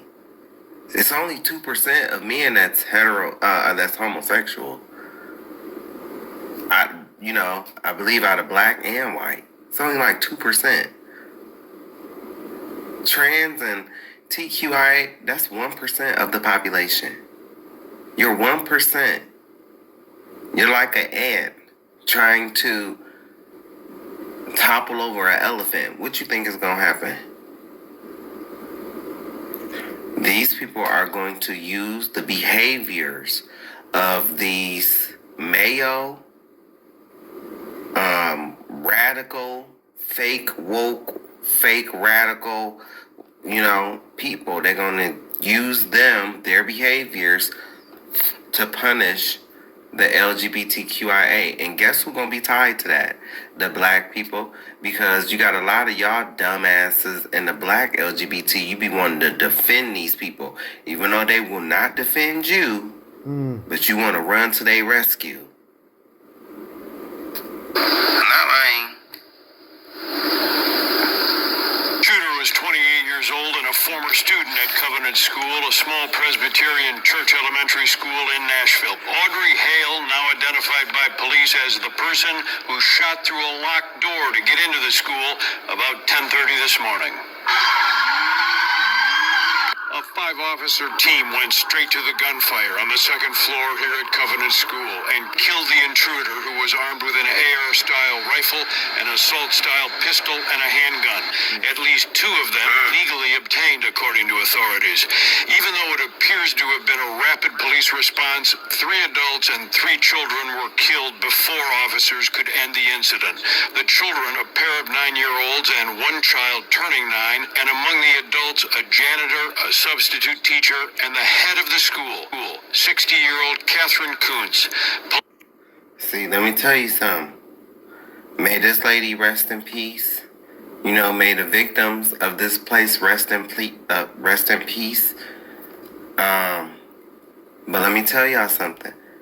See, for the longest time, gay white men especially, they tried to separate themselves. They tried to make it seem like they was better than us, and they would always side with their people. Well, now your people are deleting people that look like this. Let me tell you something. When you start doing stuff to people that look like this, it ain't gonna be too long. It ain't gonna be too long before they send in the National Guard, the Army. They're gonna be putting plungers up your ass. And some of y'all like that, but nah. Well, I don't know.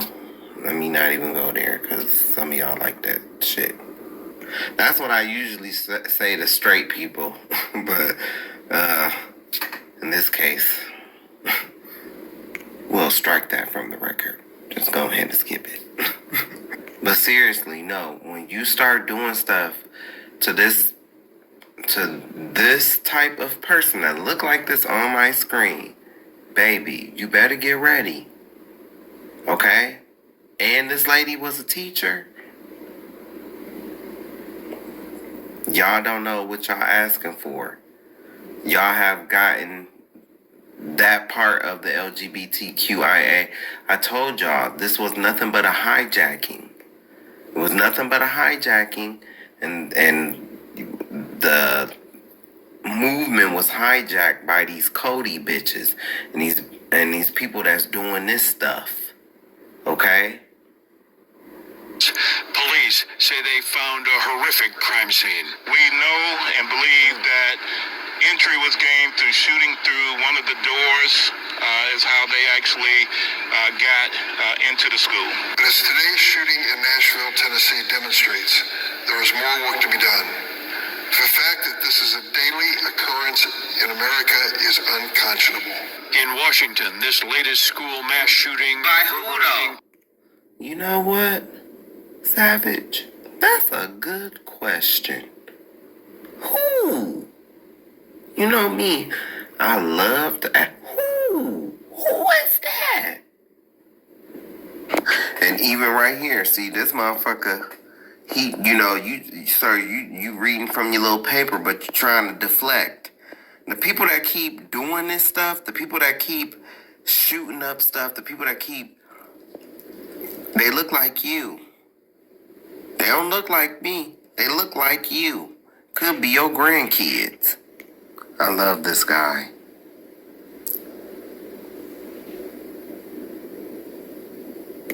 Oops. Where do these pictures keep coming from? It does seem like we have a problem here. Oops. Oh my God, how did I keep... it just won't go away. Oops. Oops.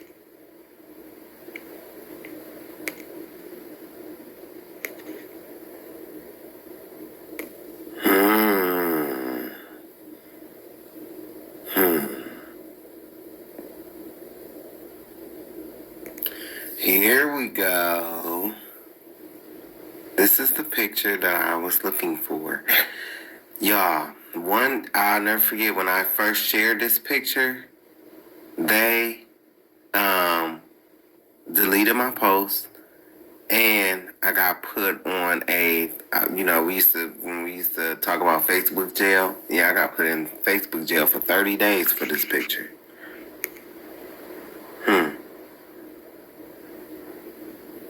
This is stuff they don't want to talk about. Good question. Another good question. Hey, real talk, this who trans people, to my trans people, this who y'all community being taken over by. Bitches that look just like this.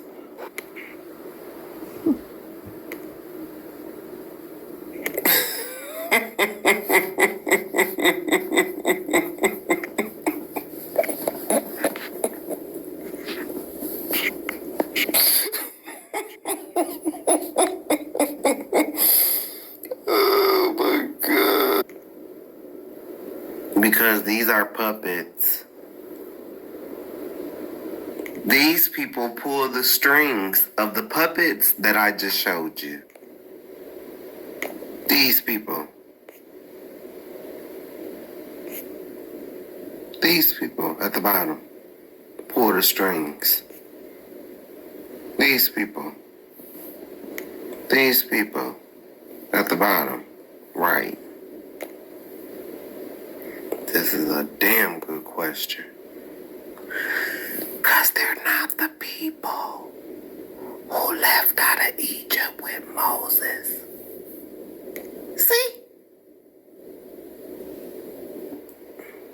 See, they pull the strings. Exactly.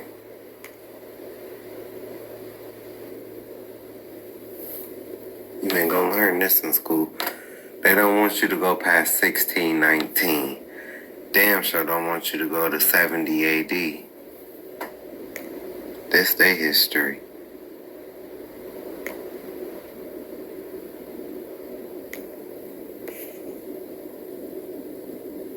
This damn people telling you. That's what he look like. That's what he said. Oh yes, they hate when the truth come out. Hate when the truth come out.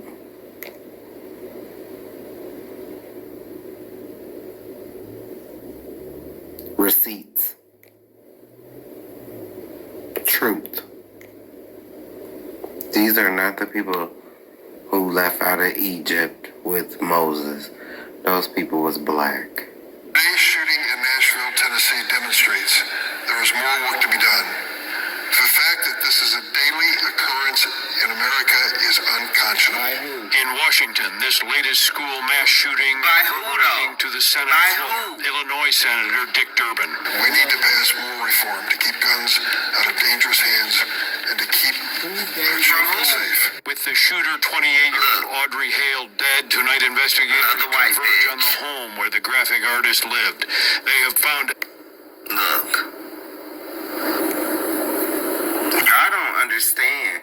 See, and it's you white motherfucking LGBTQIA, you know, and you could try to demonize me and say, oh, you're racist, and no, bitch, I ain't racist. I ain't got the power to make no type of laws saying that you can't drink from whatever water fountain or saying that you can't use whatever bathroom based on your color or even your gender identity. And I don't want to harm anybody. I don't own no guns. I ain't trying to own no guns. I don't believe in, I'm not this bitch. I ain't radical. I might say words that might anger people and, hey, whatever. You know, and if it come to, fighting or whatever, then, hey, whatever. But I'm not going out seeking no churches or nothing like that or to harm anybody else. No, bitch, I ain't racist. I ain't got the power to make no type of laws saying that you can't drink from whatever water fountain or saying that you can't use whatever bathroom based on your color or even your gender identity. I don't have the power to make any laws, so therefore I'm not racist. And I'm not hanging bitches from nooses to try to keep them from living. You might not like my words, but I ain't did nothing to nobody. But this bitch right here, and this Robin bitch, and them Cody bitches, and these young LGBTQIA white bitches that look like this. Okay? This is the face of fucking anger right here. This is my last resort. Something takes a part of me. Life's gotta be always messing with me. Something takes a part of me. You and I were meant to be. And them Cody bitches, and these young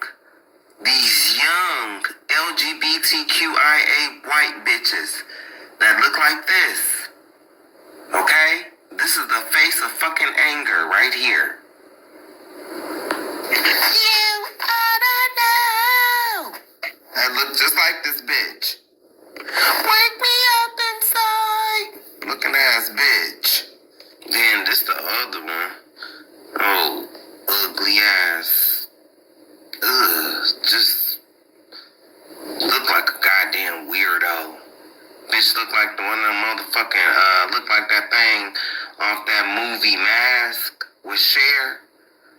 Now, Robin, you know better than to do that at that motherfucking church with them kids. How dare you? Look just like that motherfucker. Ugh. Oh, Samuel Screech Powers looking ass motherfucker. I don't give no fuck because I'm tired of y'all motherfuckers. You know, y'all gonna be the ones to get the whole LGBTQIA community rights taken away. Watch, y'all gonna be the ones.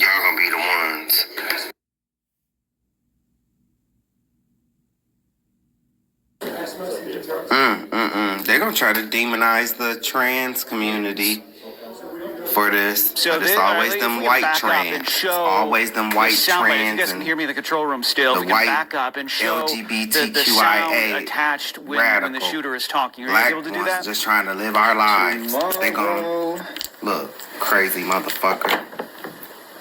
I'm sorry to my family. See? It's that But that's bullshit. it. That's the only people I'm sorry to. Those kids. Obviously, really upsetting stuff. At one point, the person shows a smoke bomb, which we know from police that was also used. Oh, ugly ass. Ugh, just look like a goddamn weirdo. Bitch look like the one of them motherfucking, look like that thing off that movie Mask with Cher. Look just like that motherfucker. Ugh. Oh, Samuel Screech Powers looking ass motherfucker. I don't give no fuck because I'm tired of y'all motherfuckers. You know, y'all gonna be the ones to get the whole LGBTQIA community rights taken away. Watch, y'all gonna be the ones. They're gonna try to demonize the trans community for this. So but it's always them white trans. It's always them white trans. You guys can hear me in the control room still. The If we can white back up and show the sound attached when the shooter is talking. Are black you able to do ones that? just trying to live our lives. They gonna look crazy motherfucker. I'm sorry to my family. See? It's that But that's bullshit. it. That's the only people I'm sorry to. Those kids. Fuck you too, bitch. Obviously, really upsetting stuff. At one point, the person shows a smoke bomb, which we know from police that was also used. Them kids didn't deserve that shit. You know, I don't agree with that shit. Rest in peace to, you know, those victims and, you know, what happened at that school. That is horrible. That is horrible. But I want to say that is not all LGBTQIA. And it's time to separate, you know, more than ever from the white LGBTQIA. And let me tell you something. You can already tell, you know, they cowards because you even have the L's and the G's trying to separate themselves from their own people, you know. But it's like, nah, y'all need to fix your people. You need to get your people together. Y'all want to separate, you know, oh, come on, let's just, you know, let's abandon that TQIA plus. No, bitch. Nah. We gonna draw the line in the sand. And we over here, y'all keep that shit over there. We might have problems where we fight each other. We might fight each other like cats and dogs. But bitch, we ain't shooting up no schools. We are not with that. We don't do that. Shit quiet is kept. It's you motherfuckers that bomb our churches and shoot up our churches. Like you have been doing over the years. That's racism. So, you know, he ain't doing nothing but acting like his ancestors. I'm talking about, oh, this old long face ass bitch. Oh, talking about something. The only people you sorry to is your family. What a way. You don't love your family. What a way to show love to your family by doing some fucked up shit like that. You brought nothing but shame and disgrace to your family. Fucking weirdo. By now, I know that you are all wondering who the Cody bitches are. Well, hang tight, poopy pants, because I am going to show you who the Cody bitches are. I already did the video. But first, I am emotional right now, so you just listen. There's a lot of racism in the LGBTQIA. Even segregation with the whole white gay pride events and black gay pride events. I have already mentioned how there's racism within these drag scenes. Some of these people I've seen during interviews and their behavior is really questionable. I seen one interview on IG where the girl just started screaming when he or she was asked what his or her pronouns are. We gonna talk about this. It's because you want to be taken serious, right? You want to be taken serious, but how can anybody take you serious? My gender, there is. How can anybody take you serious? I don't know if I was clear the first time when I said it, so I'll be clear again this time. Okay. My gender is. And my pronouns are. I mean. You sound like a demon. How can anybody take this serious? You want this movement to be taken serious, but it's like a movement of freaks that have infiltrated the LGBTQIA. This is who I am talking about. These people that's like this. Crazy ass people. And they making the whole scene look like it's just crazy, man. Hold on. This is demonic possession to me. To me, I feel like the LGBTQIA community has been hijacked by these types of people that are just angry, period. In their eyes, it's like a fad of some sort in regards to being LGBTQIA. I seen in another interview, I'm trying to find that interview right now. Oh, here we go. Okay, I had seen in another interview where this person named Cody listed all these pronouns. I mean, the person must have said at least 20 different gender pronouns or identities.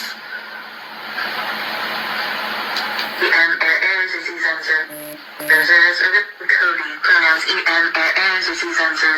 really any male pronouns that aren't Z-hers. I am a white transmasculine femme non-binary, temporarily mostly able-bodied, neurodivergent, obsessive-compulsive, chronically ill, culturally Jewish, Unitarian Universalist, non-monogamous, demi-low romantic, gray demi-bisexual, survivor of acute and complex trauma, millennial, and cat parent in mental health recovery. I'm Cody, pronouns EM, or really any male pronouns that aren't Z-hers. I am a white transmasculine femme non-binary, temporarily mostly able-bodied, neurodivergent, obsessive-compulsive, chronically ill, culturally Jewish, Unitarian Universalist, non-monogamous, demi-low romantic, gray demi-bisexual, survivor of acute and complex trauma, millennial, and cat parent in mental health recovery. Ladies and gentlemen, I present the Cody bitches. I'm Cody, pronouns EM, or really any male pronouns that aren't Z-hers. I am a white transmasculine femme non-binary, temporarily mostly able-bodied, neurodivergent, obsessive-compulsive, chronically ill, culturally Jewish, Unitarian Universalist, non-monogamous, demi-low romantic, gray demi-bisexual, survivor of acute and complex trauma, millennial, and cat parent in mental health recovery. This who hijacked y'all movement. This is what I'm talking about. I don't want to be associated with this. I don't want to be in the same community with these type of people. I don't care. I don't care. If we cannot recognize that these type of people have infiltrated this community, the LGBTQIA community,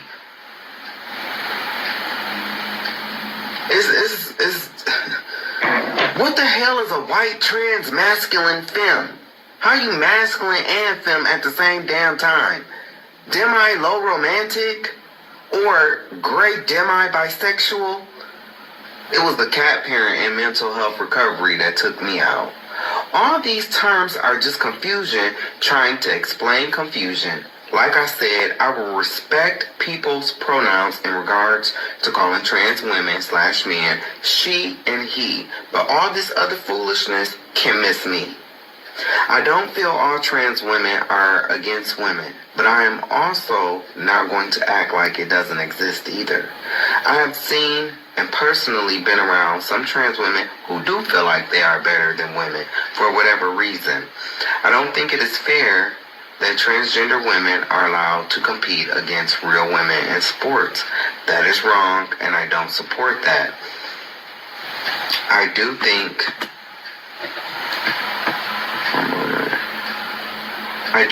the whole bathroom topic is being hijacked by predator pedophiles that want to say they are trans when they are really not. Been saying this. The LGBTQIA community will be used to legalize pedophilia. Do I want this to happen? Of course not. They will slither in acting like they support the LGBTQIA, but it's for their own agenda. The elite have glamorized a medical condition, gender dysphoria, but they want to keep silent about high suicide rates even after detransition. To know there's turmoil in the community. Like the community don't even get along with each other. The community don't even get along with each other. You know, so it's like, how do you come together to cancel somebody else for speaking when y'all don't even get along with each other? The fake front. Y'all don't even get along with each other. The Even in the facade. trans community, you misgender each other, you call each other, you know, by y'all boy names. The lesbians don't agree with, you know, the stance that some trans take. They don't want y'all to see this, though. This is what they don't want you to see. Award ceremonies are for. But in terms of the science behind gender dysphoria, you're very familiar with that. So Very familiar. It's not about the chromosomes within We our both know nuclei. Yeah, go ahead. chromosomes don't necessarily mean you're male or female. Gender. Bullshit. Gender, Gender of course. identity. Go ahead. No, so Especially, but even so, you have a thing like Klinefelter's syndrome. So you don't know what you're talking about. You're not educated on Was you supposed genetics. to discuss the genetics or not? well, no, What no. are your genetics? So I'd stay away from the genetics and back to the brain scans. You cut that out now, or you'll go home in an ambulance. Yeah, that's One of the questions that I have for the imposter convert Ben Shapiro. Ever tell you look like a penis with a little hat on? Well, y'all, I hope y'all have enjoyed the video. Have a good night. Love you.